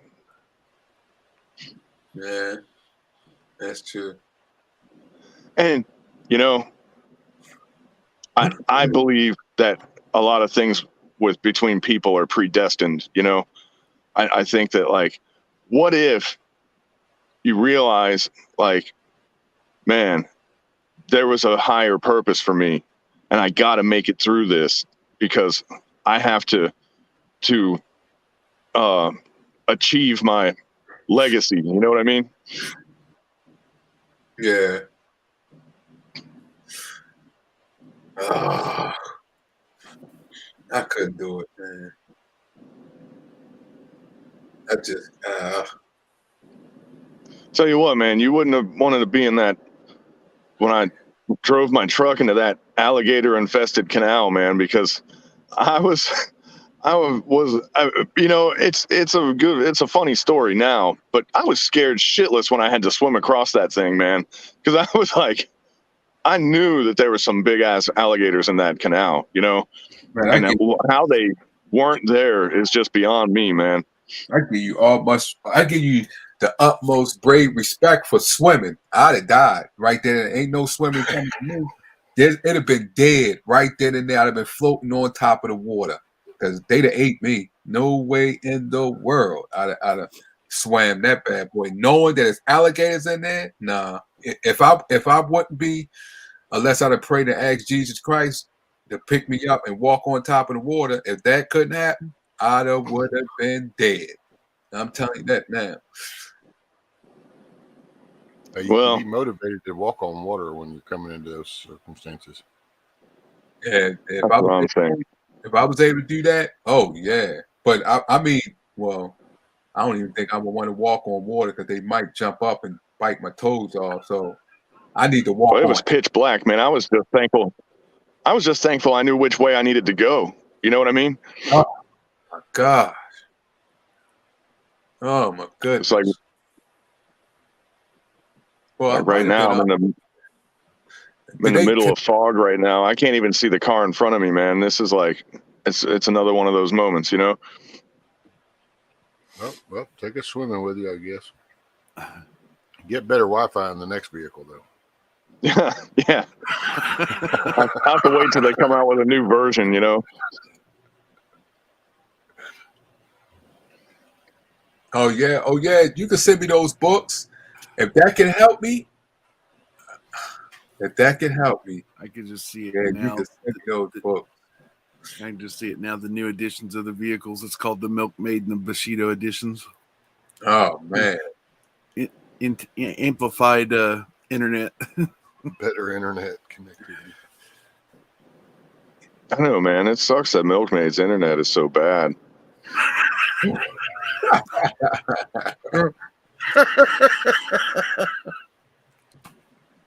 because Bug Outs is rock solid. She was just saying in chat when I last read her comment. She goes, and he gives me shit about my internet. Yes, Scat Cat, you would have a handcuff cart for me, yeah, or one of EMT beds or something. Because I'm out. The shit hit the fan. I'll get you through it. You might be unpleasant during the ride, but you'll get there. You know what's funny, man? I think a little nickname for Joe Biden in the future is going to be the fan, because he really seemed to be the rotary air device that made all this shit go down. You know what I mean? Yeah. Oh yeah.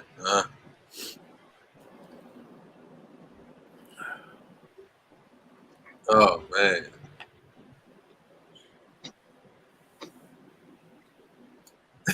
I was tripping how he did that speech, and they was cleaning that bad boy. They was putting so much spins on that and clean. I was like, what? Woo! man, I'd hate to be in his staff. I feel sorry for all those. And as much as they're like Kool-Aid drinkers and all that, you know that's got to be the worst job ever, man. I thought being on Trump's staff would be bad enough because he likes to say some crazy stuff too, you know. But man, this guy talking about like we're gonna invade Russia, we're gonna do this and that, and then he comes back later and goes, "I never said that. I don't know what you're talking about." I got my Adderall now. I don't remember a thing. Man, I just heard that there's a photo going around of one of his note cards, and it has the question that he's going to be asked and a detailed like 10-point answer to each question. Oh, so like this guy there is no ad lib in this dude whatsoever. Like he's absolutely restricted from like self autonomy in an interview. That's why he says he'll get in trouble when he goes to go off script. Oh, I'll get in trouble. They don't want me to do this. Oh, he said that? Oh, yeah. He says all the time. Oh, wow. Yeah. He says, well, I'm not supposed to do this. They don't or want he me says, to I need to go now. I need to go now or they'll get mad at me. Yeah, for talking. Yeah, if I say anything more. Yeah. Oh, yeah? Oh, okay. Oh, dude, yeah. It's crazy. It's batshit crazy. It's knucking futs. Have a good day at work, Christina. Yep. Have a good day.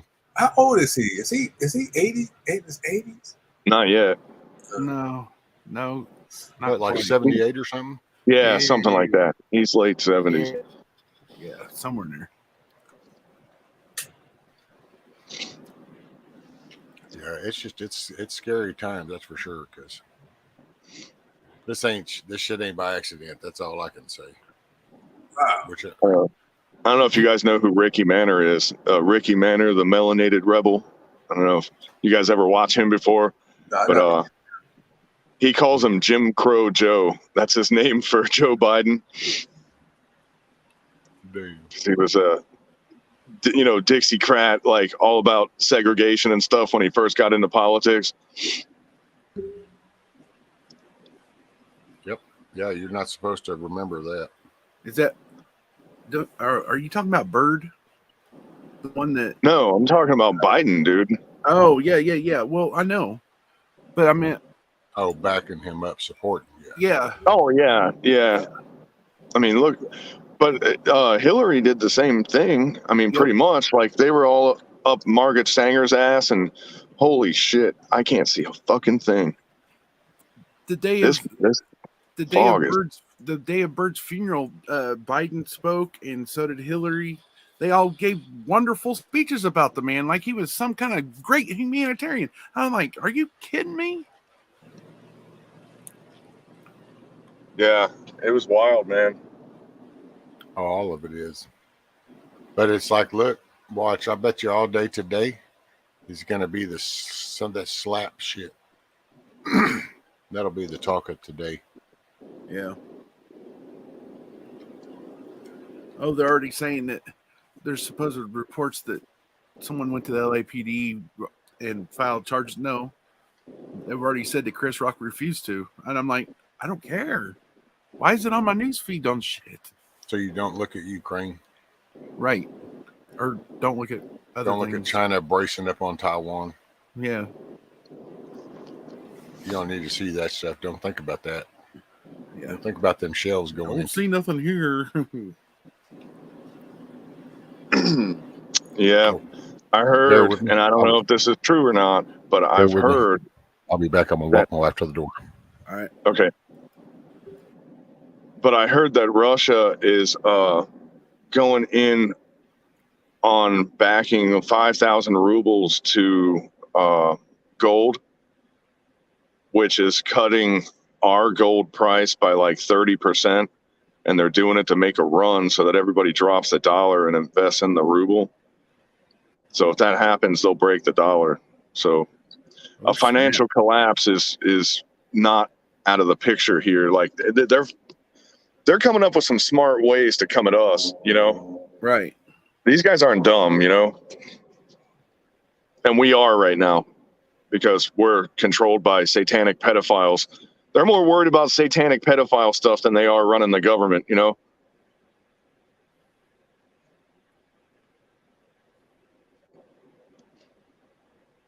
Tends to be a problem, you know? Yeah.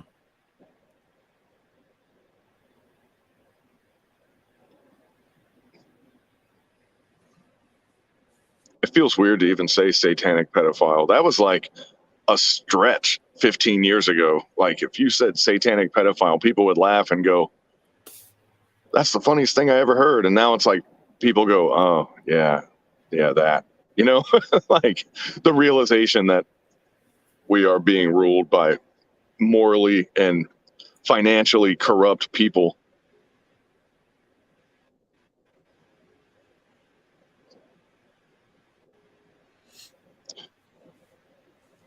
And I mean, if you listen to what Biden says, I don't know if I can trust it or not, but if he's doing table talk off of what they're saying behind closed doors, they have every intention of getting involved in this Russian conflict, you know?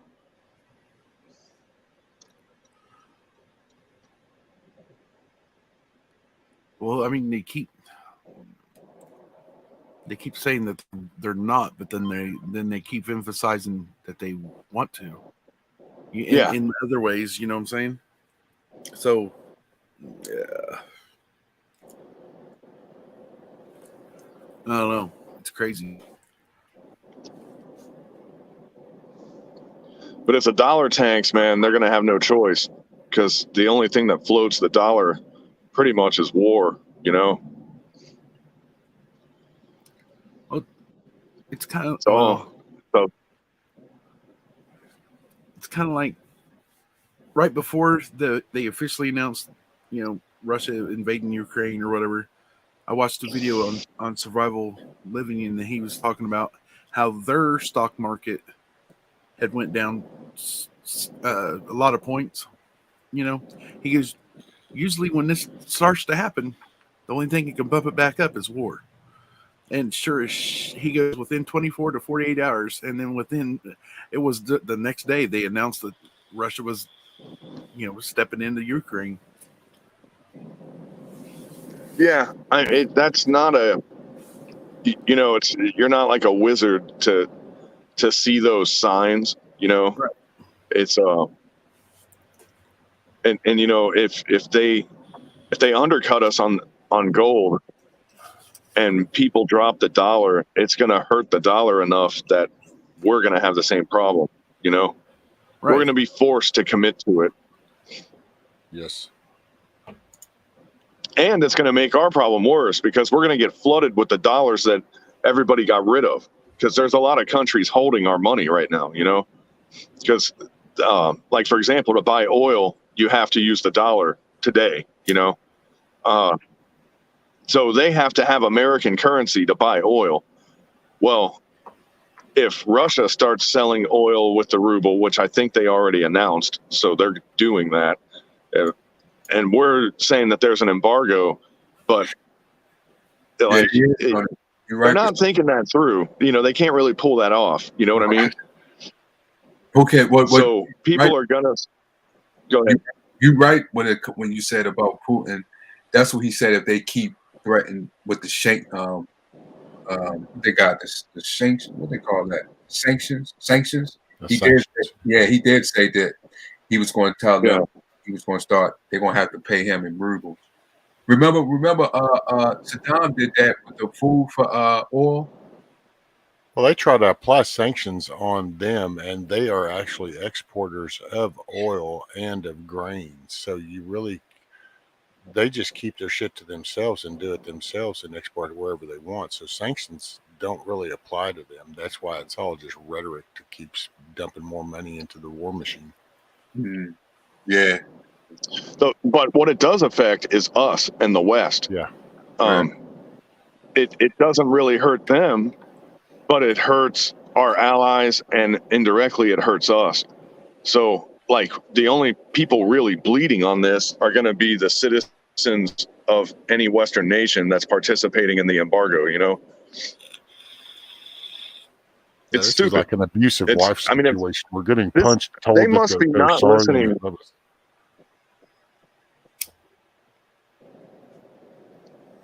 Go ahead, Bucket. Dude, I think they're appointing advisors that they met at the country club, like guys with good golf swings, you know, that have no idea what they're doing.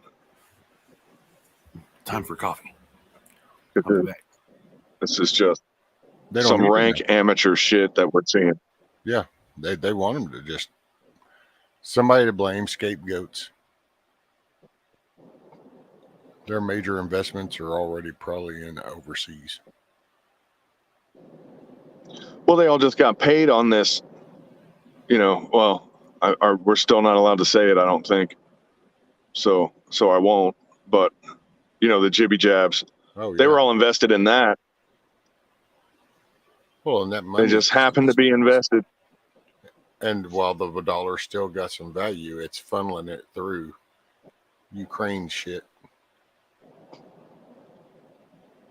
That's just my take. Squeeze it for every last little drop. Oh yeah, I think that there's no shortage of there's no shortage of human weakness in our entanglements with Ukraine. I believe it was all like selfish dilettante activity, you know. By design. Yeah, they just made it to be a playground for their kids to get rich on. Yep. So they could build their legacy a little more. Hey, God bless the UK. Welcome aboard. Welcome to chat. Good day, good morning, good evening, wherever that falls for you. When 9/11 went off, Bushy protected the Saudis and got them out of here, and now look at what Saudis are doing. Yep.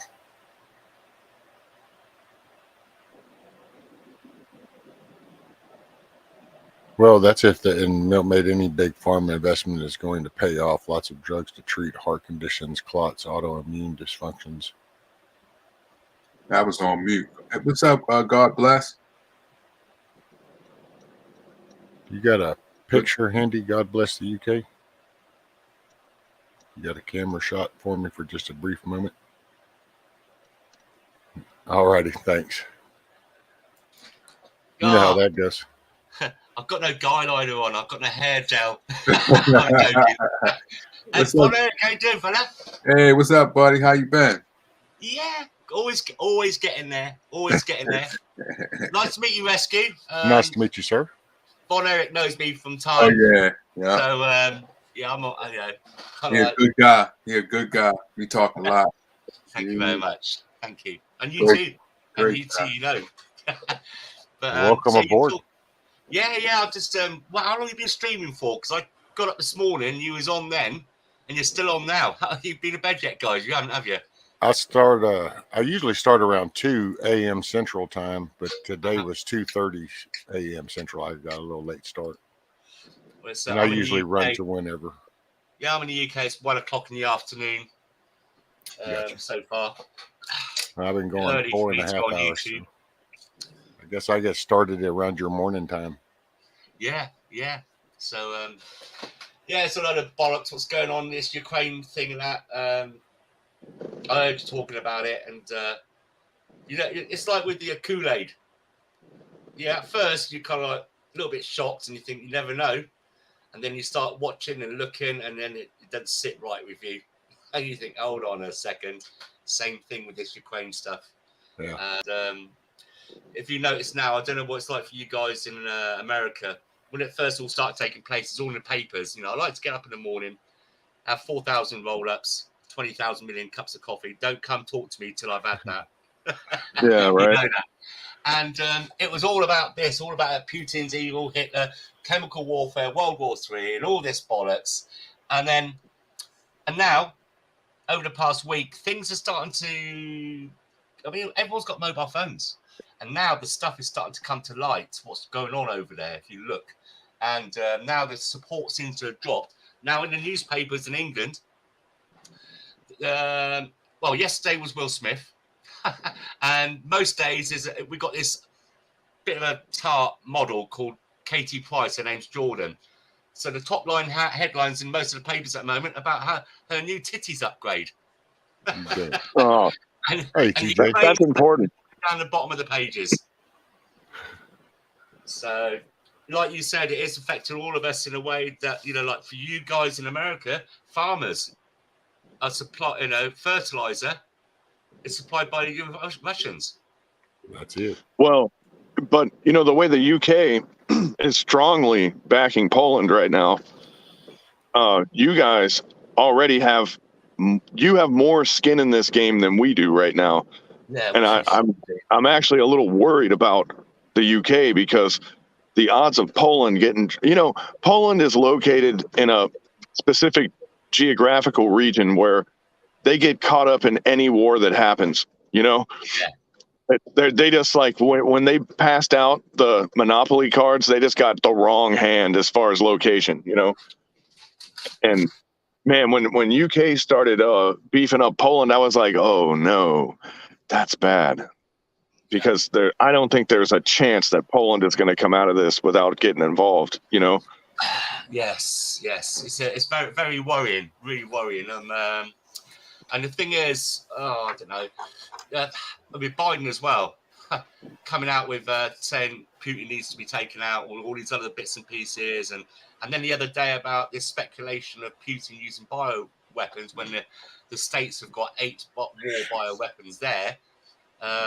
It's just trying to push an agenda. Biden, he's fucking going to get us into trouble. Yep. Right. Well, and you can see that there's nobody driving the bus over here. The bus is going 1,000 miles an hour, and there's nobody steering the bus. Like we got a guy asleep at the wheel, and we've never been weaker, and we've never needed somebody strong more than right now. Oh yeah. So you think that? I mean, Bushido, you think they're going to, if Poland gets into it, that will bring NATO in, right? So you think that they would do that? You think that? 100%. And I think that they're already planning on that just to be a reality. And I think these misspeak moments that Biden is having is that they're trying to work on the next move. They're trying to think a move ahead.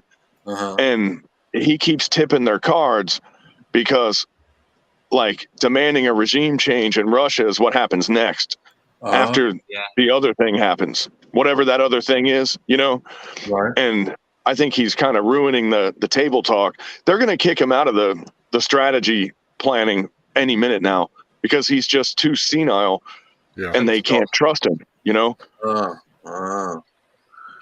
I mean, announcing that on the border that you have 100,000 US troops there now on the border of Poland. Yeah, and then there's like 8,000 or 9,000 in Romania. Right. And all those recognizing the situation. And all those part of NATO, right, Bushido? The Roman and Poland are part of NATO, right? Yes. Okay. All right. Well, Poland is, and what do you say the other one was? Romania. I think Romania is too. I think Moldova. Moldova is not, but Romania may be. Because the reason why I say this is because we had Romanian troops in Afghanistan that I worked with. So that means they probably are NATO because they were on a NATO mission. You know what I mean? Yeah. Because they was in Iraq too. Did Romania go into Iraq too? And we went over there? I don't remember seeing them there. But then again, I wasn't there for the whole thing. So I know that they have very beautiful women in their military. I do know that. I can confirm that. Oh, wow. I only pay attention to the important stuff. They must have all gone to the military because all the Romanians we get coming over here. Really? Yeah. Oh man, they were exceptionally beautiful. If you're into the dark and handsome types, or whatever the girl version of that term is, Right. Dusky maidens. Maidens. There you go. I like that. See, I'll tell you what, the British can put a coat of paint on anything and sell it to somebody,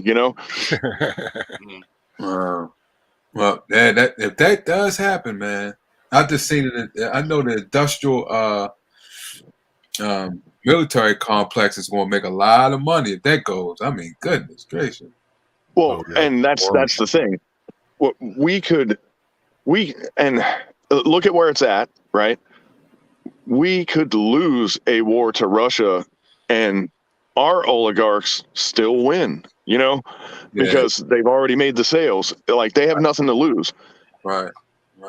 That's true. You're just going to have to hope that the Afghans will come and help you out. So they've got 80 billions. Someone's going to replace those weapons. You see it coming. Why would you leave so much value?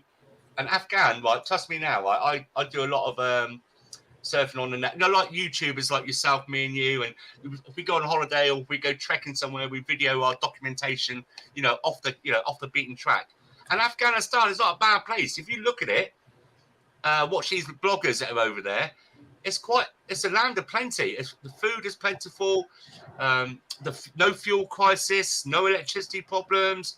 Yeah, the Taliban are there, but it doesn't seem to be. You don't see anything bad there or anything. Honestly, but now see the reason for that right now though is because Bugot's got experience over there. There's UN trucks showing up giving people food. There's a lot of there's a generational gap in farming now over there, so that's becoming a problem. There are people whose parents were self-sustaining, and the children have no idea how to grow stuff. Like, no idea. Did you serve there? Yeah, I spent a lot of time there, actually. Okay. I'm just going by what I'm witnessing now since the occupation ended. And there's if you go on YouTube, there's a guy called, if you just type in Afghanistan, but the best one I found so far is called Afghanistan HD, Hotel Delta. And if it wasn't for the fact of my skin color, and I haven't got a long beard down to my nutsack, I'd go over and visit. So I don't want to take the risk. Yeah. Well, believe it or not, man, like I lived in a compound that was away from the bases. It was out in the middle of nowhere. You can do it. It can be done. And then there's a lot of expats with the NGOs and stuff over there, and they get by. You got to be a little smart. I mean, it is dangerous there, Can be. But if you got your wits about you, you can survive. A little bit of Dari goes a long way, Yeah. The way that I look, actually having the beard down to your chin or down to your balls is like a good thing, because that helps you blend in better. Yeah, that's what I said. I haven't got one.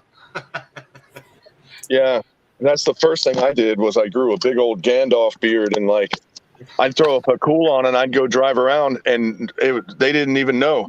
And if they did notice, I was already gone. Yeah, you blend in. Just blend in. Yeah, they can find out as long as you're.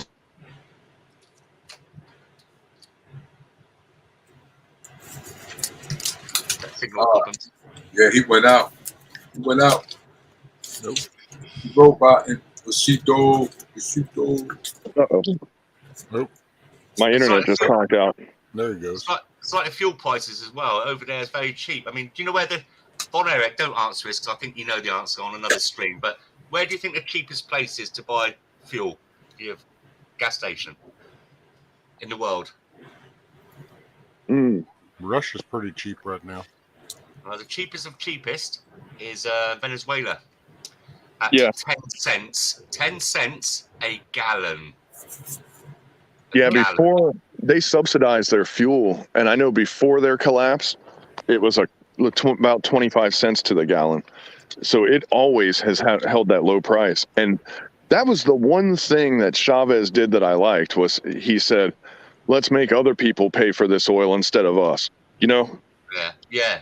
I mean, smart idea, I mean, Russia has won at the moment. They're just complaining. I watched a live blog about a week ago, and they're complaining it has gone up in price. It's gone up to $1.09 a gallon of diesel. And here's the part with diesel, because it's easier to make diesel. Why is it always more expensive? I think the refinement. Is it not the refinement? It's just heavy oil. Well, it's less refined than unleaded fuel. Well, they make it more expensive on purpose because you get better value, mileage-wise. Compared to a gas car, a diesel car, you get double the fuel. Well, usually diesel is not more expensive than gas. That's just right now, and I personally think it's because it's an attack on the trucking industry. I don't know, man. Diesel is always more expensive down here. Oh yeah. Yeah, see, Yeah. not here. Same for us in the Noticeably UK. so. Originally, diesel was really, I mean, if you remember, if anyone's of age here, that when diesel cars come out back in the day, they were really noisy, rattly, smoky. You know, they weren't, but now they've been refined. And the government told us, everyone get a diesel car. Everyone get a diesel car. So we went to diesel, we got cheaper road tax. And as soon as everyone switched to diesel, they put the fucking prices up. Yeah, that's what I thought. That's what I was getting ready to say. I thought diesel was cost less years ago. Then it was LPG. Remember the LPG? Yeah. Then it's LPG. You know, you can go into cities, not pay a tax to go into the cities. Your road fund tax will be free, and then they change that. Now it's the electric car. But LPG though, most Americans don't know what LPG is because we didn't really have that here. Petroleum gas. We still got some buses that run on it. Yeah. Liquid petroleum gas, but it costs an arm and a leg. £2,000 25 years ago, which you'd have to have the car for like 25 years to see the benefits. Right. Back in 1 second. And if it's American car, that ain't happening. The red are tankers and the green are cargo.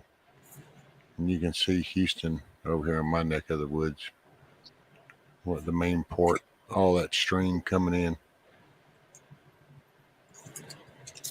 Yeah, I have my words of wisdom for buying vehicles. It goes off of sometimes and never. Sometimes for American trucks, never for American cars. That's one of my rules.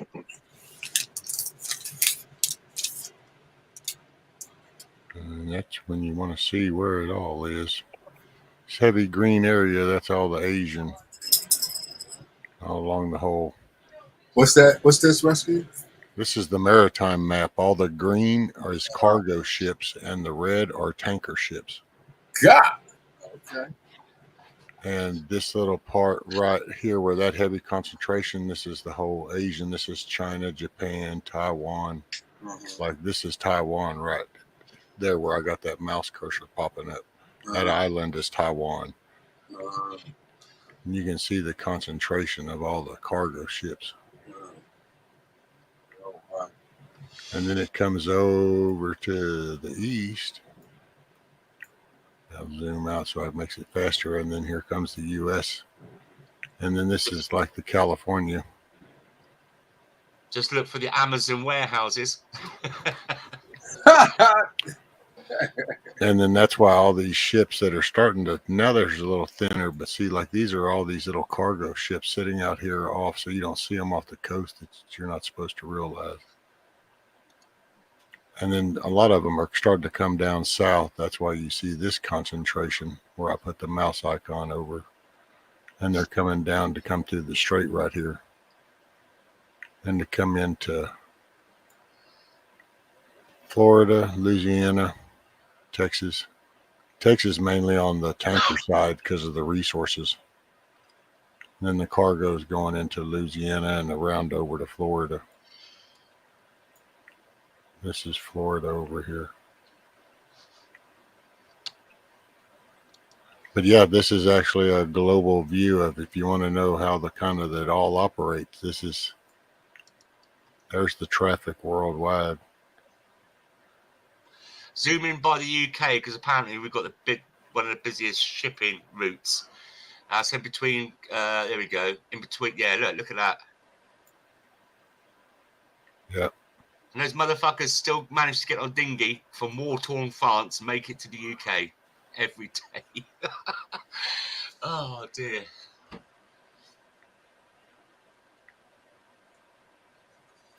Yeah, and there's a lot of your tanker, your fuel stuff. Yeah. So the red ones are tankers. Yeah, red ones are tankers, green ones are cargo ships. That's a handy thing to look at then, because then you can just look at what's going on with the oil situation. Yeah. Yeah, that's a handy one.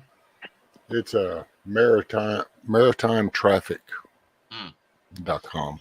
It's run off of satellites. A lot of these ships, when you get in close, if they're close enough to shore, when you click them, you can pull up where what the information is. The registration and everything. Like that one there, the destination is Houston. The position was reached 2 hours and 41 minutes ago. Wow. It'll give you the rate. 13.9 kilometers. It's hard to show it on this because whenever I do it on that looks so small, but actually on the regular screen, it becomes legible. But you can kind of see where they're coming from, where they're going to. Ain't no conspiracy theory stuff or nothing. This is the actual, there's actually traffic one too, where you can see the flow of trucks and stuff like that. And the air traffic. You can do the same thing with air traffic. Yeah. So, but yeah, usually there's a red, the green streams will be going straight across the middle there. It's like ever since the past year and a half is when this little arch up to the north has kind of been there, and everything else is slowly thinned out. But then again, look at the conditions we're under. So anyway, figured I'd just share that. Yeah, thank you. That's interesting. Especially, with all this bullshit going on about the oil and the fuel and everything, but you can still see it's still coming over, it's still there. It hasn't gone away. Yep. Smokes and mirrors. Yeah. Smoke and mirrors. Yeah. Yeah, lady, I was on another stream earlier on, and it's an English girl called Mrs. J. She got me onto you. Oh, okay. Rescue. Thank you very much. So I subbed, obviously. Yeah. I like Mrs. J. She's pretty cool. Yeah. She's just down the road for me. So about 100 miles. There you go. I thought you knew about rescue. God bless UK. Well, no, I'd have thought so as well. Because we kind of all bang around together, don't we? Birds of a feather. We all kind of stick together, same kind of channels and that. And no, I don't think I did. God, the map channels I'm subscribed to. It just takes over your life. I mean, I've got 5, as you know, I've got 5 kids, and I'm self-employed. I thought has DJ Vic's been in the chat rescue? DJ Vic. I haven't seen. Have you ever seen that her? She's from I think she had. I know she's been in what's it? Ron and I think she's been in Ronan. You Yeah. talking about Mrs. J? No, DJ Vic's. Oh, okay. Doesn't sound familiar. She's English. Yeah. I thought she's been in on your channel, Rescue. I could have swore I seen her, but maybe not. It might have been another channel. Well, and could have, and I just didn't notice, which I would apologize for if that's the case. But yeah, I'm trying to pay attention, but it doesn't sound familiar. What is it? Jason, Joe, Mrs. J. Cool. Dang, there's somebody else I'm forgetting. I don't even think I got Mrs. J. I wonder if I'm subscribed to Mrs. J. Miss J. I don't think she's got a channel, is she? Because I did look. Oh. Because she was on with Sweetly. So Joe Cool was there, and a couple of a nudie. Oh yeah. New guru. Yeah. Mrs. J is she's pretty well versed on the a lot of the history based stuff, especially in your region over there. She knows a lot of that stuff. It's really interesting to listen to her. Yeah. Well, what turned me on to her, if I'm allowed to use that these days, Me Too movements and that, it was I got up this morning. It's really early for me. I like I said, I like to get up, read the papers, 4 million cigarettes and cups of coffee. Don't talk to me, don't look at me until I've done that. And I just saw that they were on. I thought it's a bit early, and I just listened in, and there's talking of this lady, Mrs. J, The full Monty there, he's got no one is more hatred than he who speaks the truth. And at the moment in the UK, it's starting to turn, but there's a lot of Ukrainian flags flying and people wearing Ukrainian face masks, even though there's no Kool-Aid restrictions, right? Right. And I heard her talking about it, and a couple of people, especially Nudie, jumped in, no, and I said, no, and I had to jump in. I said, Nudie, you've known me a long time, and we've never but she is right. This girl is right. I mean, it's nice to see we got that kind of people here that, they like to look at both sides of the story and to work out what's really going on and not listen to I can't remember the last time I watched the mainstream media. The mainstream media, man, they're amazing over here. They've got Antifa people supporting Ukrainian Nazi battalions. I'm like, wow. They found the bottom of the pool, like. Right. To be fair, I'm a Trump supporter. I don't know if you're going to dox me, hate me now, but I like what Trump done because he was the only politician I've ever seen in my life that had a manifesto and he got into power and he did what he said he was going to do. He did bullshit. And I'll say this. I'll say this. Full disclosure. I did not want the left to get in, but he was my last choice for the right. But while he was in, he won my respect, and I am of the same opinion of you now. But man, I really thought that we made a mistake when we got him in the beginning, and he wasn't perfect. He made some mistakes, and obviously he has that American buffoonery that he's like a bull in a china shop. He doesn't know how to. Yeah, he's all thumbs when it comes to speaking, But I like where his mind was. I like the direction he went. And yeah, you're right. He did. He stuck to his guns and held himself accountable to his own program, And you said, I missed that. You said Antifa was wait a minute. You said Antifa was on fighting for Nazis. The Nazis?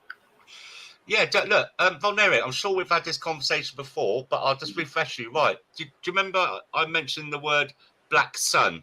Yeah, I remember that. Yeah. Right, so the Black Sun, if you look at the insignias on the Ukrainian soldiers, you'll see the Black Sun insignia. That is linked to back in the day in the Nazi regime, and it's also linked to the occult. Yeah, it's an occult symbol. Studied. Yeah, right. And also the Ukrainians got the wolf hook. Right. That thing on the side, the insignia on the side, is a wolf hook.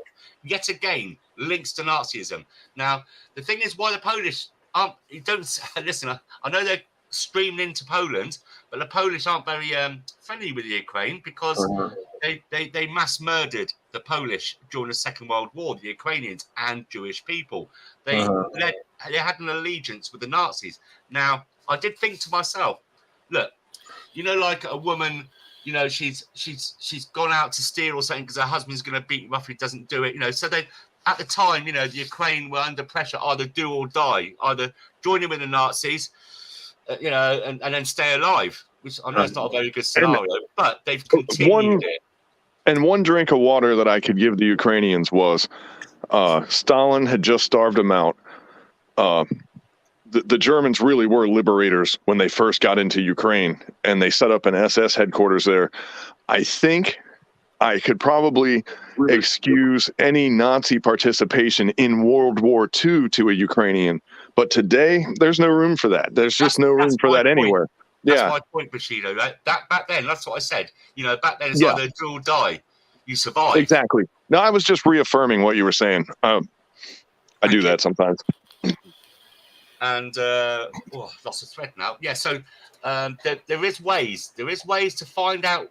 Look, you've got to remember, what's everyone got? Everyone's got in their pocket. They've got a mobile phone, haven't they? Look how dismal the news has been on reporting on. Showing the same hospital bombed out, set time and time again. If there's all these atrocities are happening, it's massive apparently. Where is the footage? You've got reporters there. Now, if you go on to, as an app called Telegram. I'll just say, remember the introduction to the Iraq War when that all became a thing. Look at all the coverage, all the footage. You don't see nothing. I guarantee you, I'm pretty sure, and I put myself out there. Now, some of you guys don't know me from before. Von Eric knows me. And so I might come across a guy that, say, as you're walking in a bar for the first time, you see me punching another guy just stood in front of me. You think, what the fuck? But you don't know that guy just raped my wife in the toilet. So, you know what I'm kind of saying? I might come across as controversial, or some people might not like what I say, but I won't say it until I've done a lot of research and I've looked into it. So I don't want to make myself look like a jackass. But I think that after all this has died down, that Ukraine will be trialed for war crimes, from what I've seen. They're really, really bad. The army. Well, that footage. Well, the footage that's out now. One, the crucifying stuff. That's set in front of the crucifix, like the KKK. Yeah. And I saw that. The bad one is, did you see them shooting the people in the legs right as they came out of the trucks? Yeah. And then they beat them while they're bleeding out. Who was doing that? Who was doing that? The Ukrainians. Yeah. Oh, mate, I'm telling you, I've just seen some horrific stuff today. And, you know, like, if you've been in a war zone before, you can see when somebody's lights are going out. And if you watch that video with the guys getting shot in the legs, when they lift those hoods, those dudes are in shock. They're on their way out, and they're not trying to help them. They're just letting them bleed out right there on the floor. And at first I was like, well, maybe they're trying to interrogate these people and there's some critical information they need. Well, then comes another truck. They shoot the guys in the legs. They're not asking them any questions, you know? And I'm like, well, they're not interrogating these people. They're just shooting them in the legs, putting hoods over their heads and letting them bleed out, you know? Yeah, they're stripping these guys down to their boxer shorts as well, the Russian soldiers. But you see, I don't know if it's propaganda, but you see the Russian soldiers, they've captured the Ukrainian army guys, and all they've done to them, they've given them food and put cuffs on them. You know, it's cold over there. It's cold. But then I'll tell you what you're going to be finding after all this. Lots and lots of mass graves of Russian soldiers tortured and then put in alive. Well, you probably see, and you know what this kind of rang? What this rang an eerie familiarity to me. It's becoming and escalating exactly with what happened with Germany and Russia in the Second World War, to the point where you couldn't get captured by the other side because they hated each other so much that you knew that you were going to be not just killed, but you were going to be tortured to death if they ever got their hands on you, you know? Yeah. And I think they're already there, to be honest, because once here's the other thing. And Rescue, you were saying, where's all the news footage? Well, before this thing happened, the United States, I know for sure, and I don't know about the UK, but the United States has a complete information blackout on anything coming from Russia. So we're only getting one side of the story on film, you know? RT News on purpose. was the first one to go down, but you can still watch it if you've got a VPN, you know, virtual private network. Right. But what's funny is the footage that is leaking from the Ukrainians, we don't even need the Russian footage to see that they're up to no good. You know, God only knows what they have. And they think that's okay. They think that's normal. It's horrific. War crimes. Well, those guys have some pretty thick skin over there, and that probably is normal for that region. But it's according to the rules that the world has agreed on. It's not good, you know, and it's, you know, you can go to one place and another place and people might eat a steak differently. And that's just a quirky little thing. But when it comes down to torturing and killing people, you can't allow it to happen, you know, like we can't allow the world to sink to that level, you know, or you get watch documentaries in Central Africa, like Liberia, and these conflicts and stuff like that. And the things that these people were doing to each other. It's like, you know, the intervention of the UN is supposed to stop this stuff. And it seems like this time it's escalating things. And I don't understand that. It's like the UN, we should have stayed the hell out of it. And I think if everybody stayed out of it, this could have been a thing between neighbors, and it would have been a flash in the pan. It might even be over already, you know, because that's not the plan. Oh, look. All the NATO has got blood on their hands from this because they're supplying all these weapons, right, which is delaying the inevitable. The inevitable is Russia will win this. Go ahead. I got a question there. for you and more knowledge of me of the Russian population. So, what part of that is the Bolsheviks of the genetics of the Bolsheviks? You know what I'm saying? Well, I heard that they like grind. They'll pick up rocks and spit out sand. You know what I'm saying? The Bolsheviks. Right. Well, the Bolsheviks would be like calling us. God, I don't know. I'm trying to think of an American equivalent. Are they in Ukraine or are they in the Russian? I mean, at one time, it was a political party that ran Russia at a certain point. So to use the word Bolshevik now is kind of an insult to a Russian, or meant to be an insult. I don't know if they take it as an insult, but there was the Bolshevik Revolution, and Russia's had a pretty just like what's happening here. Russia's history is like one group takes over, they rule with an iron hand, and then overnight a bunch of peasants come in and chop everyone up with machetes, and they start all over again. All right. Thanks for information. Stalin. And at one point, there was some weird witch doctor that ran Russia. A guy named Rasputin. Go figure. Right? Rasputin. Oh my goodness. He was kind of a badass. I will say, Milkmaid, that's the minute they said Putin was the war criminal, that automatically made me want to look at him. But then that's what they get for lying for the past 6 years. The thing actually longer than that, but for me, it's just the past 6 years in my face lying. I know it.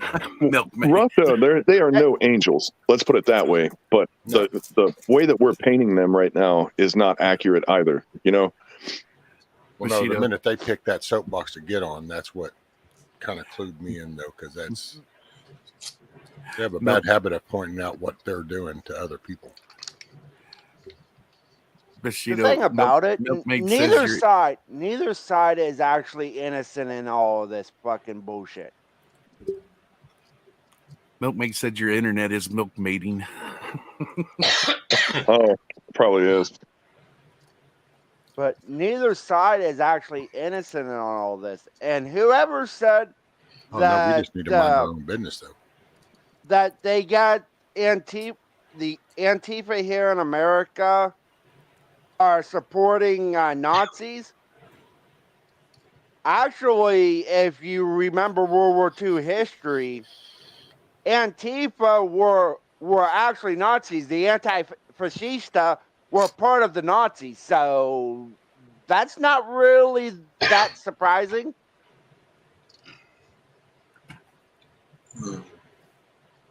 I think that's all you, Bug Out. Oh, man, he roboted out. I don't want to make him say the whole thing all over again. I can say the whole thing. I can say it all again. In World War II, the anti-fascista in Germany were actually a part of the Nazis. Yes. They were not, and if you know that, since Antifa here in America wants the same thing as what they did in Germany, it's not actually surprising they're supporting Nazis in Ukraine. Here's the curveball, though. Wow. The reason why they were kind of adopted into the SA later was because they were so staunchly anti-communist. Right. The Antifa and the anti-fascist today are communists. So that's the one change that isn't the same. And it's weird that they would bring back the iconography and stuff. The symbol is almost exactly the same as it was before. And they would bring all this up, but they're so staunchly against Nazis. But it's like, hey, man, you guys were brown shirts at one point, like your roots are just dripping with swastika gravy, and they call people in that guy Avi Yemeni in Australia. Avi. And they call him Avi. They call him a Nazi. And a racist and stuff. That's the Antifa. And he's freaking Jewish. He's Jewish. I know. Yeah. Who was Jewish? The guy called Avi Yemeni. He's a reporter for Rebel News in Australia. and he's a good guy. Yeah, he's a really good guy. Reports all the bullshit, but then you get all this Antifa down there, and they try to victimize him, try to spit him. They call him a racist. They call him a Nazi. That's the other thing as well. Like you just said, guys, about the Antifa. You can't have an argument with them. You can't have a debate with them. They just go into meltdown and you're a Nazi and you're racist. That's their two answers they can only give you. Well, and what's funny is, if they don't understand what you're saying, you're a Nazi. Yeah. And if they do understand what you're saying and they don't agree, then you're a racist. You know? Yeah, the two answers. They do. Monty, I love that you're changing your background. Yeah, they do that in the heartbeat. Yeah, they will do that. But you guys are mainly, any of you guys been to Europe? Yeah. Yes. What parts have you been to? I've never been to the UK, which is one of the parts I've always wanted to go to, but I've been pretty much everywhere else, you know? So if you go to Spain and Italy and places like that, they tried to give us a picture of the Cold War, you know, Russia, back in the day, Stalingrad, lots of gulags and stuff like that, although they have none now. Those things, Russia now is more like a European city. Morning, you know, Morning, and when I watch, one thing I do notice about Russia, I'm a little bit envious of, is when you get these guys going around blogging, and there's a guy a couple of nights ago called Inside Russia, if you don't mind me dropping those links, Rescue. He was walking along the streets at night, you know, and daytime, stuff like that. He's talking, doing a live blog. And he's going down some strange-looking places, you know, not ghettos, but one thing they don't have over there is I don't see any graffiti. I don't see any rubbish on the floor. It's a really clean place. They seem to respect. I mean, look at their train stations. Wow. Yeah, but then again, if you go into Siberia, and I'm agreeing with you, but I am bringing up one counterpoint to that. If you go to the areas that were what they call left behind, like Siberia has a lot of cities and towns and stuff where the economic machine just kind of stopped reaching that far. You start seeing all that stuff. You see all the trash and the graffiti and all that other stuff. But yeah, in mainstream Russia, and the penalties are so stiff that no one dares to do it, you know? Yeah. But, you know, at a certain point, like the first time I ever went to Singapore, I was like, they're really going to fine me $50 if I spit on the sidewalk, you know? But then after I thought about it a couple years later, I was like, why don't we do that? You know, like I'm so tired of people not giving a crap about where they live. You know, it just, you know, you get old and you want people to stay off your lawn. Go figure. It happens to everybody, you know. $50, that's a bargain. In the UK, it's about around £200, which is about $280. Even if you throw a cigarette butt down, you get caught. That's it. $280. Wow. Congrats, Midwest. Hopefully you hear back from them. But Bushido, we have something most places in the world don't have, and that's that freedom of speech. So you spitting on the sidewalk, you can say that's your First Amendment. I thought you were going to say high fructose corn syrup. That too, but that's a whole nother freaking story. That was that. Well, freedom of speech, do we really? Right on, Midwest. What country has freedom of speech? And where does spitting on the sidewalk associate to freedom of speech? I was trying to go there. That's what a lot of people would say. I've actually heard someone say it because they say it's freedom of speech, just like burning the U.S. flag is freedom of speech. Okay, well, here's what's funny. Spittle from your mouth has nothing to do with speech. You can burn a U.S. flag, but you can't burn any other flag in America. What's up with that shit? You know? Yes, same as. You can criticize any religion in the world, bar one, a peaceful one. Because in some countries, when you spit towards on the ground or whatever, they take it as an insult. Yeah, I know that. Or if you get what I'm saying. But, spit on my feet, I take it as an insult too, and I just live here. So we had the lockdowns. If you did that, you'd be set upon because of the Kool-Aid. But I know, but Bushido, like he's been around different parts of the world too. I know you probably have too. I don't know. I haven't. I've just been in the United States, but there's different culture, different culture insults. Yes, that's all I'm saying. All right. Well, there are some groups of people, man. There are some groups of people that you can't do anything. You can't use your left hand. You can't point the soles of your feet at them, so you can't cross your legs when you sit down. Right. It's like, and I'm like, man, I don't want to live in a place like this. Like, I don't even want to visit this place. This is stupid, you know? No soles on the feet. and like I'm ambidextrous, right? You know, so like I shoot right-handed. I throw a baseball right-handed, but like you know, I write and I eat with my left hand, you know, and I use my left hand for stuff, and they would slap my hand, and I'm looking at them like, what is your effing problem, dude? I'm about to take your ass outside, you know?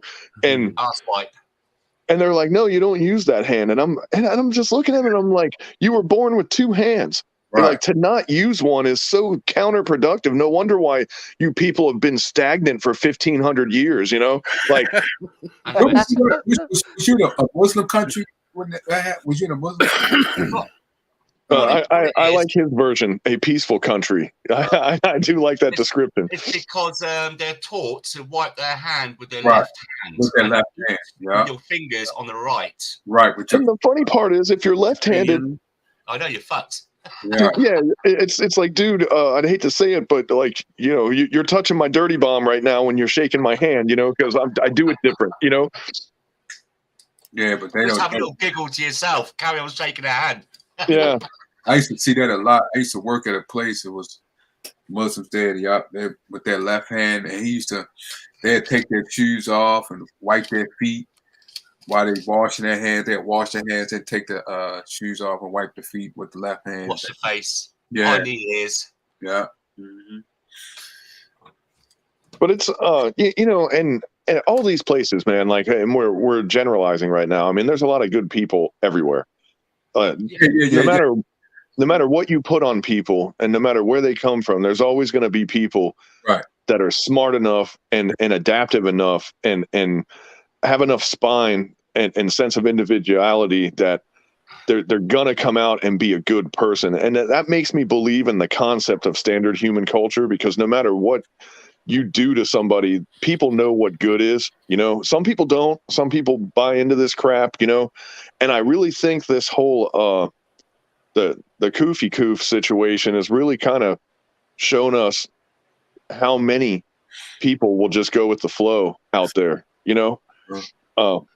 And you wonder, like, for example, to go back to the Germany thing, like, you know, they won't talk about that. You can't talk about World War II or you know, the Hitler guy or any of that stuff, you know.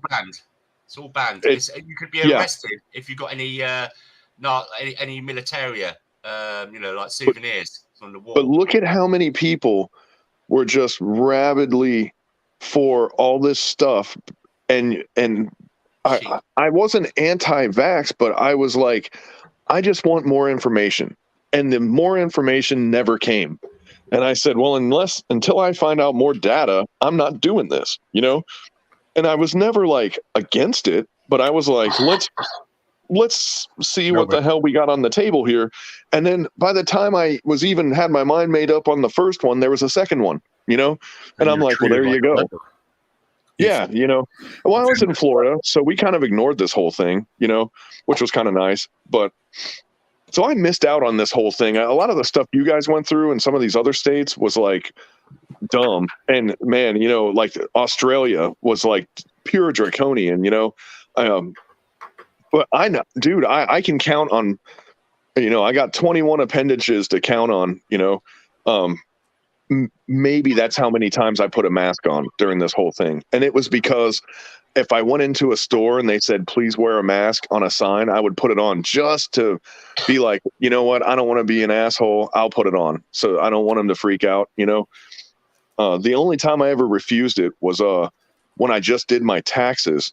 I went into the tax place and they were like, you're not wearing a mask? And I looked at them and I was like, no one's worn a mask out here in a year. What are you talking about, lady? You know, like, I was like, did you just get here from like New York or something? You know what I mean? Like I was kind of asking her like, oh, where are you from? You know, like you're clearly not from here. Like we just totally ignored this whole thing. Like, and I got kind of lucky there, but still it shows you how many true believers are out there. And those true believers are the ones that are going to do all this crazy crap, you know?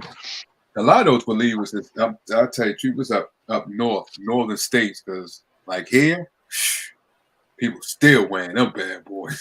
like they're part of their clothing. There's one big mystery about it all that takes it up to another level. When you're going along in your car and you see someone driving on their own and they're wearing a mask. Yeah, exactly. That's like having a wank with a condom. Yeah. Well, you know what it is? You know what it is, though? Those are all the people that had imaginary friends as kids that never let them go. It's a safety blanket, hey, you know, little dummy. Hey now, Harvey the rabbit is always going to be my best friend. Right, but if he's in the car with you when you're driving, you got to wear a mask, you know? Touche. Okay. That's what I'm saying. World that we've come to. It's very. Well, they had somebody in Kentucky. What they say in Kentucky? The police was taking down license plate if they was. Oh wow! At churches. Oh wow! I ain't never heard. Did I hear that before? 2020, our governor had police outside of churches taking plates numbers down. Yeah, I saw that. Oh, wow. And going into the services as well. Oh, and wow. arresting the pastors. I didn't know that was Kentucky. I thought that was. And then you had the crazy things. I don't know if you had this over in your part of the world. Is that you go into a grocery store and they taped off and put a barrier around all the baby clothes and stuff like that. You can go and buy a bottle of vodka. Yeah. Well, did you get that? Not to mention about all the shit that got stocked on the shelves. Yeah. All the titty bars and all the titty bars and the bars got left open, but the churches got closed down. And yet Walmart could stay open. Yeah, they had that Walmart and Target they was talking about. There was a lot of them. They closed down all the small shops, didn't they? Yeah. They weren't allowed to open, so they suffered. Well, you could stay open. You were allowed to stay open if you were the good guys. The good guys could stay open. The bad guys had to close, and that was the middle class. Those are the bad guys.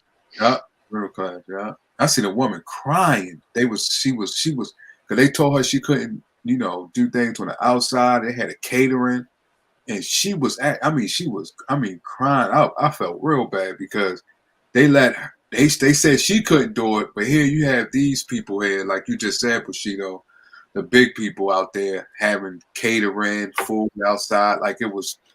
Wasn't that like Obama's birthday or some shit that they had the big old throwdown at the big tent and red carpet shit in California or something? You want to know some irony, man? Wasn't that Kenny Bunpork? I don't even know if I'm allowed to say this, but the reputation of Obama, would it not have just been crazy ironic and poetic justice if somebody droned his birthday party while they were doing it? Because that was in the inside.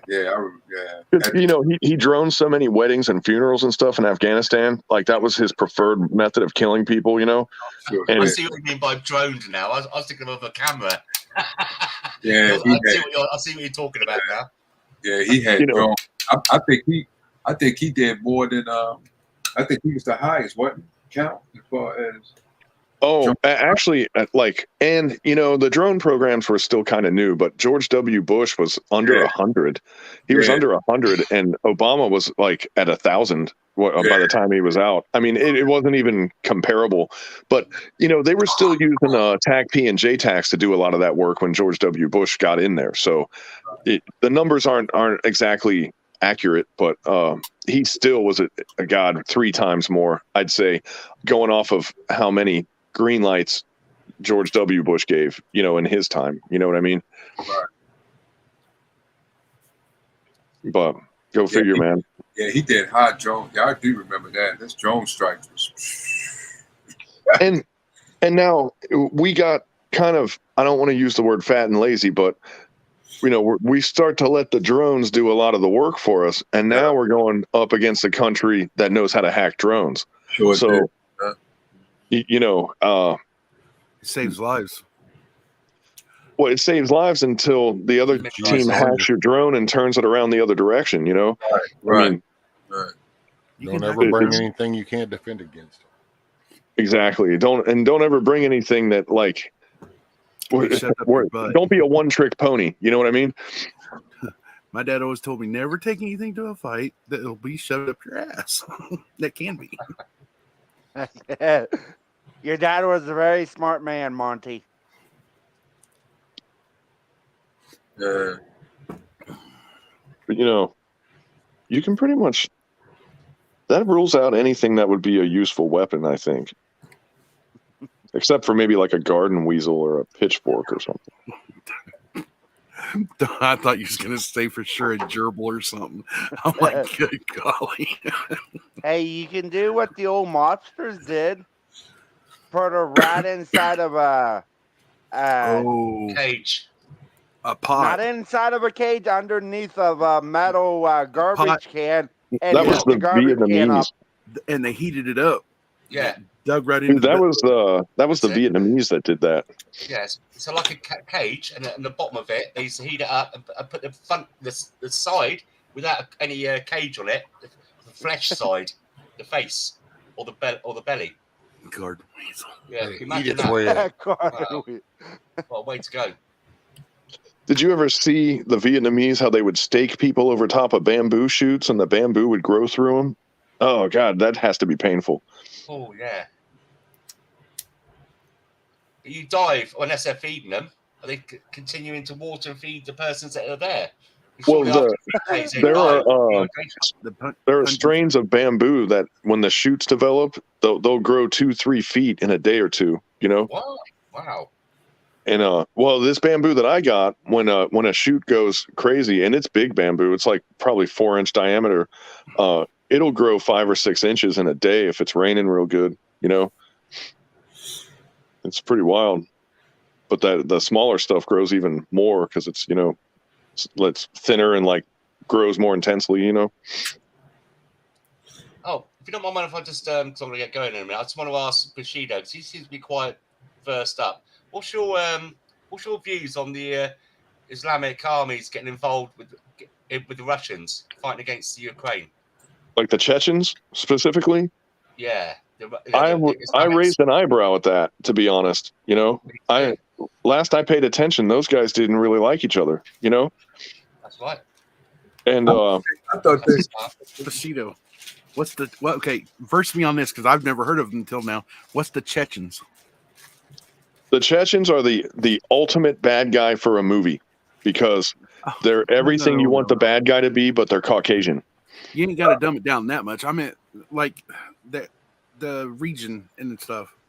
Oh, it's in the Russian territories, and that was And they're Muslim. Yes, they're extremely Muslim. They used to be called Moors back in the day. Yeah, we'll look at was it Crimea? Was that war? Oh, was it about 19? Did you say the Boers? Moors. You mean that happened in Africa? Yeah, the Boers. That means farmer in Dutch. Those were the South Africans. Not Moors. Moors. Yeah, that was the late 1800s. Moors. MORSV. MOO. Oh, the Moors. Okay. Oh, Moors. I got you. Good habit, maybe. My bad. But yeah, the Chechens. That war ended in the early '90s, I think, and I don't know when it started. But it was very bloody, wasn't it? Very, very bloody. It was extremely bad. Kind of like a Russian Vietnam, I guess you'd say, but it was urban and it was like really ugly. Yeah, brutal. What's up, Guardian Prepping? I thought it was crazy how they said how crazy Milosevic was, and I was like, were you guys not paying attention to Chechnya over here? This is nothing compared to what they were just doing over here, but whatever, And then Milosevic goes to jail, and then he gets poisoned, and blah blah blah. Right. It's like that dude just had to go. I don't know what he knew about Hillary Clinton, but that guy was on the first thing smoking. Right. Morning, Ronnie. Tongue Morning, of the G-Mo. South has a good idea to stop all the chaos over there. Give the Russians vodka. Moreover. Oh snap! Oh no, it'll just get worse then. That place. It very well might. How are you, Guardian Prepping? Hey, Guardian. Hey, Guardian. Hey, Guardian. Hey, what's up, guys? How you doing? Right. This is all your fault because you guys want to speak about South Africa. So, like, I instantly hear my ears ringing from the other side. How's everybody doing? Good to see you guys. How are you? Yeah. Things going okay down there? Yeah, I just got back from another checkup with my little one on the way, and all's good. So, very happy. Yeah. Awesome, brother. Awesome. That's good to hear. Yeah. All right. One of the jobs that I had, our finance lady was a South African. So whenever I hear your voice, it reminds me of her. Like, really, her accent was almost identical to yours. Yeah, one thing I can say about our people in South Africa is that we're extremely hardworking people. We come from a really, like, it's part of our culture to be extremely, to put ourselves out there and to work ourselves, like, ridiculously. We had South Africans on our team, you know, but their accents were different because they were from like the like, I don't know what you would call them, like ghettos or the inner city, you know. So they had like little pieces of Hutu and Zulu and stuff when they would talk to you. You know what I mean? They're like, what is that, Afrikaans? I think. There was a lot of like other language like that came out, but our finance lady, she was like a college educated person, and her accent was almost identical to yours, all I know is when she would call you friend, that meant that you were not her friend at the moment, which I thought was weird. Listen here, friend, you must listen, and then you're like, oh shit, what did I do, you know? Yeah, it's there's one of the beautiful aspects is that there's just so many different cultures from South Africa because we've got 11 national languages, so we've got like all sorts of different people, and that's one of the coolest things ever is coming from a place that like is truly diverse. 11 official languages is nothing to look like slightly at. It's just so interesting because we've got all these different people and different ideas, and yeah, it's a really awesome place to come from. And you'll find that South Africans in other places of the world, almost always, every single time without a doubt, are extremely hardworking. That's why part of why Elon Musk got to where he got to is because he's from a place where there is no choice not to be putting yourself out there in every way possible. I'm not being an advocate for Elon Musk, don't worry. I'm just saying that that's part of why he works as hard as he does every single damn day. I wake up at like 5:30 in the morning, I go canoeing, then I go cycling, then my day starts here about 8 o'clock, then I work about my first shift, can sometimes pop in here by you guys for about half an hour or so, then I've got my lunch break, I also pop in here for a bit, and then in the afternoon I work, then I work out, do gym in the evening, and that continues from Monday to Saturday, like every week. So yeah, we're very like, you know, we kind of really busy people. Awesome. I can't come there because too many dinosaurs. So. Too many. Somebody said one of the most wonderful people in my life was a lady from South Africa. She always called me love, and I absolutely adored her. Yeah, I used to work with a lot of them. See, Vaughn, in Florida, you go find some alligators.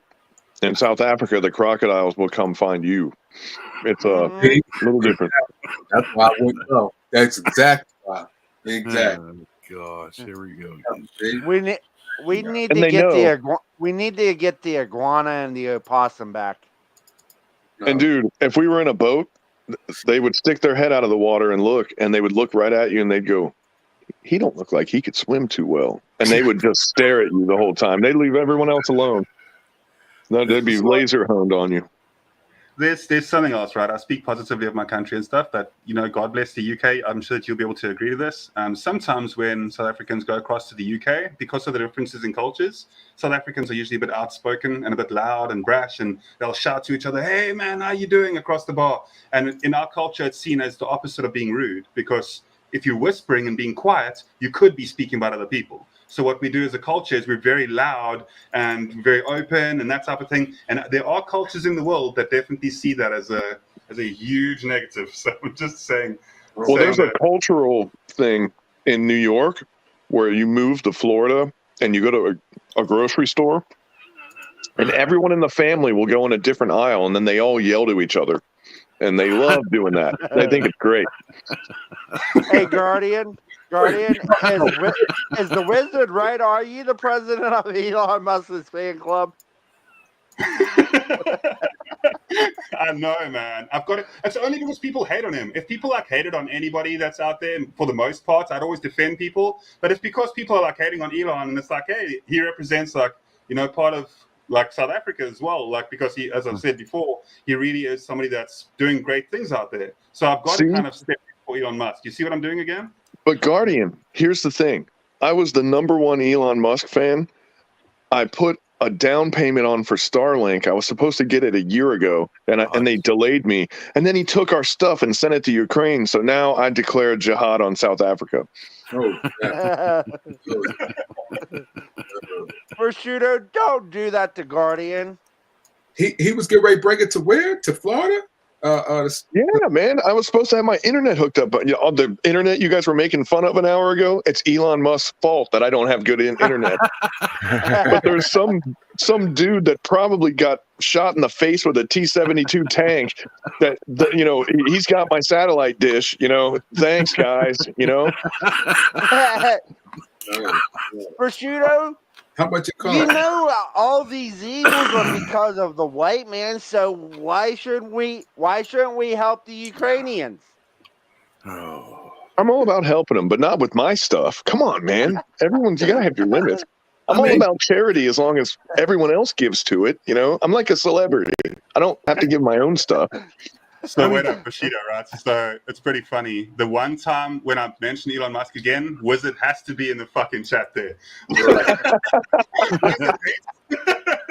Wizard hates Elon Musk, man. And every time Wizard's around, I get caught speaking about Elon Musk. So Wizard believes that everywhere I go, I constantly speak about Elon Musk. But the only times I speak about him are on this damn stream when you guys are bashing on him. So just letting you know that, Wizard, I don't like represent Elon. I actually like Elon Musk.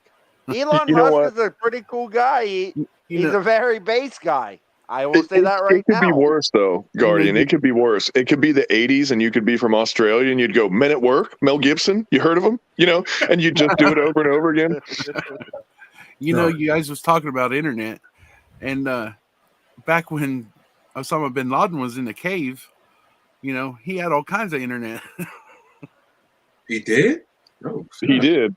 Oh, wow. That's, man. You got a message. Give me 1 second. First of all, I'm going to welcome everybody in chat. Thank you for joining. Hopefully you're having a good conversation. And the second thing is Camo Carl. If you just show me a quick camera shot, brother, appreciate it. First of all, you're calling him Osama bin Laden. You know what the CIA called him? They called him Tim. Tim, that's right. And if you think that guy doesn't have MEOC and satellite hookups, you're crazy, because that dude is not who you think he is. You know, and first of all, he's a Saudi, which means that he was probably college educated by the time he was 9. You know what I mean? And like we're like pegging him as some dude that lives in a cave. That is not Osama bin Laden. You know what I mean? Right. I'm just saying. And dude, he was as his job as a warlord was exactly as viable at the time as AOC being in our government, you know. Like he was put in that position because he was a wealthy, influential follower of Islam, you know, and they were like, we're going to put this guy in here because we think he has the charisma to pull it off. And well, that he did have in spades, you know. He was really good for what he did, but he was kind of like Elvis, you know, like his image was way different. You know, we believe in a cartoon version of the real guy. You know what I mean? Yeah. But that's how it always is. Well, except for Ron Paul and General Patton. General Patton was the real deal, man. How y'all doing? How's it going, Carl? Hey, Carl. Long time no see. I like Ron Paul. Man, Going all right. I like. Looks like the place to be. By the way, Guardian Wizard says, "Oh no, I don't hate Elon at all. Love you, Guardian." So there you Nah, man, I know Wizard and I actually have some incredible conversations. I've always got time to listen to Wizard. I could have conversations for hours with the guy. He definitely knows what he's talking about, and it's just more of a joke between him and I with the Elon thing. Don't worry, it's fine. It's just because every single time I'm talking about Elon Musk, and I do approve of what he's doing. I think that it's interesting and stuff like that. But I understand people's willingness, and everybody's got the right to choose if they like him, if they don't. But I do kind of just feel that it's kind of, I don't know, that is kind of my place to say, hey guys, just, don't be too harsh on somebody. That's what's up. Well, dude, one thing that you do have in South Africa is Ronin, the PSD school. That is one of the best in the world. Well, not just that, but we also manufacture some of the most heavy industry military vehicles out there in the world that a lot of people don't even know about that. Are you guys familiar with what, I'm sure most of you are, but if you're not familiar, check up the Marauder. The Marauder is a vehicle that we make here that is incredible. Really one of the best vehicles out there. We've also got Paramount here, Paramount Military Tech. I could go further. Well, you used to have Vector, but it split into other companies. Yes. The carbine, the 45 carbine, Vector. No, Vector with a K. It was a defense company. All right. And God, I actually have I have South African body armor and helmet here because from the job I was on, there were so many South Africans that, and I'm trying to remember, was it Global Defense or I'm trying to think of the company, but I'm just we had a ton of South African gear. Actually, they're really good at legit. For sure. Definitely a fan. Yeah, I got killer. You guys might be interested in this as well. Have you seen the updates regarding the improvements of human species by technology that they're busy doing? They're busy making, it's not just a joke. They're making the $1 Million Man and that type of thing. They spoke about all those type of things for the longest time. It's some pretty interesting research if you guys if you've got some time available. If you can look into human adaptation, biotechnology, and improvements to self. So basically, we're making super soldiers, almost like a 40K, Warhammer 40K. If you guys that type of move, we're doing that right now. I see that on was it Vice or one of those news channels? I see, yeah, I see that. That's pretty cool. I like it. It was, yeah. I was like, oh snap, that's done in South Africa. Well, there are projects. There are projects that are done throughout the world. Most of it's done in the US. Most of it's done in either the US mostly, and also some places in China. Okay, I got it. Yeah. Guardian, I'm curious. I was just talking about this a day ago or so, but I remember years ago this began down in South Africa down there. But is that are those anti-theft or anti-carjacking devices legal down there, like the flamethrower that blows out the side of the vehicles and stuff, or is that as illegal there as it is here? It depends on who you ask. I think you should mix the flamethrower with blue or pink confetti, so when someone tries to carjack you, you can find out what sex your baby is at the same time. Reveal. Why am I surprised you would say something like that? Reveal party, right? Yeah, like a gender reveal flamethrower. That's come on. It sells itself, right? But you'd only get to use it one time, maybe. Well, how many times do you need to use a flamethrower? As many as you want. Come on. As much as you can. Throw another shrimp on the bobby. Throw another shrimp on the bobby. That surely would roast those iguanas.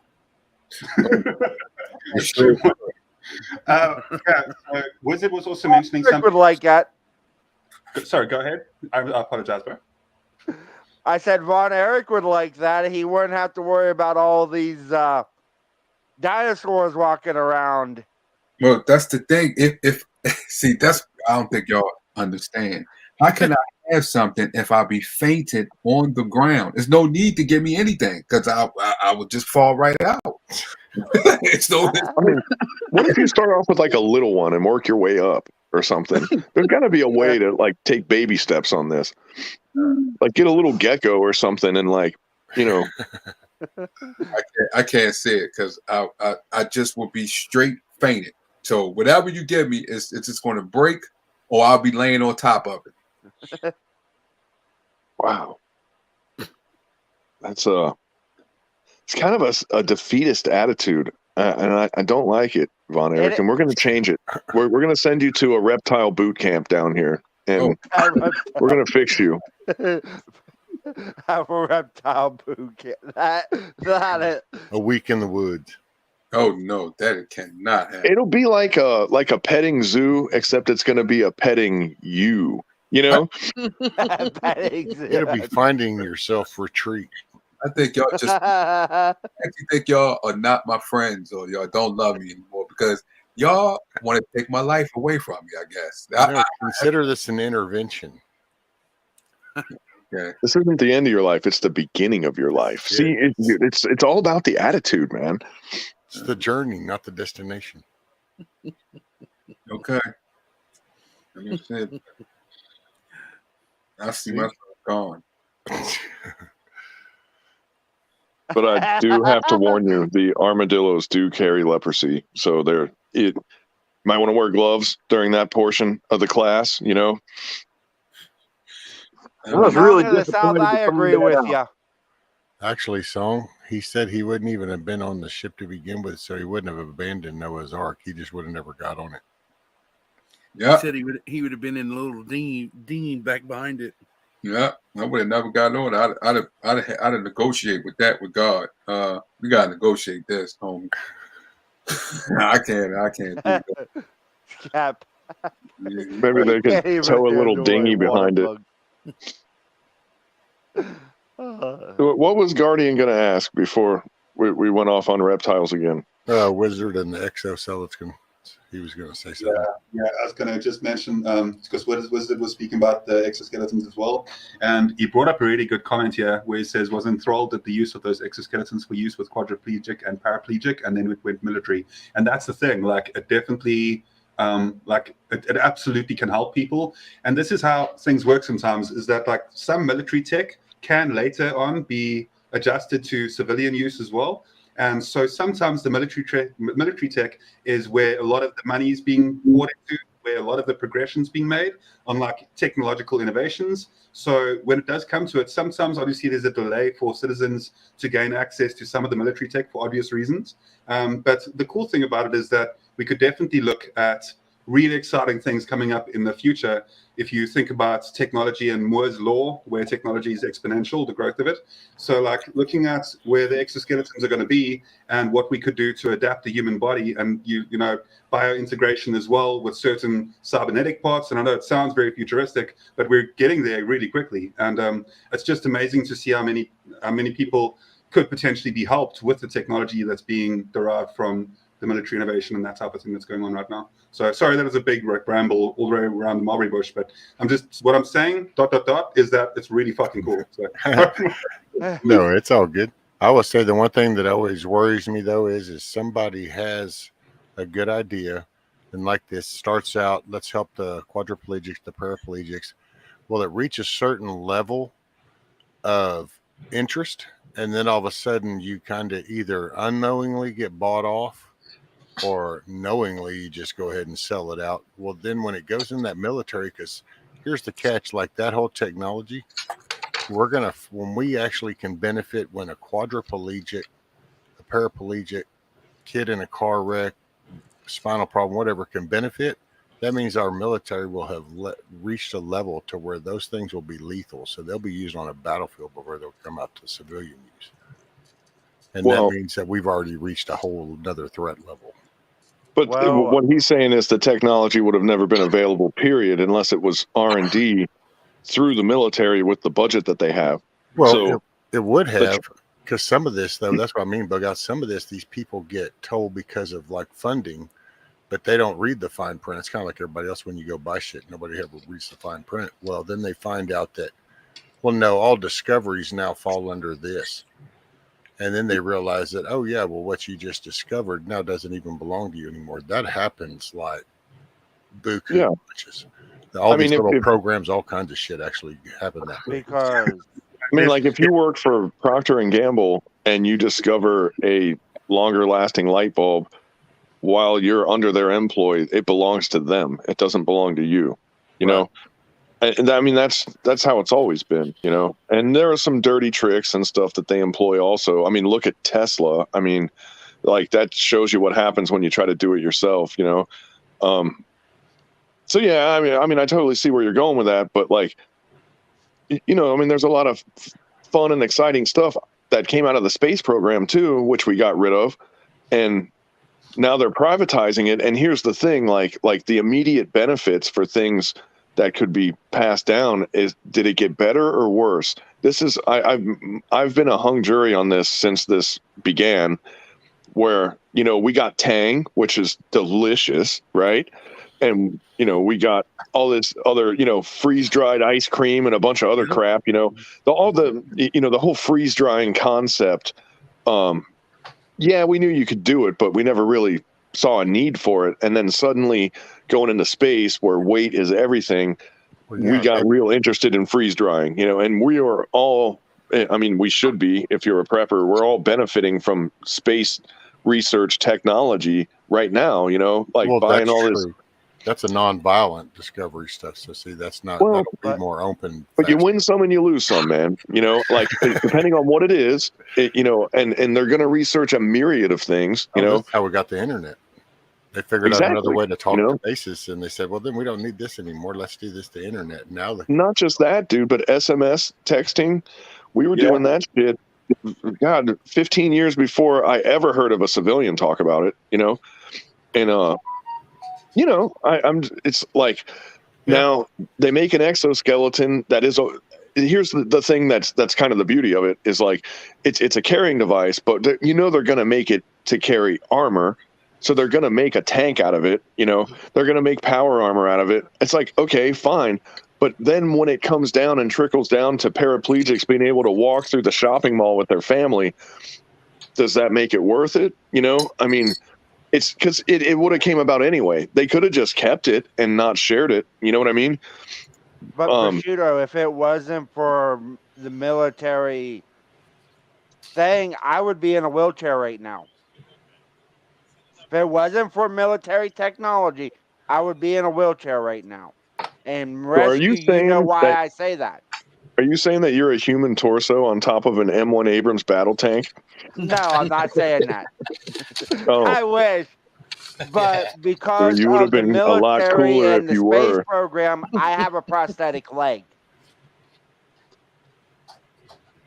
Yeah, that's pretty cool. They were able to do that. That's definitely one of the implementations as well.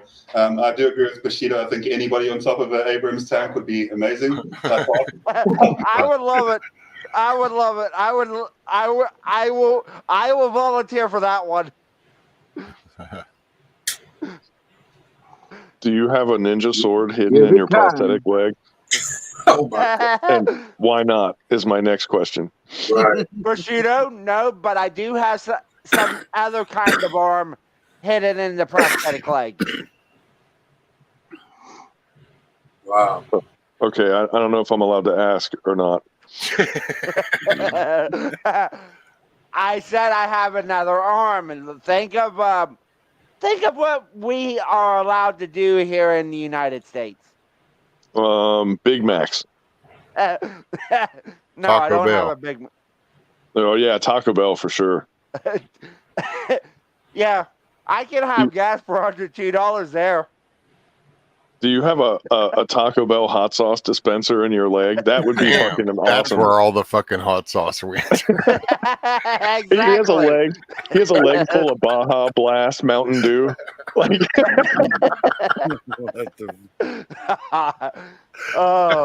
but I will say this now: if we was having this conversation when it first happened, I would have tried to find where you live and just kick the shit out of you.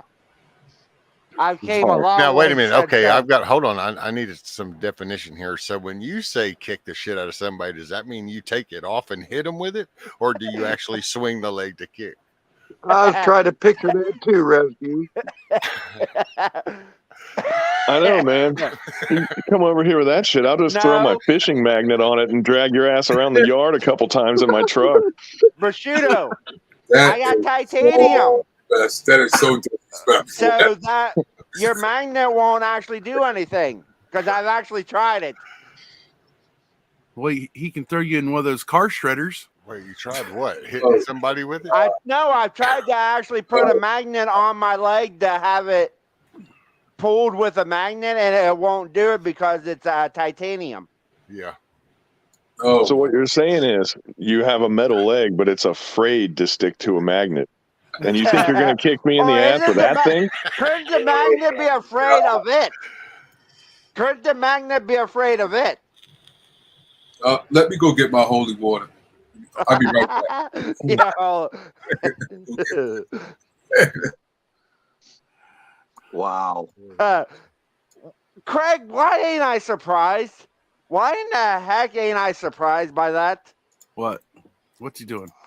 He said, I've seen a prosthetic leg used in a fight in 95. Oh, yeah. Yeah. The leg outlasted both participants. Yep.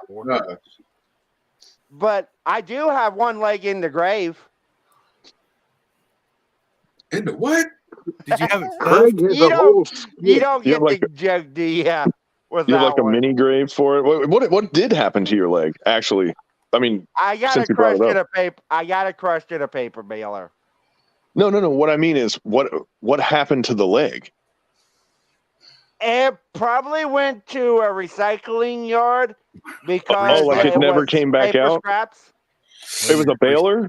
A baler it was did a it? paper baler. Hold on. I'm stuck with the recycling yard because I'm wanting to kind of know how this goes down. No, those paper balers, the ones that make the skid size bales, those things they put an immense amount of pressure on that They stuff, do. and then it throws baling wire around it and bundles it, and then it opens up the plates again. So it kind of gets sandwiched left, right, top, and bottom, and then a hydraulic press comes down and squishes it. Oh my gosh, Yeah. He said it went to the recycler. I was just kind of curious to where that leg recycler and how come he didn't end up with it getting it back. He got a fake one. Well, yeah, I guess they never took the leg out of it. So so they didn't recycle. Somebody at the recycling center opened it up and got a little bonus. Oh yeah. Yeah. The paper. He's talking about the paper recycler. Oh my! Okay, so Angry. How about this? And where the original leg is. So let me I let me don't tell have you a any story. clue where the original leg is. That's what they was I talking did about. actually see the original leg when it got crushed, but that's a whole nother story. So did you pass out when it happened? We actually No. talking. Oh my god! I didn't actually go to sleep until they went and part of the leg was still hanging on by a thread, so they had to amputate it. So Wait, that's it was hanging when I on, went so to you- sleep. So you're saying your leg, instead of passing out, it hung on, unlike Oh, Von yeah. Erich. Gosh, Who okay. Von Erich will just pass out when he sees an alligator, but your leg hung on after getting smashed by a paper shredder. Yeah, he went from one day at a time to one leg at a time. I'm a one-legged man in an ass-kicking contest, so that's a whole new. Really, one leg at a time. I'm a one-legged man in an ass-kicking contest. Oh my god! Okay, and by the way, full disclosure, any picking about one-legged prosthetic things, by the way, Angry, if you start to get upset at all, please let me Yeah, know. we have to specify about this now. It's a new house rule. Because Rescue. Okay, If I did it, if it would have bothered me, do you think I would have brought it up? Well, I'm I've learning by the day. I've heard a lot of damn jokes since I've lost the. I've heard a lot of damn jokes since I've lost the leg. So I'm now, well, I got one question for you. Could you rig your leg to where it could make whiskey? I don't know. I've never Or tried at it. least hold some, like a big flask. Now you're talking. Or an aquarium. Make or hand sanitizer and jelly. Like a 3-round 410 shotgun or something. I can't believe we've been here talking about a leg. I think if you well, could, we're not. We're sitting down because we're talking about his leg. Dude, I really think a false leg. Taco Bell sauce and hand sanitizer, you could pretty much live forever wherever you went if you had those two things. I'm definitely have one for each. Have one coming out each little toe. You got the Taco Bell sauce dispenser, the hand sanitizer. You have one coming out the other one. Who knows? The other option's it's just open. And then somewhere in there, you could have a 10-millimeter wrench because you always need one of those. Shotgun barrel. 14. You know what I've been thinking of doing with my prosthetic? This is nuts. You know what I've been thinking of doing with the prosthetic? The hell with all the sauces and that. I just think maybe build myself a gun out of it. Get the a 3-round 410 shotgun. I don't know, man. I've done a little bit of research and I heard that guns are bad. Remember the duckbill percussion gun? Mm-hmm. Had the 4 or 5 barrels. There you go. Come on, Monty. God. Do you know what that was for, Monty? Do you know the purpose of that gun, Monty? Pirates on mutinies. Oh my goodness. Mutinies, yeah. It was in case a crew mutinied. So if you aimed at the crowd, if somebody said something and you would squeeze the trigger, it's like, well, I'm going to shoot that guy, but you shouldn't have been standing next to him when he said that, No, the toes need to all shoot darts out. Yeah. And then when you shoot all the darts out, then the foot falls down forward, and then you have like a 3-round shotgun in basically the ankle bone area. I'm going to get me a bazooka water and just spray y'all holy water. Then you start your attack from just raise your foot up a little bit, shoot your little darts off, and then you raise your foot on up, kick it open, bam! Yeah. All right, that's it. I'm getting my sketchbook out. Or the foot is pulled down and it's a 40-millimeter grenade round. See, how often are you going to have to shoot stuff? Put a can of Flex Seal in there, man. Like, you always need that shit. Oh, my God. You're out in a boat fishing and it gets a whole day. Yeah. We all grab our screen door to fix the hole in our boat. Gosh. As you can tell, this... Damn, baby, where are you going with the front door? I got a hole in the boat. I need the screen door. Oh, my God. I got a hole in the boat. I need this. Oh, my God. This is nuts. Boy, am I glad is like, we chased Guardian off. Guardian said, the hell with this shit. Failed. Eric's like, how the hell did we get on the prosthetic leg bandwagon? Wizard says you'd have a leg up. Oh my God. How's he getting a leg over when he meets a girl in the bar? Oh, now we got the Englishman in it now. God. If you go to IHOP, I mean, you get pancakes and breakfast. Hey, do you get like a bonus when you go to IHOP if you take it off first? Oh. Yes, I do. Oh, my goodness. I was just curious. It came to mind. I was like, hey. Hey, I'm actually, starting to think Craig had some of these questions already loaded. Wait. You guys just made me think of something. Uh-oh. If you had it to where you could detach it and elevate it and turn it into a mobile Wi-Fi hotspot, you would be on one foot. You could call it the iHop because it would be your Apple Wi-Fi extender, but then you would only have 1 foot, Oh, my God. Wizard wants me as his partner in a 3-legged race, so. Dude. God. This is what I haven't been up here in a while, Rescue, but I have been watching. I haven't been chatting or anything, but I wanted to come up and just have a little bit of fun. As you can tell, I'm actually I'm almost crying right now. I'm laughing so much. Because you guys, this is what I love about this. and then you're quiet. What the fuck, bro? What do This you? is what I love about him. What? Dead air. What Yeah, do he you stopped do and he was with like, "Oh all the shit!" left? He's like Biden. He's like, "Now I'm supposed to say the words, man." Where's You my know? cue card? Where's my cue What card? are I wipe my what are butt. the damn words? This is a question I always ask. I had to find it first. What? Hopefully it ain't too far. Craig. It's gonna be a hop away. No, it's one of my sound bites. Ain't angry. Yeah. Craig wants to know if it's the starboard side or the port side. Depends on which direction he's facing, right? Hey, and actually, Wizard. So when you do buy shoes, what happens to the left shoes? Well, that's what I was saying. He lost his leg in the baler, and then what if the guy who opened the bale up on the other side only had one leg, and it was that foot, and he was like a free shoe, and You he have was like, shoe "Oh, brothers for life." inshallah," Hey, you know. listen to the benefits of it. You know, when you go to the stores, you go and get a pair of trainers, and they put one trainer there. You must have an extensive collection. Yeah, yeah, for real. Jokes on them, you know. Yeah, but it depends what foot he's lost, isn't it? Because they put I think it's the left foot shoe out there.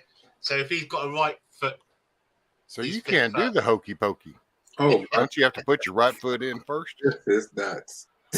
Oh, Actually, I have my right foot. It's my left foot that's the one that's the prosthetic, so I can still drive. And this is the question I always ask when I come up here. And what am I doing here?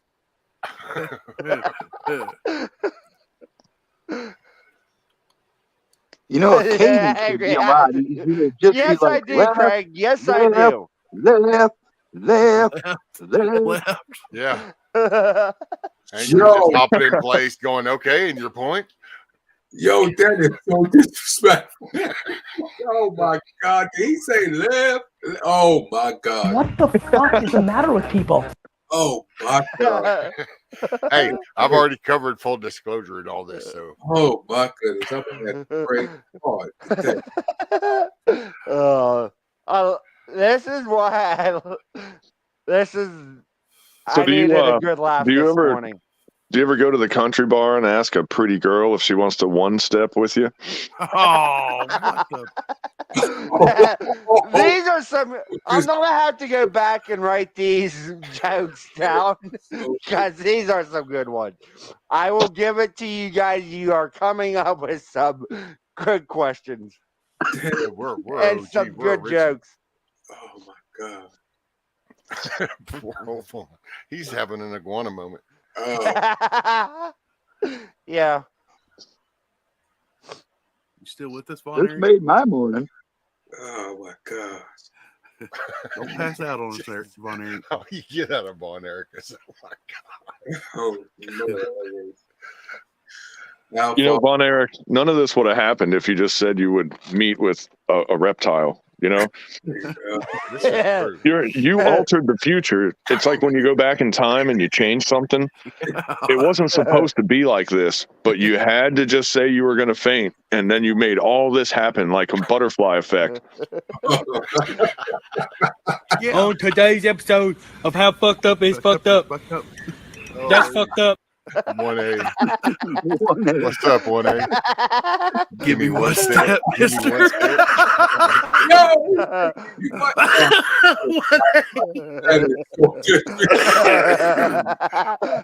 Hey, 1A. Oh, that is not right. Lord, please help me. Lord, have mercy. Oh my God. Oh my God. Please just get to the door. Fuck it up, don't give a shit anymore. Fuck it up, flip the table, screw you all.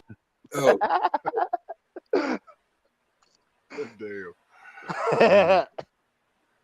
No, wow, look, yeah, William, you got a good point. It's not often you see Camo speechless.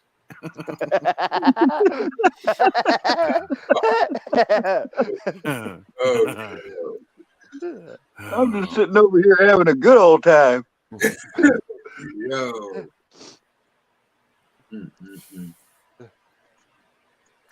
Dead air. Man, I'm just feeling the sun here, man. It's went outside to smoke one, and I'm like, I work nights, man. So I'm like, so there's the sun. Okay, all right. That's what it feels like. I forget sometimes, you know. Hey, have you found your buddy yet? No, man. I'm starting to lost cause. Yeah. Damn. Sorry about that, buddy. Scat Pack saying, Lord, please forgive us and save all the dinosaurs. That's disrespectful. Take them. Take them, bad boy. Yeah, Wizard said I needed this. You play very well, kind sir. Angry. That's the thing about it. We all need to laugh. We all need to have a little bit of fun, because with shit going on right now, it can bring us down. And Rescue, that you are. I love your streams because you get me laughing a lot of times. And today's one of those days that I actually got to come up and then get everyone laughing with me. There you go. Oh, I appreciate everybody. I appreciate y'all hanging out. Hey, Von Erich. Yeah, I think I'm gonna hop on down. Oh, wow. Dang, Carl is speechless. He done took his breath away. Hey, Von Erich, I just realized I got a little buddy here for you, man. Uh-oh. Hang on, we gotta get back over here. Oh, look, there, he's a real one too. Look at that. Hey, little Man. buddy. How you doing? Oh, Boom. shit, I scared him. Oh, man, that sucks. What's that? Golly. See? Nah. And see, if that had been Von Erich and he did that, it would have jumped right towards him. Oh, man. I would have never got that close. Oh, God, I could never sit down if the frogs hang out here. Like, they eat the mosquitoes, though, man. So they're like your friends. You know what I mean? They're awesome. Morning, Sheriff. I Morning, got another Craig. friend for you, buddy. I got another friend for you. I just found another one. Oh, look at there. Oh, look at him. Oh, and there's a dog. He's not afraid of dogs, though. Nah, I'm afraid of dogs. Let me find you a bigger lizard, man. No, see, that's what's ironic, though. See, like that little lizard he's scared of, but yet he had 2 ferrets. Just right?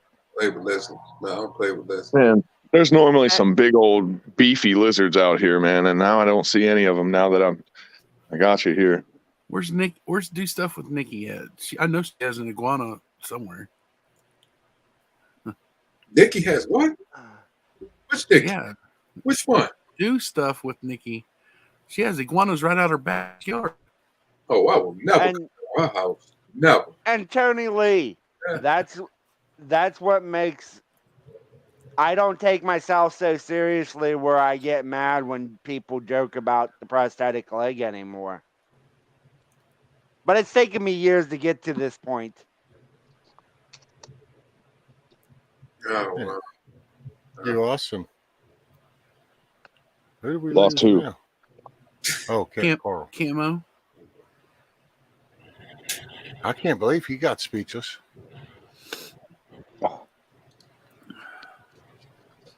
And yes, I do have a sick sense of humor. I will say that now. Six. A sick sense of humor. I can. What Well, if you I had don't a know. sixth Prosthetic leg sense? might be giving him a 6th sense nowadays. Dude, That's true. That's true. If you had a 6th sense of humor, you would laugh before the other guy told the joke, you know? And that would be very true. Very true. Do Stuff with Nikki says, LOL. Actually, they are starting to come out right now. Stupid. Oh, ones. come on with that. Well, I'm glad she ain't up here showing it. Oh, who are these losers? Here she comes. Speak of the devil. See, dude. Hello, Nikki. Morning, Nikki. Morning, chat. Everybody in chat, thank you. I'm glad y'all are here. 56 people in chat. Very awesome. Glad you share your time with me. Nikki has a cemetery of iguana. God, in the world. Oh yeah, she'd be popping them left and right every time she sees one. That is nuts. And actually, I beg to differ. She doesn't have a cemetery, the wizard, because she pretty much says flat out right. She keeps throwing them in that canal. So now that canal might be full of iguana bodies or some fat gators. Right. Like my one thing about her shooting all those is like if she was eating them, I'd be like, okay, that's cool. But she's just like killing them. It's like she's like a serial killer kind of. Well, she's feeding the gators. And so that way they'll be good and fresh I'm just when needed. Dude, what did Jeffrey Dahmer do before he started eating people? He did exactly what she's doing. Oh, he sure did. Well, he gave a lot of hugs. I think that's the feeding the purpose. You feed them bad boys to alligator, they're gonna get big and eat you. Oh my God. Well, no, they're be able to serve more people the bigger they are. It's either that or get overtaken by iguanas, and so it's to feed the cycle. Pop an iguana, feed a crocodile. Pop an iguana, feed a crocodile. That's crazy. I just leave. They want it. Store out of food, go pop a crocodile. Oh God. Then you go back to popping an iguana, feed a crocodile. Oh man, look at this guy with that guy. It's a circle of life, man. Like Lion King. They don't got nothing to do with lying. It's your time to get on the track, brother, and it's time to run. We're going in for it's the circle of life. Oh gosh. You gotta eat or be eaten. I mean, just think one day you walk out the front door, bam, herd of iguanas waiting to take you out, just like that. Yeah, that's why I ain't going down there. I'm not going down there. Later, Tony. Have a good day, sir. Find a smile or be the reason somebody else smiles. That's a good one. She's patting up the gator for Gary. That's it. Well, she's keeping them interested for Gary. Maybe it might be the correct way of putting it, poor Gary. Hey, what's that floating over there? Where? And then a foot in the ass. Poop. Oh, damn. Oops. He said iguana army. I won't join that bad boy. That's one of them I join. You know, you could become the iguana exterminator. You know, they do that for every iguana pop down there, and you sell them. That's $50. Well, $50 I won't be getting. But you could be exterminating them. Wait a minute. See, that's what you not get. How can I exterminate without being on the ground knocked out? I can't do nothing. So you're just going to be food. Exactly. Pretty much. Okay. Well, we just need to establish this, and now I thought the lion was the king of the top of the pyramid of the food chain. Well, no, see Vaughn is one of those. Vaughn is the iguana. Vaughn is one of those things that's called where you don't have to run fast anymore. You just have to run faster than Vaughn. Right.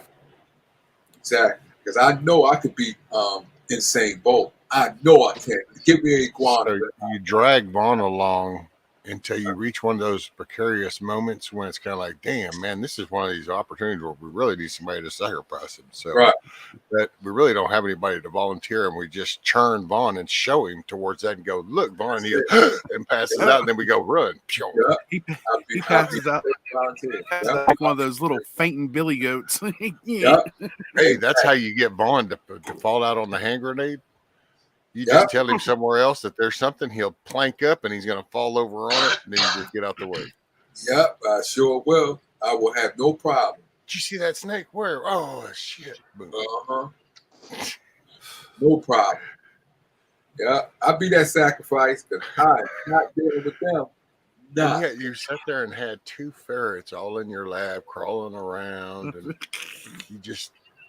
No, on the little green lizards. No, bad green lizards. Yeah, that's a totally different thing.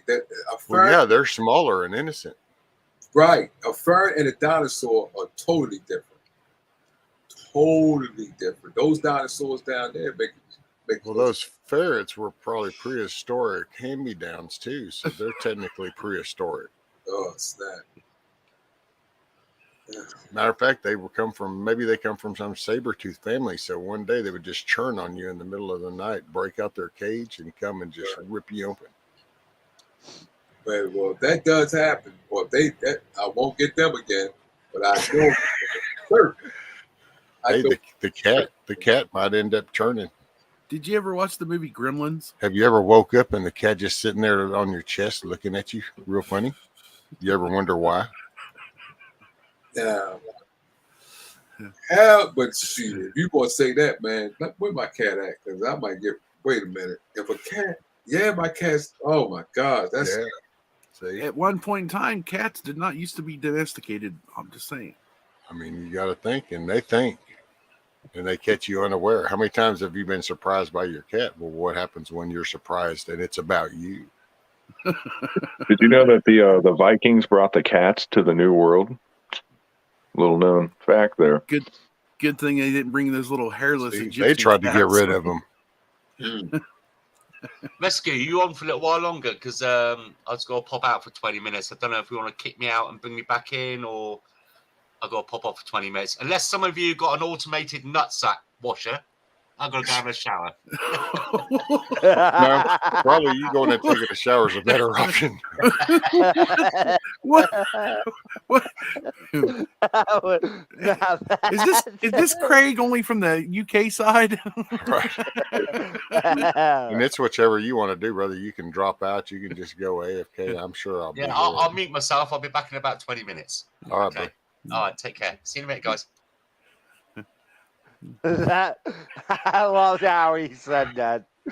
You can gladly wash your own. See, look, Monique says ferrets were descended from the ancient polecat. See? What? From the ancient polecats. So they're prehistoric. Yeah. So you've been sleeping with the dinosaurs all this long. Yeah. So get over it. Your cat Amy. right now, your house cat right now is from that same family. There you go. But Amy's right. Well, the Ron house Eric cat, is though. the best friend to take into unknown territories. He will faint, pass out, and you can get away. That's it. Well, if you want to, you could take me. I would be the one that you could use because I definitely will faint. I don't have to, I remember my dad always telling me, I don't have to be faster than a bear. I just have to be faster than the other person. That's it. Did he tell you that before or after you ripped your leg off? Yeah. Both. Probably before. Both, actually. He's like, we all count, son. Don't worry about what I said before. That is so a unicycle for the win. Oh my gosh. Quote of the day. I'm all about doing stuff smarter and not harder, though, you know? Yeah.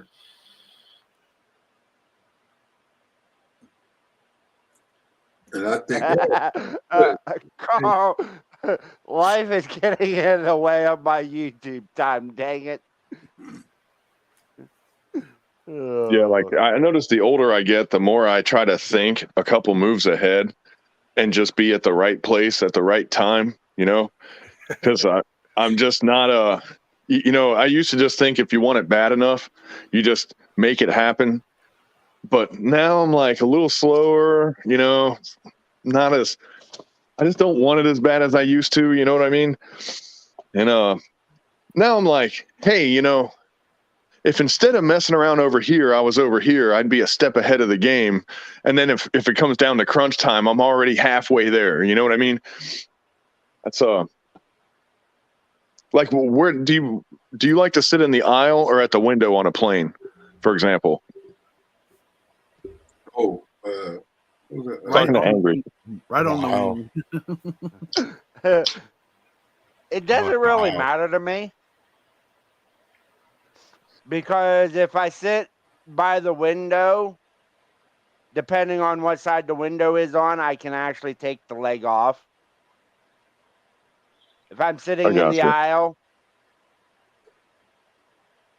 If I'm sitting in Yeah. the aisle, the leg will be off, because with an aisle seat, that would be on the inside. Do you still have the knee? Yes. Oh, okay. So that's not as bad. That's a better one. You're gonna say not as bad. Bad is gone. No, it's for mobility. If you retain the knee, it's you're a lot more able to articulate the leg still. You know what I mean? Yeah. So what? Okay. They said that I know a lot of guys that got their legs blown off, man. I just happen to be from a line of work where legs fall off like flies. You know what I mean? Yeah, the muscle memory. Yeah, but no, it's just the bone support.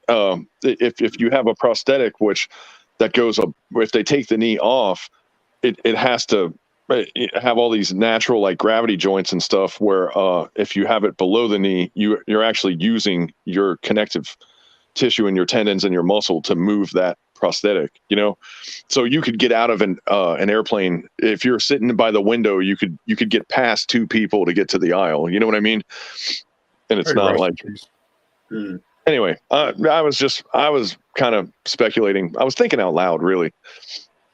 But yeah, I still, my prosthetic is a hand and a half below the knee. Oh, there you go. So that's probably pretty manageable. Now, does it hurt? From time to time. Because now you got I know when it's gonna rain about a week before it actually does. Well, like as far as pressure goes, like your fibula and tibia, are they don't push against it when it's in there supporting? Or like, where does the weight go on the prosthetic? The prosthetic, the actual prosthetic, when I'm actually walking and stuff, when it's actually on, because right now I'm sitting here without it on. Right, but I'm saying like if you take a step on it, and that moment where all your body weight is on that leg, where does it disperse the weight to? Is it sitting on those two bones? Because nope. The way the prosthetic's actually made, it actually goes into my into the muscles. Oh, I gotcha. Okay. Does the leg tell you that it's getting ready to rain? You said the leg tell you that it's going to rain? My stump tells me starts hurting about a week before it actually rains. I have arthritis in it. Arthritis. Oh wow. Okay. I see somebody get. I see. Yes. Somebody get beat up by a stump. What's up, 1A? What's up, brother? How you doing? Hey, 1A. How's everybody on panel? What's up, 1A? So what's up with your profile pic? It's just me and my dad. Just looking through old pictures, going through old photo albums and stuff, reminiscing, Cool. Yeah. But yeah, I just with a lot, because I've had little kids from church and stuff. I'll sit down with them and show them and talk to them about it, because I'm not afraid. I'm not worried about it anymore. At one time, I wouldn't wear shorts during the summer. That's how self-conscious I was about it. Yeah. Now, do you have one of the regular foot style, or do you have that springboard style, or is that only used for like just a regular foot one? Okay. But my ankles, I can move the ankles in it. I can do a lot of stuff with the actual prosthetic because of technology. When I first got the prosthetic, I couldn't. It took me over a year to learn how to walk again. Cool. I can see that. Yeah, I can see that too. Yeah. What if they gave you a leg and it could do all kinds of stuff, but all the commands were in Chinese and you had to learn Chinese to tell it what to do? I would be fucked. Kick yourself in the ass. Exactly. I take the leg off and just shove it. Never mind. I won't say it. You'd have to learn how to read from right to left. Get out. That's it. I'm just saying. This is great. That's it. Nope.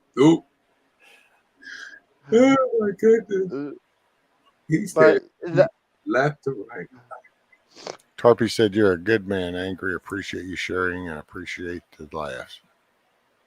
Hey, if I can't laugh at myself, then who in the hell can I laugh at? Somebody. Sure ain't 1A. It sure in the hell isn't 1A. Right. Hey man, I appreciate it. I was having a bad morning, and hearing you laugh and joke around, it kind of brought me out of the funk I was in. So I appreciate it. I do. I said, give me the pressure. Hey, I did my good deed for the day. Yeah. Man, you know 1A, 2A, he keeps the same tone of voice no matter what mood he's in. Where he's like, "Hey guys, this is my birthday. I'm having a really good time. This is amazing. This is great." Yeah, he don't get no. Yeah, you're right. I just thought about that. There's no excitement to his voice. It's the whole entire time. You're like, yo, won't you get excited? No, I would not get excited. He's like, "I just found a black widow under my pillow. I'm really scared, guys. I don't know what I'm going to do."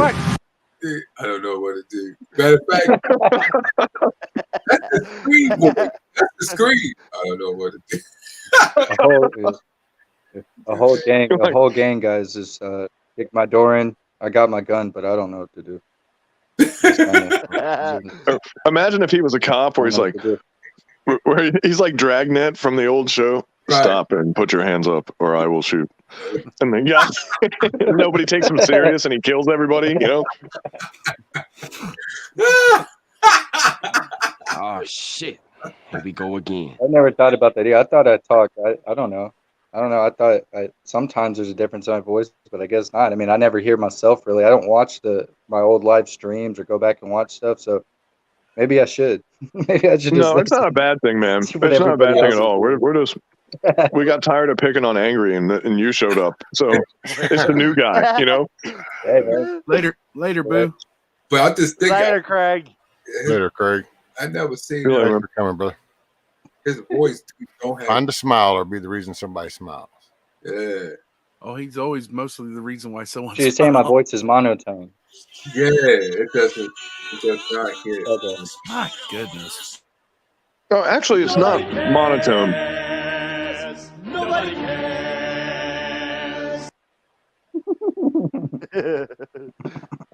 It's not monotone. It's actually like a radio voice. You stay in a band where you don't go above a certain level and you don't go below. It's like a hypnotic kind of track. You know what I mean?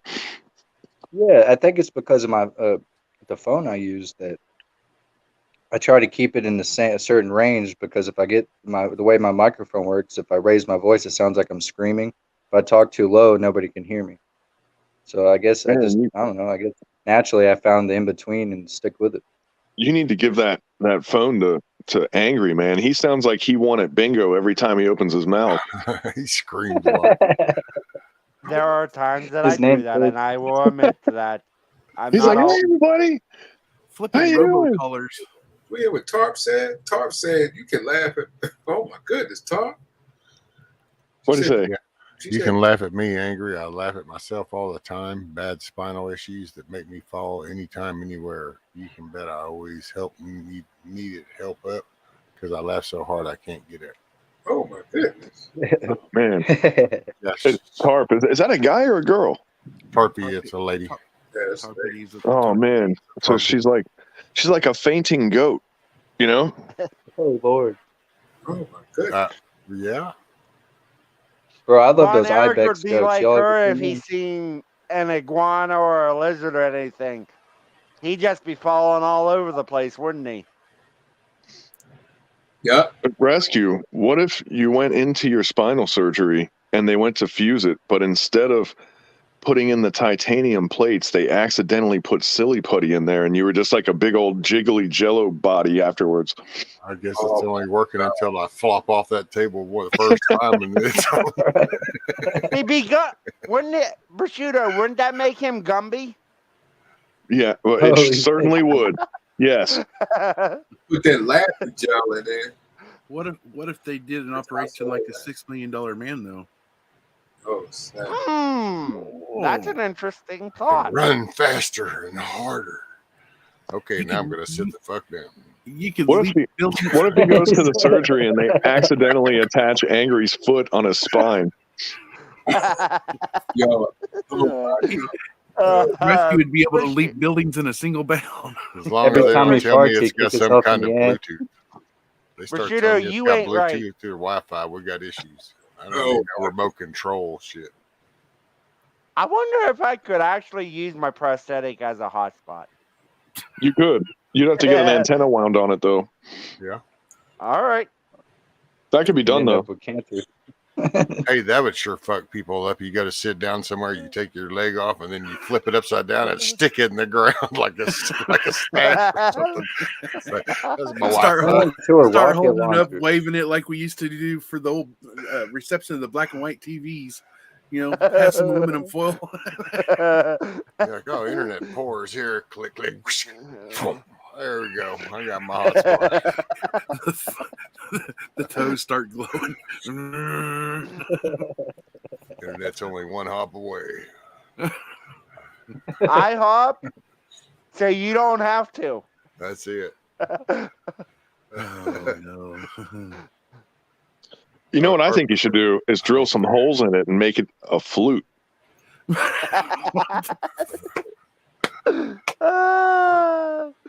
Hey, Tarpy says, I don't faint. I just trip and fall a lot. I wear cowboy boots to avoid drop footed tripping.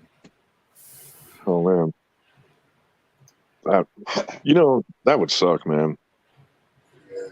Hey, What, wearing cowboy boots, falling, or tripping? Man, I don't know. I didn't know this was going to be a 3-part question. All the above. I don't know. But I mean, I think I'm going to start with falling down all the time because, like, if somebody said when you walk over there to the fridge, you're going to fall down, you're kind of ready for it. But if it just happens when it happens, it's kind of a surprise, you know? You're just looking for, like, radial fractures and stuff. Well, but, the fall really doesn't do much. I mean, the fall's not a painful thing at all. It's landing. It's the from the fall. Stuff. Yeah, there. Yeah. Well, when I fainted, I didn't even feel it when I hit the ground. Well, that's because you were passed out. Before I hit the ground. Yeah. That was your brain was operating for you. It said, you don't need to see this. You don't need to feel this right now. Exactly. Right. I was already. When I fell and couldn't move my legs and shit, and I ended up having to have surgery. It was that fall, right? So I have a fear of falling backwards and not being able to move my legs again. That's one of my things. So when we do the prepper trust ball, just don't bother inviting you, is what you're saying? Exactly. It would take 5 or 6 guys at least, anyways. Hey, Wizard. Oh, snap. Next time I'm up on the panel, I will get one of my old prosthetics that I actually did make into a leg. Does it have fishnet stockings and a lampshade on top? No fishnet stockings. No, you did not. I think it's probably Italian. You want to know something that's funny? Before I ever saw that movie, I went into my basement, and my father died when I was really young, right? And he had some stuff in a box, and one of the boxes was an old wooden crate that was marked fragile, and it was the first time I ever saw that word, and I literally did what the father in the Christmas Story did. I was like, fragile, and I didn't say probably Italian, but that was how I pronounced it. And then when I saw that movie, I laughed a lot, but I was like, I made the same mistake, So on that, if you turn one of those into a leg lamp, anytime you walk by it, you'd be like, "Yep, I got a certain amount of mileage on that thing." Oh, Tarpity says spinal issues and chemo cause nerve damage. Nerve damage causes your foot and toes to drop. Yeah. And what was it? Caused to drop. Yeah, actually, you fall up. My mom. Yep. She was dealing with that. There's a bunch of crazy stuff that she's dealing with from the chemo and not the cancer. I mean, it's better than being dead, I guess, right? But that shit is not good for you. You know what I mean? Chemo is not your friend for sure. The foot drop is caused by the neuropathy. Right. And I would get, before my surgery, I would get pissed because my left foot would drop and even catch the little brass the seal plate, in between like door. Yeah, like the kick plate. Yeah, like in between the rooms where where the carpet would end and then the linoleum or whatever. How they have that little it would catch on that even, and I'd be so pissed off at myself. I'm like, yeah. Cowboy boots are way more comfortable than me. The foot drop got a little bit better after the surgery, but I still have a little bit Well, there. and you probably start adapting too. You probably just learn to lift your foot a little higher than you did before. Yeah. Yeah, when I first started doing that, I was walking like an old time Nazi. I had to pick that leg straight up. I'm like, dang. I got a question for everybody on panel. When they repave your roads, say on like in your neighborhood, do they do both lanes at the same time, or do they do it one at a time, just in case somebody has to leave, and in case an emergency vehicle has to come through? They usually do one lane at a time. Are they just tarring it, or are they actually replacing? They might do the whole thing.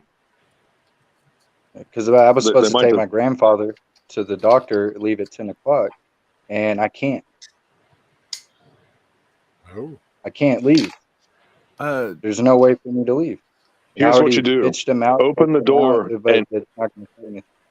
Dude, just open the door with your grandfather and say, "I got a fucking hostage," and then they'll let you go. No. Don't do that. Just go and talk to the foreman and say, "Hey, I got to get my grandfather to the doctor's appointment." 1A, who are you going to believe, me or him? I talked to the city manager, and the city manager told me you're just going to have to wait. They're in the middle of doing something. So I'm looking at civil shit right now.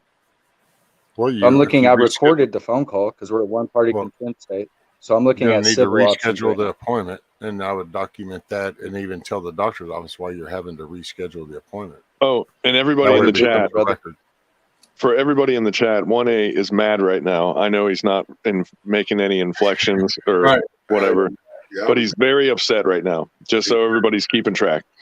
Right. I'm not mad at it. I'm just saying it was just frustrating, man. It's like, I was have going things back to do. the other joke. Well, I get to say. I was circling back. Well, tar pity. Didn't mean anything by any of the jokes. So hopefully you didn't. She said chemo is absolutely no joke. I had 5 different types a week for a year. Definitely destroyed my health, but I survived to raise my son. That's all that matters. So just wanted to point out. Wasn't trying to poke much fun at that.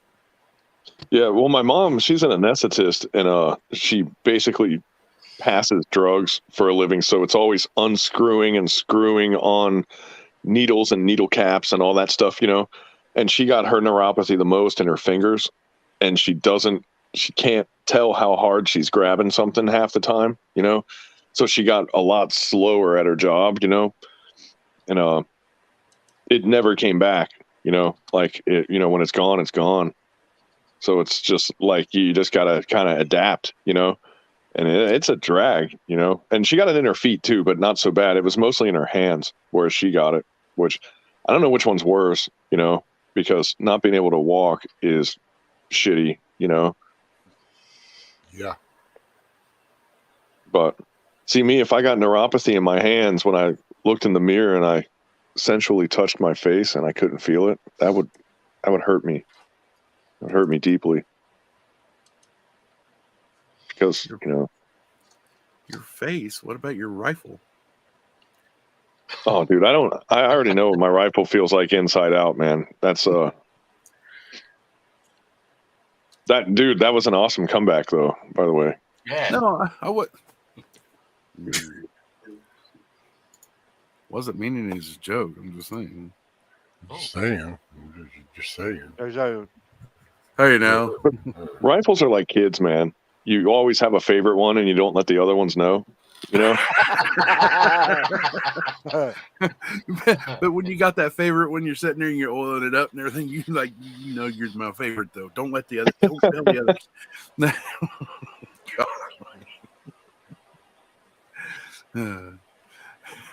I did that until my kids figured me out. I would tell each one that they were my favorite and not to tell the other ones. And then one day they told the other ones, and then they figured out that I was playing them all, you know? That's when they all jam up on you. Prosciutto, this is what I think. You're full of shit. Full of shit. All right. Full of shit. Who was that? Was that a phone call? What's happening Sounded like right someone got a phone call. It might have been a 1A phone call.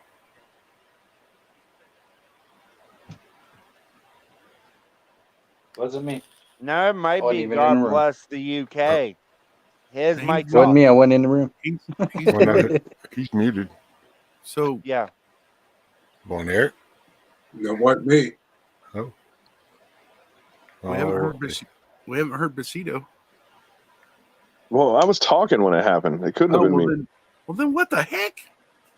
I think it was God bless the UK. His No, mic is muted. he's muted. Whoa. He Was it the fireman That in was the weird. corner? It's the bad phone. Sorry, So I'm what was gonna that? What was that? Sorry, I was on the phone. Oh. I was on the phone. Did you start to come back and then your phone rang? Yeah. Oh. Okay, there we go. I called Mystery solved. Wow. I We're all sitting called there it. going, whoa. Yeah, it wasn't me. Just Wasn't me. The internet went fifth dimension. Also, I'm English, so I'm polite, so I mute my microphone if something's going on. 1A. Whack-a-lacking. Right. Ain't no quack-a-lacking up in here, bro. Talks like a duck, walks like a duck, quacks like a duck. Must be a duck. You know what I'm saying? No, it's a squirrel. Come on, get it right. It's a squirrel. It's not a duck. It's a squirrel. So Tarpity says, Bushido, my son makes me make him bake potatoes because I don't feel the heat. He was with me when doctor tested nerves. I have no reflexes and very little surface feeling on any of my body. Dang. Sorry about that, Tarpita. Yes, ma'am. Sorry to hear about that. I know. Look, Milkmaid says, dang it, I was hoping for a Phantom. No Phantom panel. Phantom panel. Sita. It's just the UK. Just the UK what? Oh, because whenever that happened a while ago, when you went to come back, well, see, we didn't catch that you had unmuted your mic. So all of a sudden we heard you enter your phone kind of stonily. I told you I went off. I come back clean and mean like a porn machine. But Bug Out was talking, so nobody really heard. And all of a sudden you went muted again and nobody picked up on that. You had unmuted. So then Bug Out stopped talking. And was like, wait, who said that? And well, we kind of went around and we all went, well, it wasn't me. And he's muted. So we were starting to wonder just where that came from. Except for me, because I called it from the beginning. I said it was God bless the UK. Whatever. You act like that damn leg gives you some kind of sixth sense or something. That damn leg gives him extra radar capabilities. He foresaw that we was going to talk about this. You already know that, right? See, that's actually what I figured. I figured it was angry with one of his little deals because I didn't really catch what was said. And I thought, damn, was that angry? But then he's like trying to play it off and blame it on the UK guy. It's all his fault. It's all his fault. It wasn't. Well, and then it turned out it was your fault, but we were still going to give you a pass. We were willing to blame Angry. Did you hear my phone ring? Blame me. No. I heard the phone, and I thought you were unmuted. Yeah, and that's why I said it was you, because I seen that you were muted. Actually, we are in the future from the UK. No, the UK's in the future of us. Hey, listen, where do you guys come from? We're cousins. I come from the fucking future. Yeah, now from the land of the down under. I always wanted to say that. I'm sorry. I come from Mars. Now what? Yeah, women are from Venus, men are from Mars. I'm from And I'm from Pluto. Piney Woods of Texas. And I don't know, And my I'm from genealogy Pluto, came so- from all over. I live in South Florida. That's what he's asking, by the way, you guys. No, he didn't. He said, where are you from? He didn't say where you live. Originally. See? Yeah. Oh, you mean like genealogically?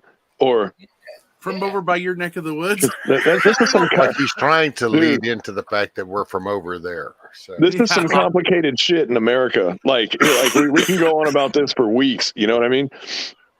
Hey, can you carry on long enough portion for me to go get a bowl of chicken noodle soup? Cool. Yeah. Thanks. A portion of us came from over there. A portion of me came from over here because the Native Americans was already over here. But some of my other ancestors is German, Black Dutch, and Europe. So there we go. But if you look at your names of your towns and cities, Washington, and all. Oh, and who was Washington? Talking of Washington, We don't English, claim him.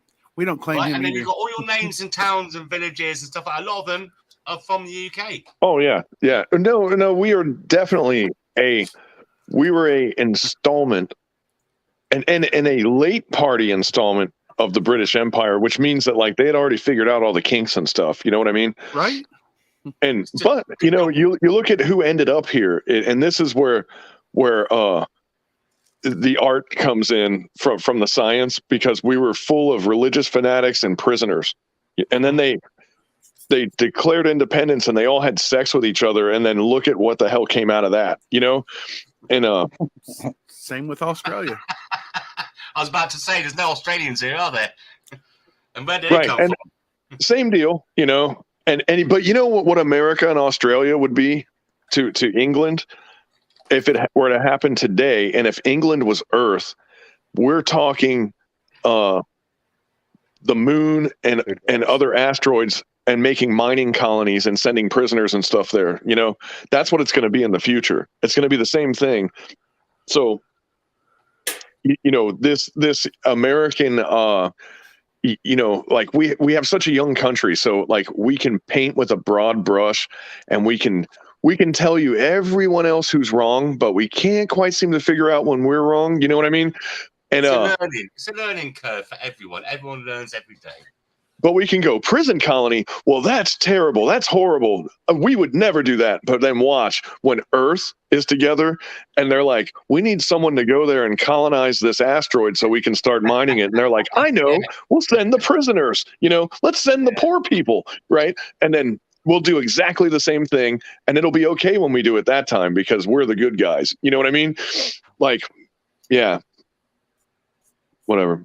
I love my country, but my government is fucked up. Yeah. Hey, Well, welcome to the world, buddy. Welcome to probably everybody in the world right now. Name me a country that you would love to go and live in that hasn't got a fucked up government. I mean, the only place I can think of I enjoy is Spain. That's very true. I mean, I have come to learn that the more fucked up the government, the better your stay is, though. You know? Hey, I'm gonna catch everyone later. Gotta go and do some work. On Eric. Later, Eric. Later, Ron Eric. Have a good day. I'll see you later, Von Eric. Man, how long were you here on this stream? You were here like for what? A long time, man. Yeah, I was the first one up. Yeah. God bless you, Bond. Take it easy, brother. All right, God bless you all. I love you all. He's been by all means. He's been snoozing too, off and on for a while. Catch you later, Von Eric. All right, UK. All right, everyone. No doubt. Later, brother. Yep. See you later, man. Don't let the dinosaurs run into you today. Right.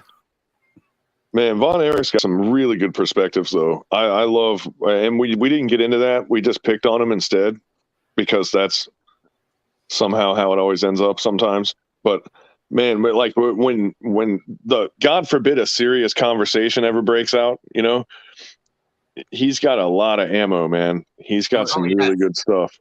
Oh, he does.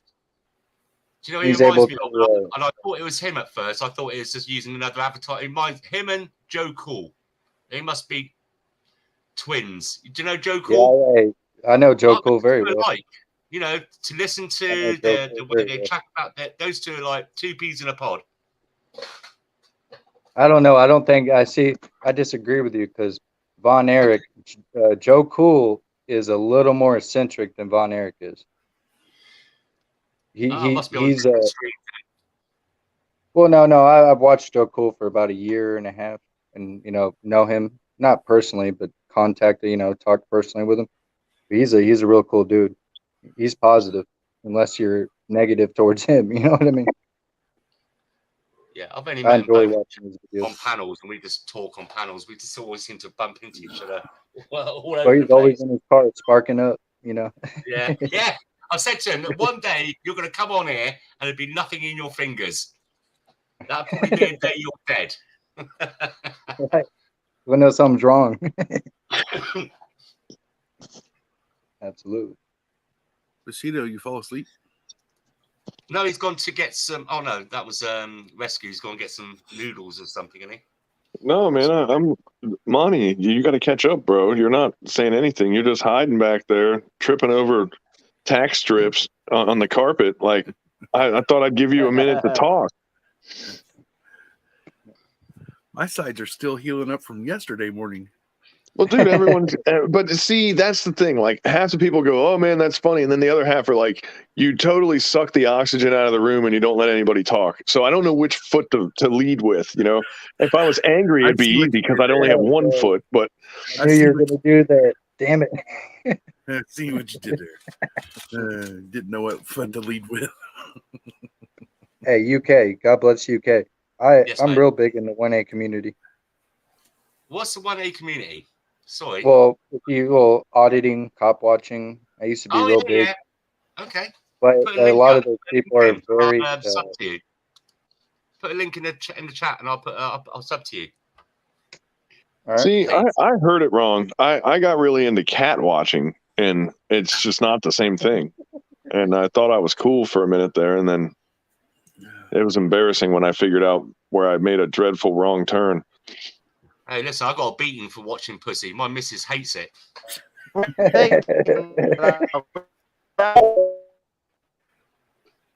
Uh-oh. Was that me? It's angry. That damn AI prosthetic is talking for him. Did he robot, or was that me?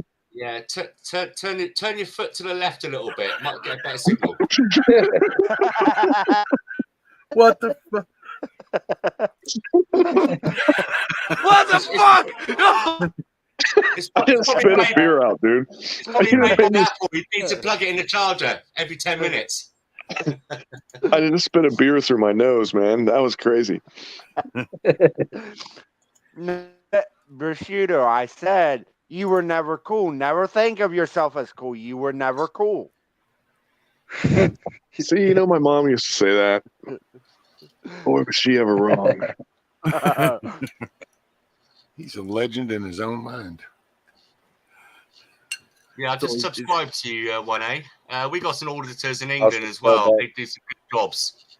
Hey, do you know Wingnut, Anarchy Television?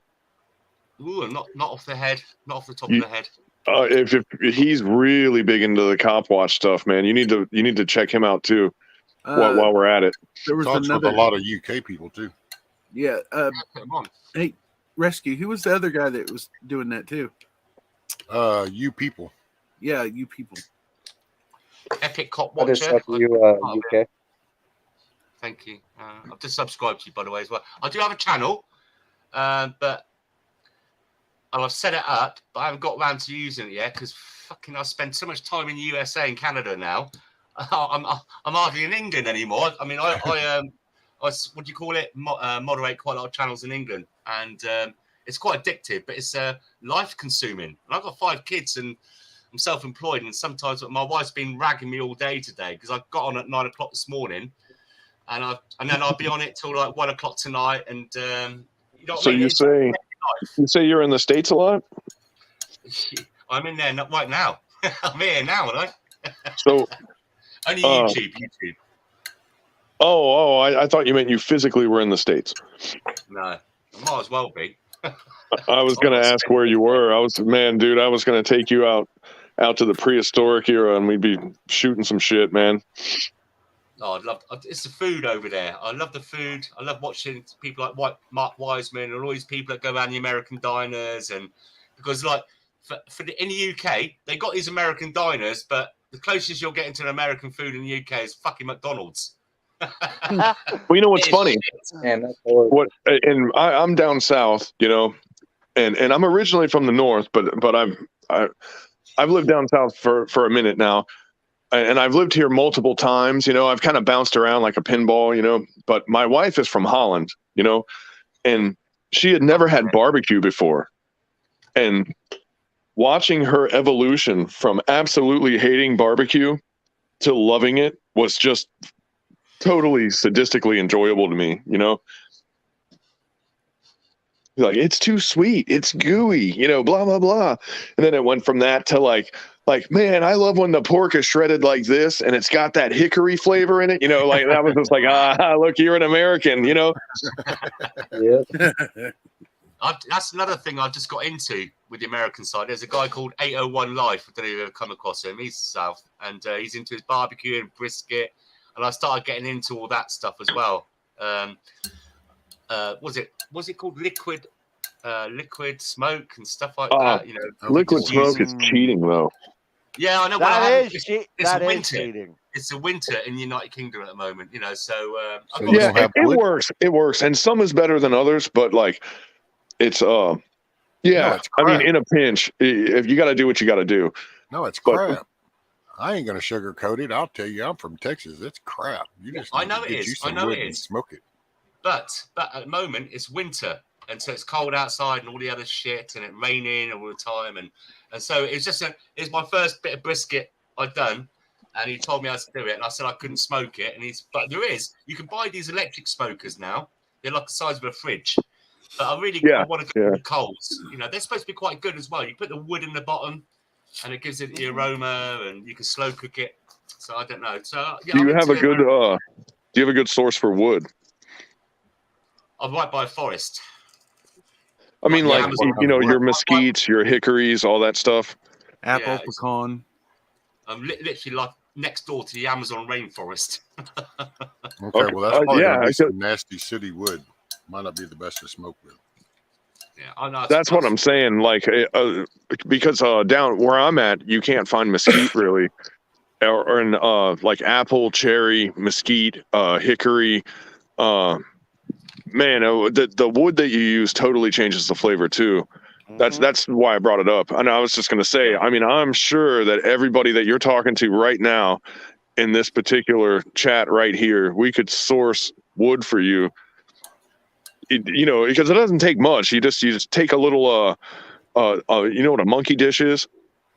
You know, the little tiny like side dish bowl. Put some water in it and throw the wood in there and just soak it. And man, it makes all the difference in the world. Yep. Yeah, well, I got what do you call it? An Outback barbecue, one of those big 6-burner Canadian things, and it's gas. But what I done was I put loads of lava rock on it. I never clean the lava rock. I let all the meat juices go onto it. But then I get the wood, and you just soak the wood for a little while, then put it in on the coals on the lava rock, and I get the same effect. Yeah. Yeah, you can order planks, but I mean, planks work pretty well, but I've noticed whenever I've gotten chunks of the real thing, I just nail it with the chop saw and I make it right as I do it, and it's different. It's better. I don't know how it's better, but it's just better, you know? Because it hasn't dried out, perhaps. Possibly, yeah. You know, change its sap inside it. yeah. Yeah, like it hasn't had a chance to oxidize, you know what I mean? Or something. I don't know. Hadn't But- been through a kill. Prosciutto, but don't you live in a big city in Florida? Did he just call you prosciutto? Yeah, I he calls said me prosciutto. he calls me prosciutto like it's ham or something. Yeah, prosciutto. What the? What the? Oh, yeah. It's his way to torment me and try to make me feel like a smaller human being. I'm not trying to make anyone feel small. I know, if you're dude, I'm feeling just small, kidding. that's your own damn fault. I'm just kidding, dude. I was just trying to roll with it. You got your one leg upset. Here we go. All right. Do I live in a city? Okay, well, let's see here. Oh, I thought you lived near a city. That's why I was about to say that you were why you had trouble getting applewood and all that. Now, there are some woods that we just don't really have here. You know what I mean? Yeah, they don't have mesquite down that way. Yeah, not like Texas. But I got a whole lot of fucking nothing here. Because in my backyard I have apple trees, so if I want applewood, I have it in the backyard. So that's a pretty good one to smoke with. I mean, there he goes. It's not the best. Mesquite is the best to actually smoke with, but depends on what you're. Dude, I'll be the first one to smoke with lime wood. Nobody's done that yet. One day you got to fix your camera. I know, you keep saying that. Well, that's because you don't. How about that? Hey, yeah, see, that worked. It's a brand new world. See and watch. Now I won't say a word. Let me see. Let me see if I can catch. There's this box turtle that's been hanging out here. If Von Eric was here and an iguana dropped down from the tree on you, he would faint. Oh, dude, the people here eat iguanas, man. You're hard pressed to find an iguana anywhere around here. He's not out. You need some water in that. You're not going any. Oh, it's low. Dude, rainy season is right around the corner, man. Not going up any closer to that water, are you? Oh, well, I mean, I could. I'm in flip flops, man. I'm not worried about like gators or nothing. What I'm worried about is cottonmouths. You know. Oh, yeah. Right. Yeah. Because that's a very shit that actually kills you. Yeah. Well, they could be sunning right there on those leaves and stuff. Yeah, that's why I'm kind of keeping my distance here. Right. That's not the real pond. The real pond's over here anyway. I think you showed us that one time. Yeah, I did. Well, that's okay. We want to see it again. I like you. This is a nice yard. He's scouting. He is scouting. I'll see if I can. Did you say cottonmouths? Like water moths? Right. Copperheads. They got copperheads too. So. Yep. You know, it's funny, man. We have pygmy rattlers and we have copperheads, but I've never seen them here. So, knock on wood. Is that railroad? Hopefully that continues. You know what I mean? He says that. Now watch, he gets a bit on his big. I know. I'm about to get lit up by one. Watch. Yeah, you just stepped over about 10 of them.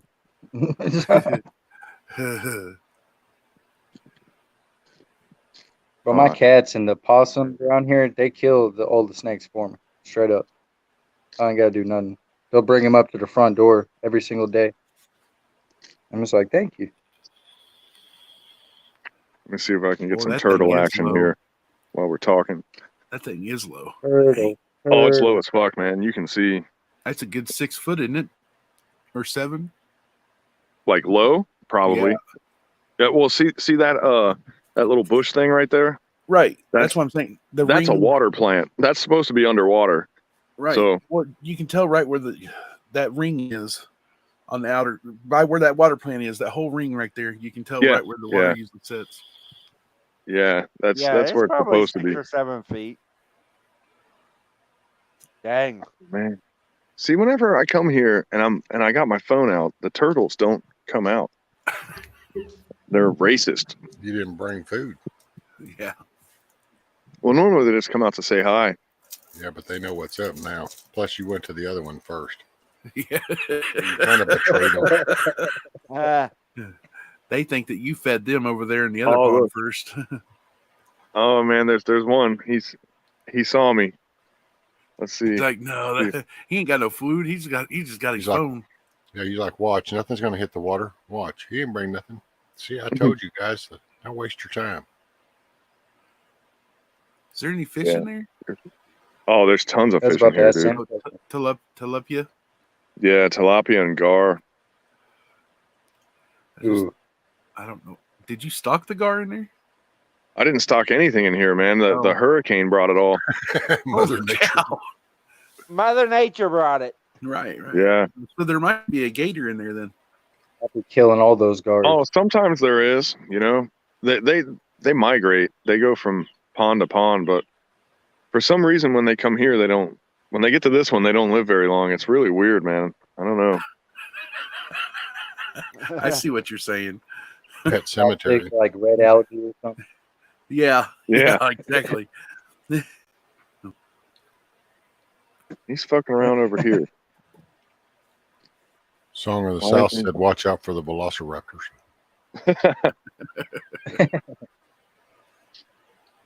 They're out there. One-legged turtle. He said one-legged turtle. Just Oh, swims in one-legged circles all day. turtle. What the? Oh man, it's not gonna happen. Oh well. I like turtles. Welcome to the Turtle Club. Turtle. Turtle.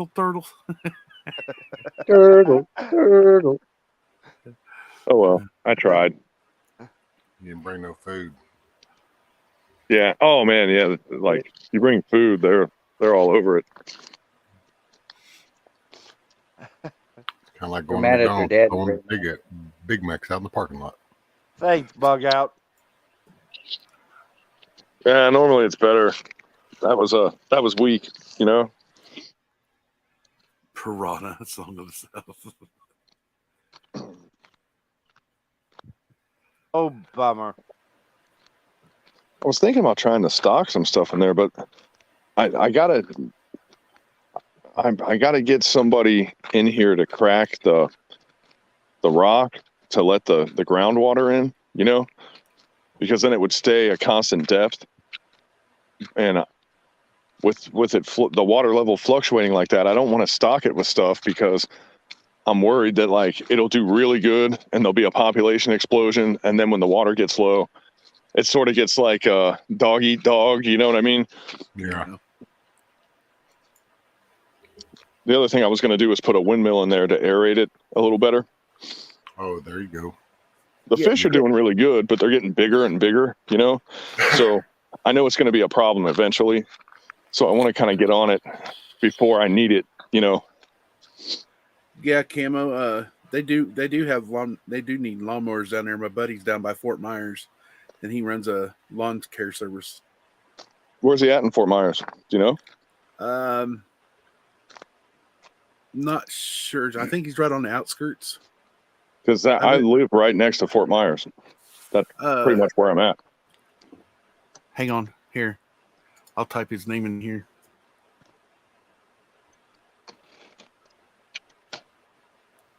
Hey, I got the city's calling me back. I'll be back. All right, All right. That's his name. I don't know what the name of his mom lives right here in this town, but he moved down there a few years ago. Actually, quite a few, about 6-7 years ago now, maybe longer. Yeah, it's that was the time, you almost can't move here now if you're a regular person. The property values have gone up so much that it's just retarded now. Right. Yeah. About a year or so ago, he just bought him he got rid of his old property, and he just bought some recent. So, but he had a service here up in Kansas City, and he sold it, moved down there, and started up the one down there.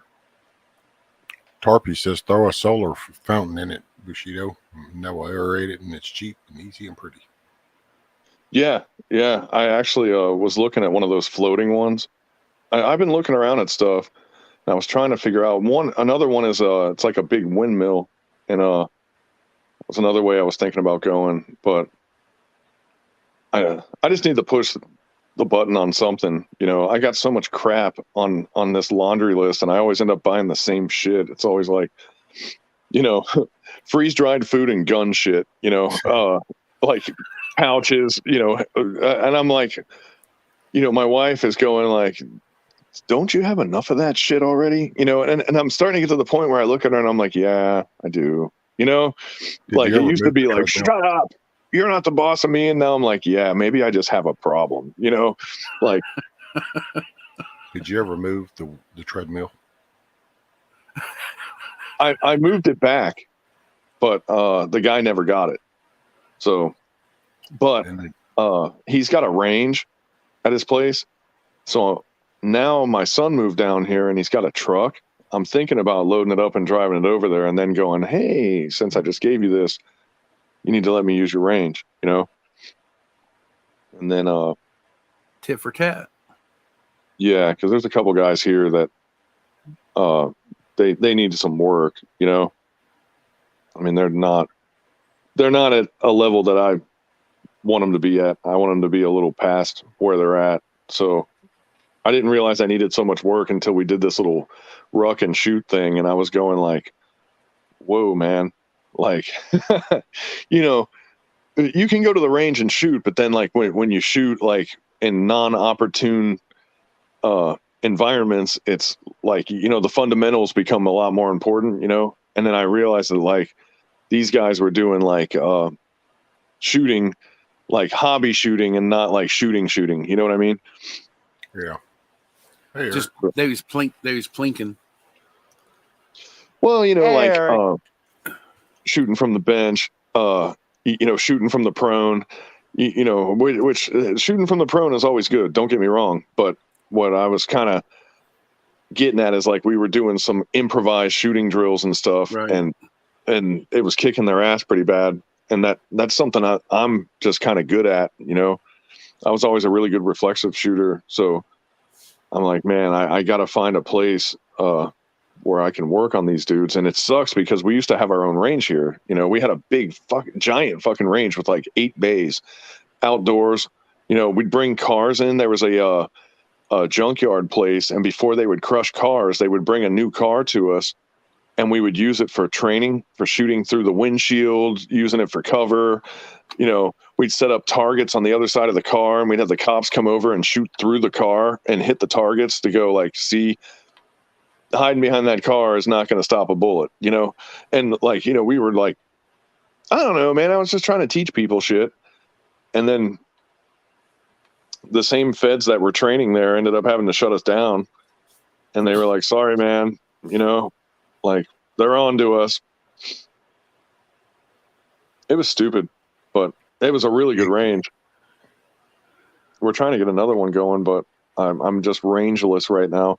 And you can go to a rifle range, but you can't do mag drills. You can't do transitions at a range. There's all kinds of shit you can't do, you know, like you can't shoot from the holster. Well, I could, but my dog hates it. She's got like big time PTSD, you know? So I could shoot here, you know, if she wasn't here, but she gets so worked up about it and it really bothers her, you know? So I don't, you know? You almost have enough land there to where you can make an indoor one. Yeah, I mean, I probably could. That quasi had it damn near long enough. Not for vehicles, but where you can do transitionals, mag changes, and stuff like that. But I mean, yeah, it's just getting a direction where it's not shooting into somebody else's place is kind of legally I can do it, you know. I have a little berm set up, and it's like, you know, when I was doing a lot of work on guns, I'd have my wife take the dog into the house, you know, and then I'd run out there. I'd do a function check to make sure that it was working, you know, right. And then I'd, you know, 2-3 shots tops, you know what I mean? And then I would bring it in, but then she'd be all hyperventilating and shit because, I mean, she's seen people get shot in the face before, you know what I mean? Like she knows exactly what guns do. So right.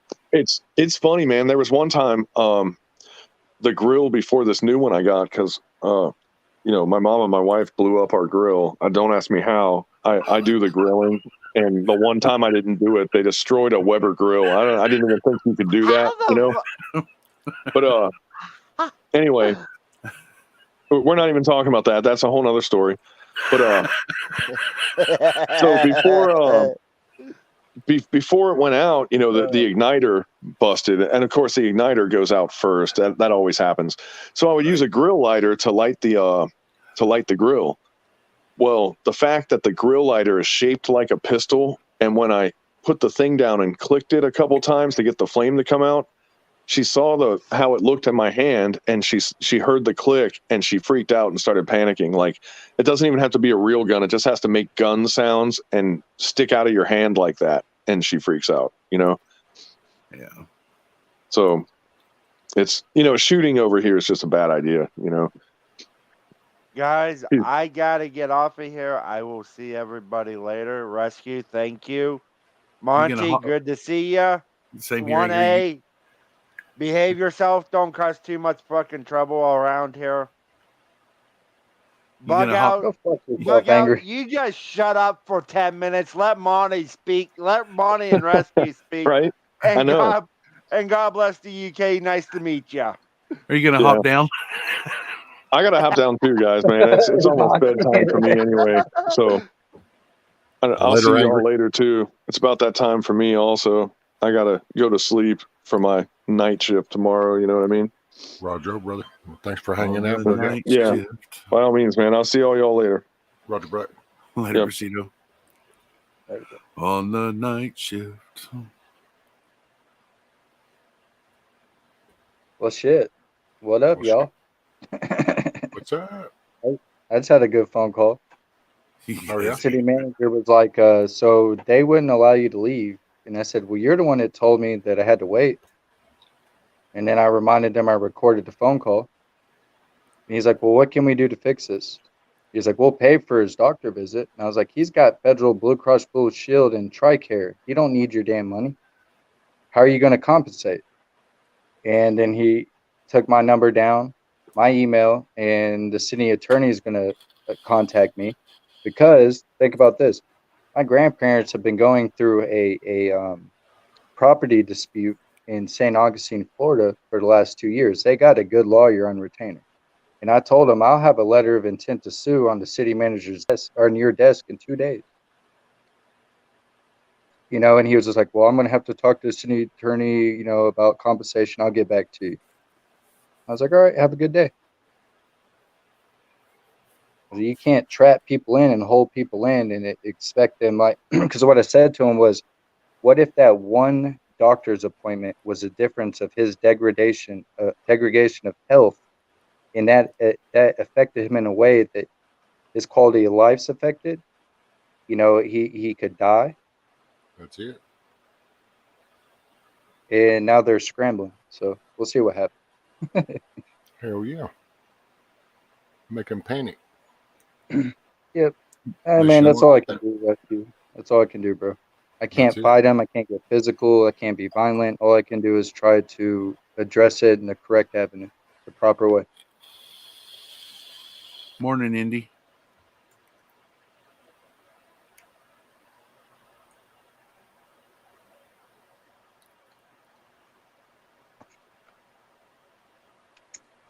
It's all good, though. Kind of proud of myself. I didn't get angry.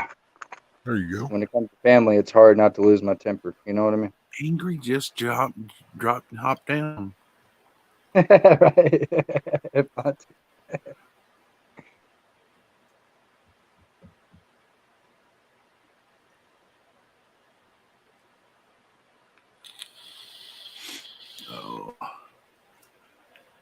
Oh, man.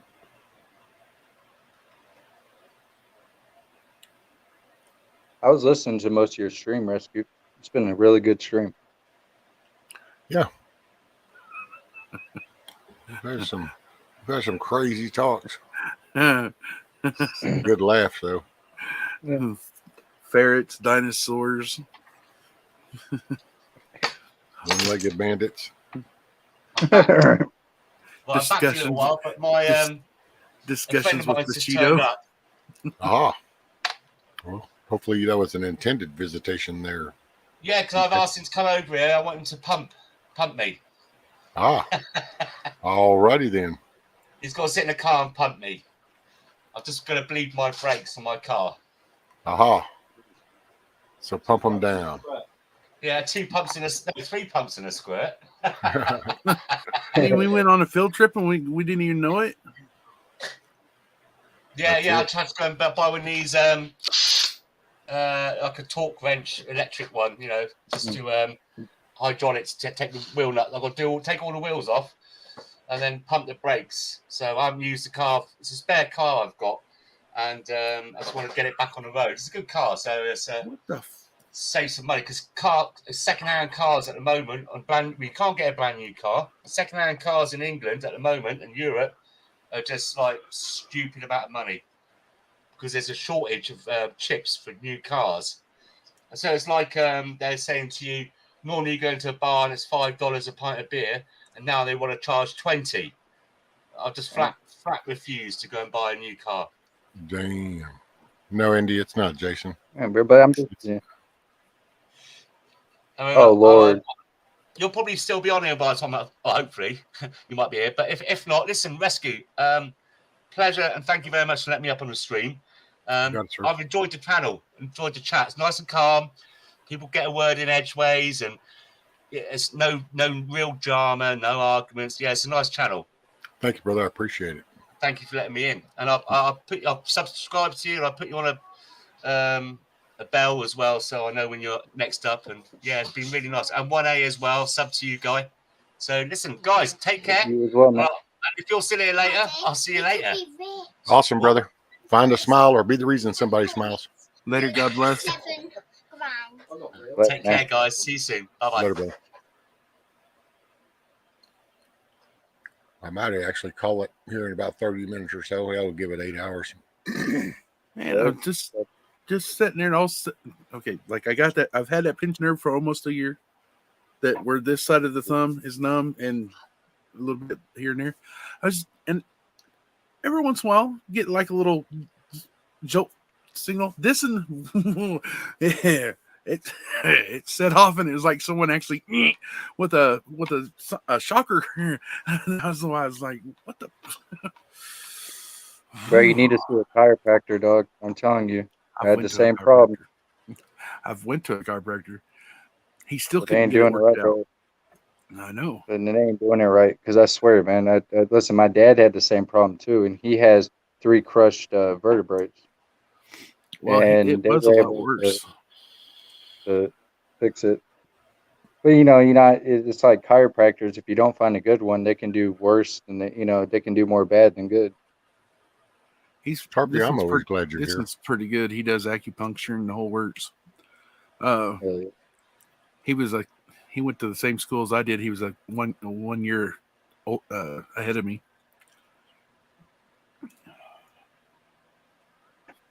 And Eric, you're not an asshole. Hey, you're part of the humor. Not to mention our craftsman. You're the artiste. The artiste. Did you say you're calling it here in about 30 minutes? I think so. Possibly, yeah.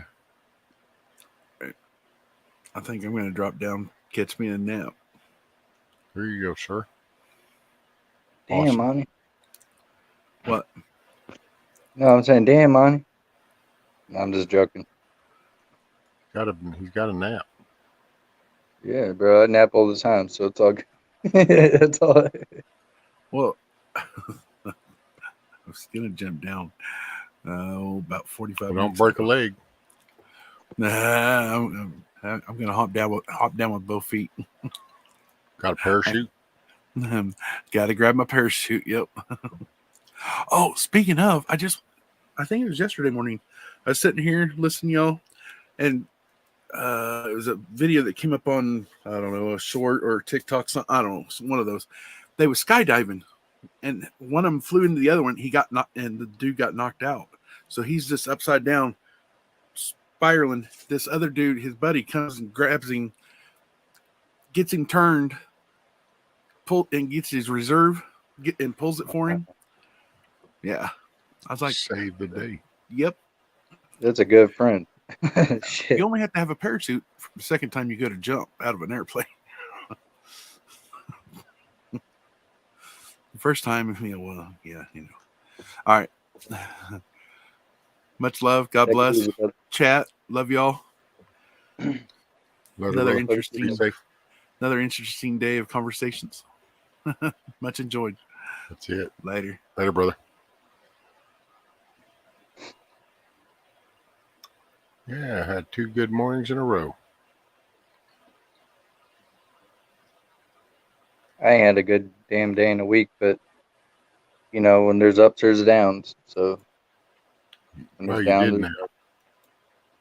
Now you had a good day. yeah. So Today I've far. had a good day. Yeah, with what's transpired, you know, I handled it pretty well. I just when you start, you know, messing with my family, the old me comes out, and I'm like, want to get angry, and I gotta control myself and realize I gotta conduct myself a little more professionally because regardless of what anybody says, I'm the owner of my reaction. And my reaction is going to be looked at more than the initial push or budge or whatever the person does to you. You're going to focus on the reaction. So yeah, I'm learning. You know, I'm young. I'm trying, but it's It's hard. all a work in progress. Hey, thank you, Sharon. I'm glad you enjoy it.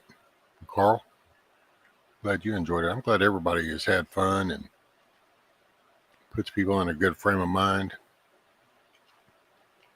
Starts the day off. Ends the day off if you're ending your day. Positive. We need it. We need to try to pass that on. Pass it around everywhere. Because when the shit hits the fan, we're going to need to be with each other. Well, it's just like, you know, say you're sitting in a room with a few people, say you're at a job interview or whatever you're at. Now one person comes in smiling, happy, and they start joking around. It changes the energy in the whole room, everyone's demeanor. Everybody lightens up a little bit. That's and, it. You know, And you know, it starts right in your own living room. Right. The message that we send when we teach our kids how to deal with things. You know, how we interact when they watch us interact. Are they watching us experience road rage? Because then that keeps the kids' anxiety up and stress up. Yeah, that's the thing that I have to realize that, you know, no, I don't have kids. But regardless of someone's age or their situation, somebody is always looking up to you or looking for some type of motivation or inspiration. And when I don't know, when somebody just like goes the opposite way, it kind of throws them off. You know, I have a lot to work on in my life, man. Yes, sir. All right. I'll be all right. Oh yeah, nobody's got all the answers, and that's the thing is, just don't ever beat yourself up like you haven't. You know, you didn't react, you didn't respond, nothing's fast enough because it's everybody at their own pace.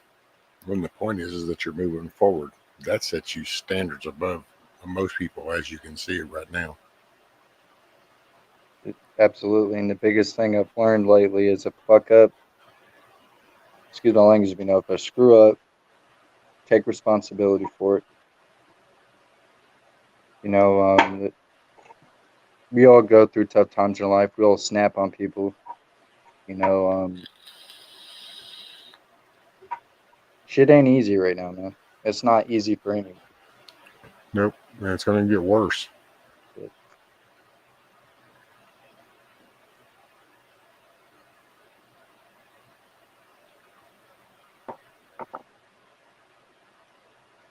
And I appreciate the compliment, Garrett and Miss Sharon. Appreciate it.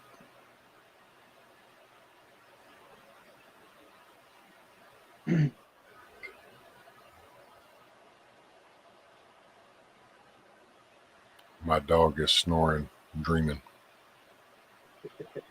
Took me a minute to realize what the hell was that sound. He's down there dreaming and he's got his legs going, so hopefully he's getting whatever it is he's chasing. I didn't even know you had a dog, man. Mm-hmm.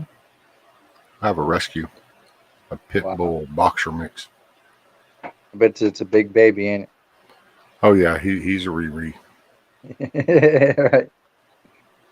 Ain't nothing wrong with that. But that's the thing, is they're big babies like that until they have to do something, and you'll see a side of them. You're like, damn, I know how you had that in you. It's like, good boy.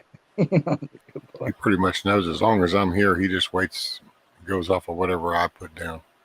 Mm-hmm. If I'm not, then he gets more defensive.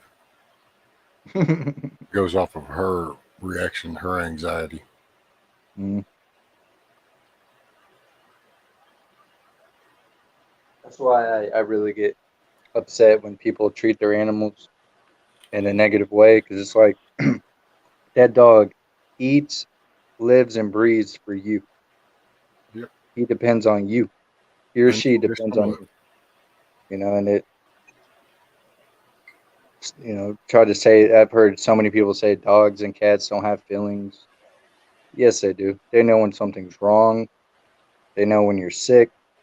They know when somebody's passed away. They know a lot. And we have to give them that respect. You know, we domesticated them. We took them out their wild environment and domesticated them through other, you know, animals to create them to fit our needs, and then we neglect them, and you know. Yep. Yeah. For our entertainment purposes. Mm-hmm.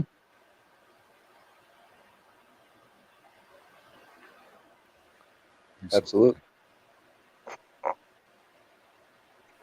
I had a neighbor when I lived somewhere else like 12 years ago. He was fighting dogs and fighting chickens too. And the chicken part, like, I get it, but I still don't agree with it. Fighting roosters, you know what I mean? You're still taking a living, breathing animal and doing something negative with it.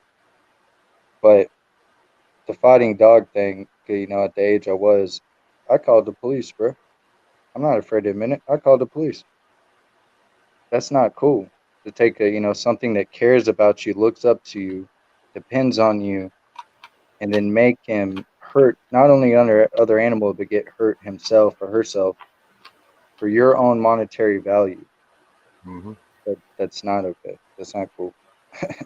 That's not That's cool. I'm not a fan of chicken. I'm not really a fan of any intentional fighting. But then, right after you see so much, you just, dude, it's some ugly shit. So I just find no entertainment in it. No, dude. And it that's the thing is, you know, I grew up around, you know, roosters fighting. You know, that was the way people made money all the time.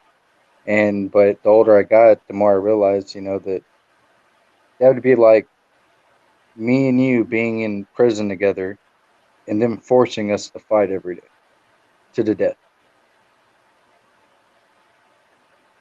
Yeah. You know, it's the same thing. I guess I just never clicked with the intentional aggression, you know, towards because I don't know, man. It just gets me. It's like I wouldn't have a kid and raise my kid to just go attack people because I want him to be a badass. You know what I'm saying? I've never understood that. And they do it to pets, and the pets are like, man, I just wanted you to love me, and I was willing to love you unconditionally, and you're gonna throw me in this, and they still try to do the best they can because they think that's what they're supposed to. Mm-hmm. No, they're going, okay, you're my owner, and you're telling me to do this, and I'll die for you. So let's do it. Yeah. Well, you love me more if I do it. If I do good. Then a lot of them get abandoned. So I put my hands on a guy one time that was abusing his dog. He wasn't just like, you know, spanking him on the ass or any, you know what I mean, like trying to get his attention. It was like he was dragging him with a choke collar down the middle of the street, just dragging him where the dog was, you know, bleeding because, you know, just on the rough concrete. And I beat that dude. I beat him down to the ground, stole his dog, and then took it to a non-kill shelter. And I had investigators come to my house and were like, "Did you steal his dog?" I was like, "Yeah, I did." Because he was abusing it. He was trying to kill him. Like, "Did you, you know, assault him?" I was like, "I sure did." And Nothing came of it. They gave me a court date. I went to the court date. They were like, "Hey, we don't have it in our records that you have any court date." And I was like, "Okay, well, give me another one." Never showed up in the mail. Never worried about it again. So it is what it is.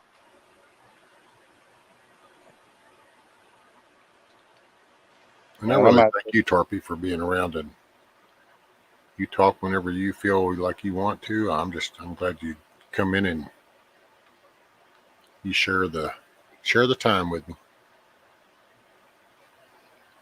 Oh, and then now she said, 1A, I worked pit bull rescue for several years. I defend all animals, focused on pit bulls for obvious reasons. I just lost 2 of my 4 pits to old age. 2 I rescued from Florida. Tarpy, I had 3 pit bulls. One was shot by a neighbor going on his property, chasing after a deer, and the other 2 died of old age. And so I understand that. Those dogs were my best friend. And when I lost them, I felt like I lost a child. And I know I can't compare that to a child, but for the situation I'm in, I felt like that because I got them puppies. I raised them. They protected me before. They were always by my side anywhere I went. And to lose them, that was hard. It's tough because they're the most loyal, big babies. They want to sit in your lap. They'll protect babies. They'll protect anything that is, vulnerable.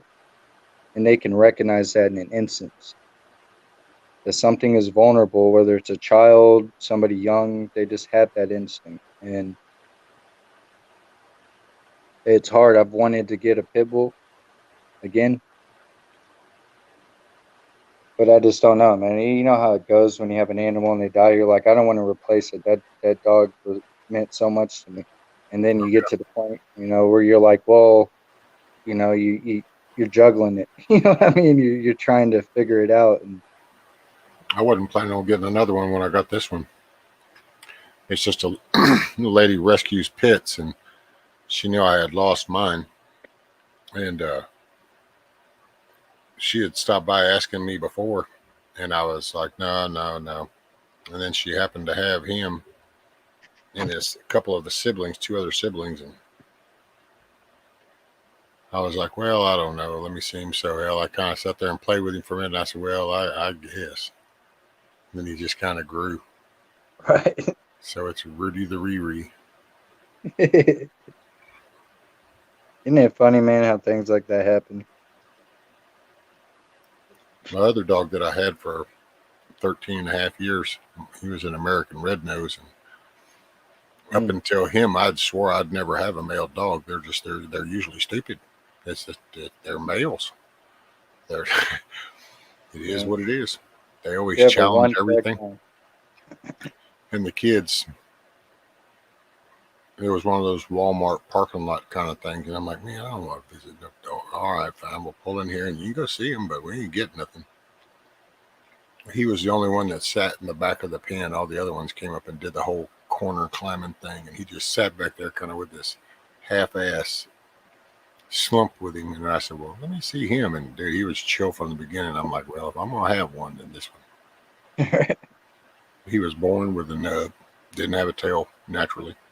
Wow. And he had no clue he was a dog.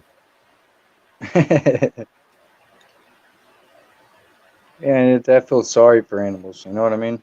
Like I have a soft spot. And when I got those 3 pit bulls, I didn't want to go to a animal shelter. I wanted to go to the people that are breeding them. Those dogs that just get used as bait, get this trash. If they're not, adopted, they're just killed basically. They just take them out. And I got 2 of the biggest ones, and then there was one in the corner. They had them in a playpen, like 15 puppies. And there was one in the corner getting trampled on and was just in horrible condition. I was like, is that the runt? And he was like, yeah. I was like, I want him. He's like, you really want him? You really want him? I was like, yeah, I want him. Go clean him up. Bring it back to me. that dog was so damn loyal. The runts are so loyal, and that dog would go after anybody just for me giving a command. And yeah, has hip problems because its hips were messed up as a puppy. Half its ear was bitten off as a puppy. Had gashes all in its head, and yeah, Damn. I miss that dog. I really do. She was really loyal. Her name was Danny. Oh, Danny. Mm-hmm. All my pets were males except one. My 15-and-a-half-year-old just died at Christmas time, was male and grew up with my son. Played catch and threw the ball. I just caught the ball. Yeah. Hey, morning, Summer. That's my one before this one here. That's he grew up. My kids used to ride him like he was a horse. I mean, it just Right. people that do that whole bad dog, and it's like, no, just a bad raising. Yep. Same thing as a child. What you put in the way you influence that child and the way you raise that child is going to dictate how they treat other people when they grow up. Same with an animal. They pick up on the same clues and aggression and what you do as a child does. Yep. Well, that's what got me talking about the vibe that we put out when we talk to other adults around kids or younger people and stuff is, what message do we send? Are we putting off that negative, angry vibe? You know, Mm-hmm. translates to the dogs too. What's your dog's name? Rudy. Rudy. That's a good name. What was What was your past dog's name? The other one was Dixie, and then Dixie. That's a good name too. Hell yeah. My three pitbulls I had were Rocco, was the male. Had BB, which was short for Big Bertha, because she weighed 112 pounds. I mean, she was a tank. She was a little overweight, but it, yeah, good luck, dealing with that dog. But then you had Danny, the runt. But I've had all types of animals in my life, and I've had Malteses, Chihuahuas, you name it. I just have a soft spot, and I feel like somebody's trying to like dump an animal. It's my duty. I'm not going to let that animal sit there and starve and die. I have a duty as a human being to protect nature, and then I feel guilty because we domesticated them and we brought them into this world, and now we just throw them to the side like they're not worth anything. Yeah. Well, we don't want to hold people accountable for their bad actions. So then people keep repeating it, and then we end up with shelters that are full. And correct me if I'm wrong, tell me if you think the same way, but a person that abuses animals and treats animal like shit probably does the same to their family and their kids. Oh yeah, or at least they would if they could, because they're mean by nature. Then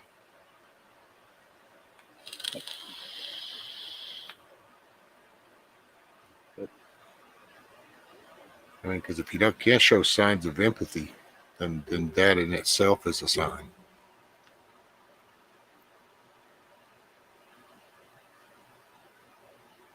And I realized that was my problem in rescue, is that I showed too much empathy to humans, not animals, but humans. Yeah. And I always get put in a bad spot. Like because I care too much sometimes, and it gets to the point where it's like, well, you have to make a decision, and it's gonna be a problem, because that person. A lot of people don't realize when you're trying to help somebody out, and they take advantage of you, or like, oh, it pisses you off. Don't really take you serious, but they're still gaining positivity and help from you. but they're not like really giving. And I'm not even saying validation, but just a thank you. Like, hey, you helped me get through this, and you're helping. It's just like with kids. Like I see people go through the same thing with kids. Help their kids out their whole life, but as soon as they become adults, they're like, I don't remember any damn thing you've ever done for me. You know, and it I don't know. I feel like I'd be a lot happier if I wasn't such an old soul. If I didn't really care. Sometimes I feel like, well, I'd be happier. I wouldn't even give a shit. But then I have to humble myself and be like, well, that's the whole point of living, is caring and appreciating what's around you. So you do give a shit. I absolutely do give a shit. Sometimes way too much. You know, and Yeah. that's why, you know, you talk about balance. I try to do the same thing. But at 30 years old, I still got lingering problems. Right. Oh yeah. Hey, John. John, good to see you, brother.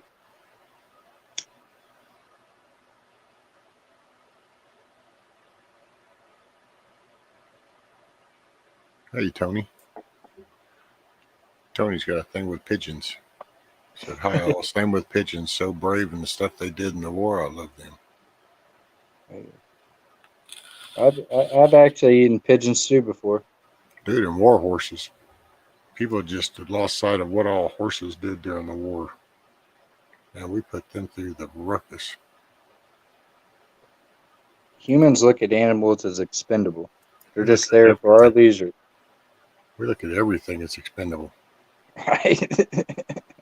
I mean, even if you have money, then you can just look at people as expendable too. Yeah, they're the workhorses now, you know?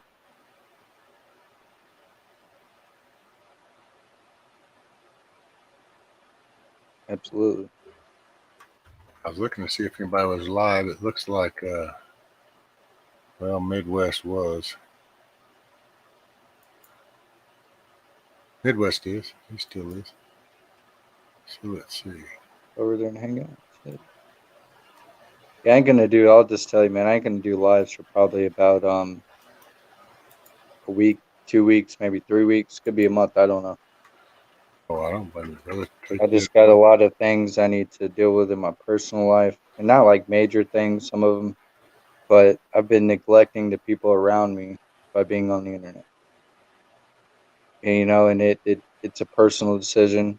Nobody made me do it. Nobody, you know, forced me off. I just have to do it for myself and my family. I'll drop in on panels every once in a while, like I'm doing now, but I just got to, you know, do it for myself. I love every single one of y'all. You know, I appreciate the conversations, the advice, and everything we, you know, talk about. I just, for my mental health and my, you know, positivity, I just have to make a change because I don't, you know, I stopped enjoying it, man. I stopped enjoying going live. And that, because everything that I've been suppressing and internalizing and everything, you know, that I'm going through, it's catching up to me in a negative way.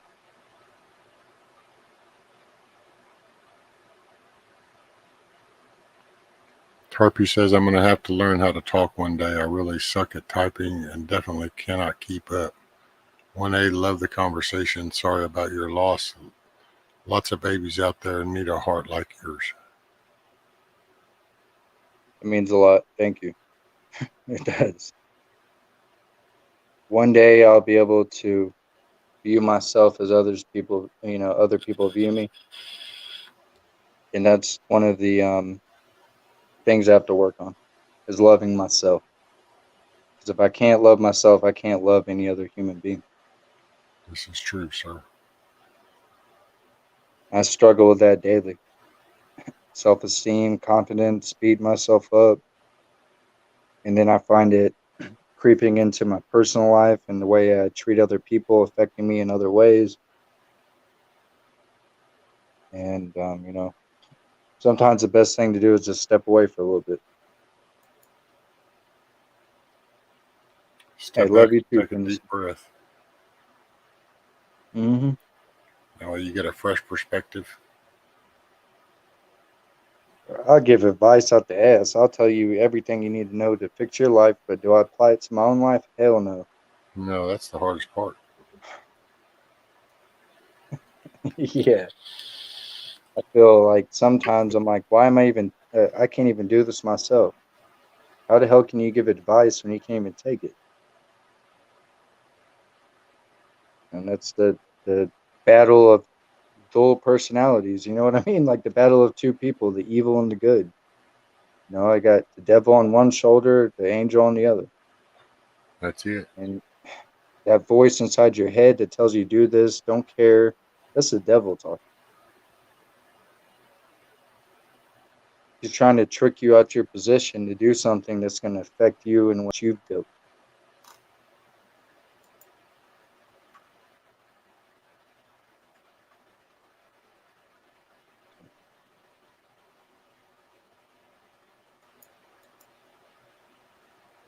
That's a link to Midwest.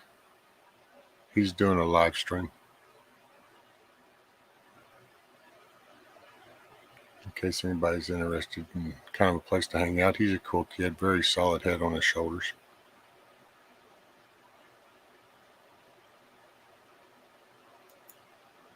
If I wish at his age that I had the knowledge and the perception that he did.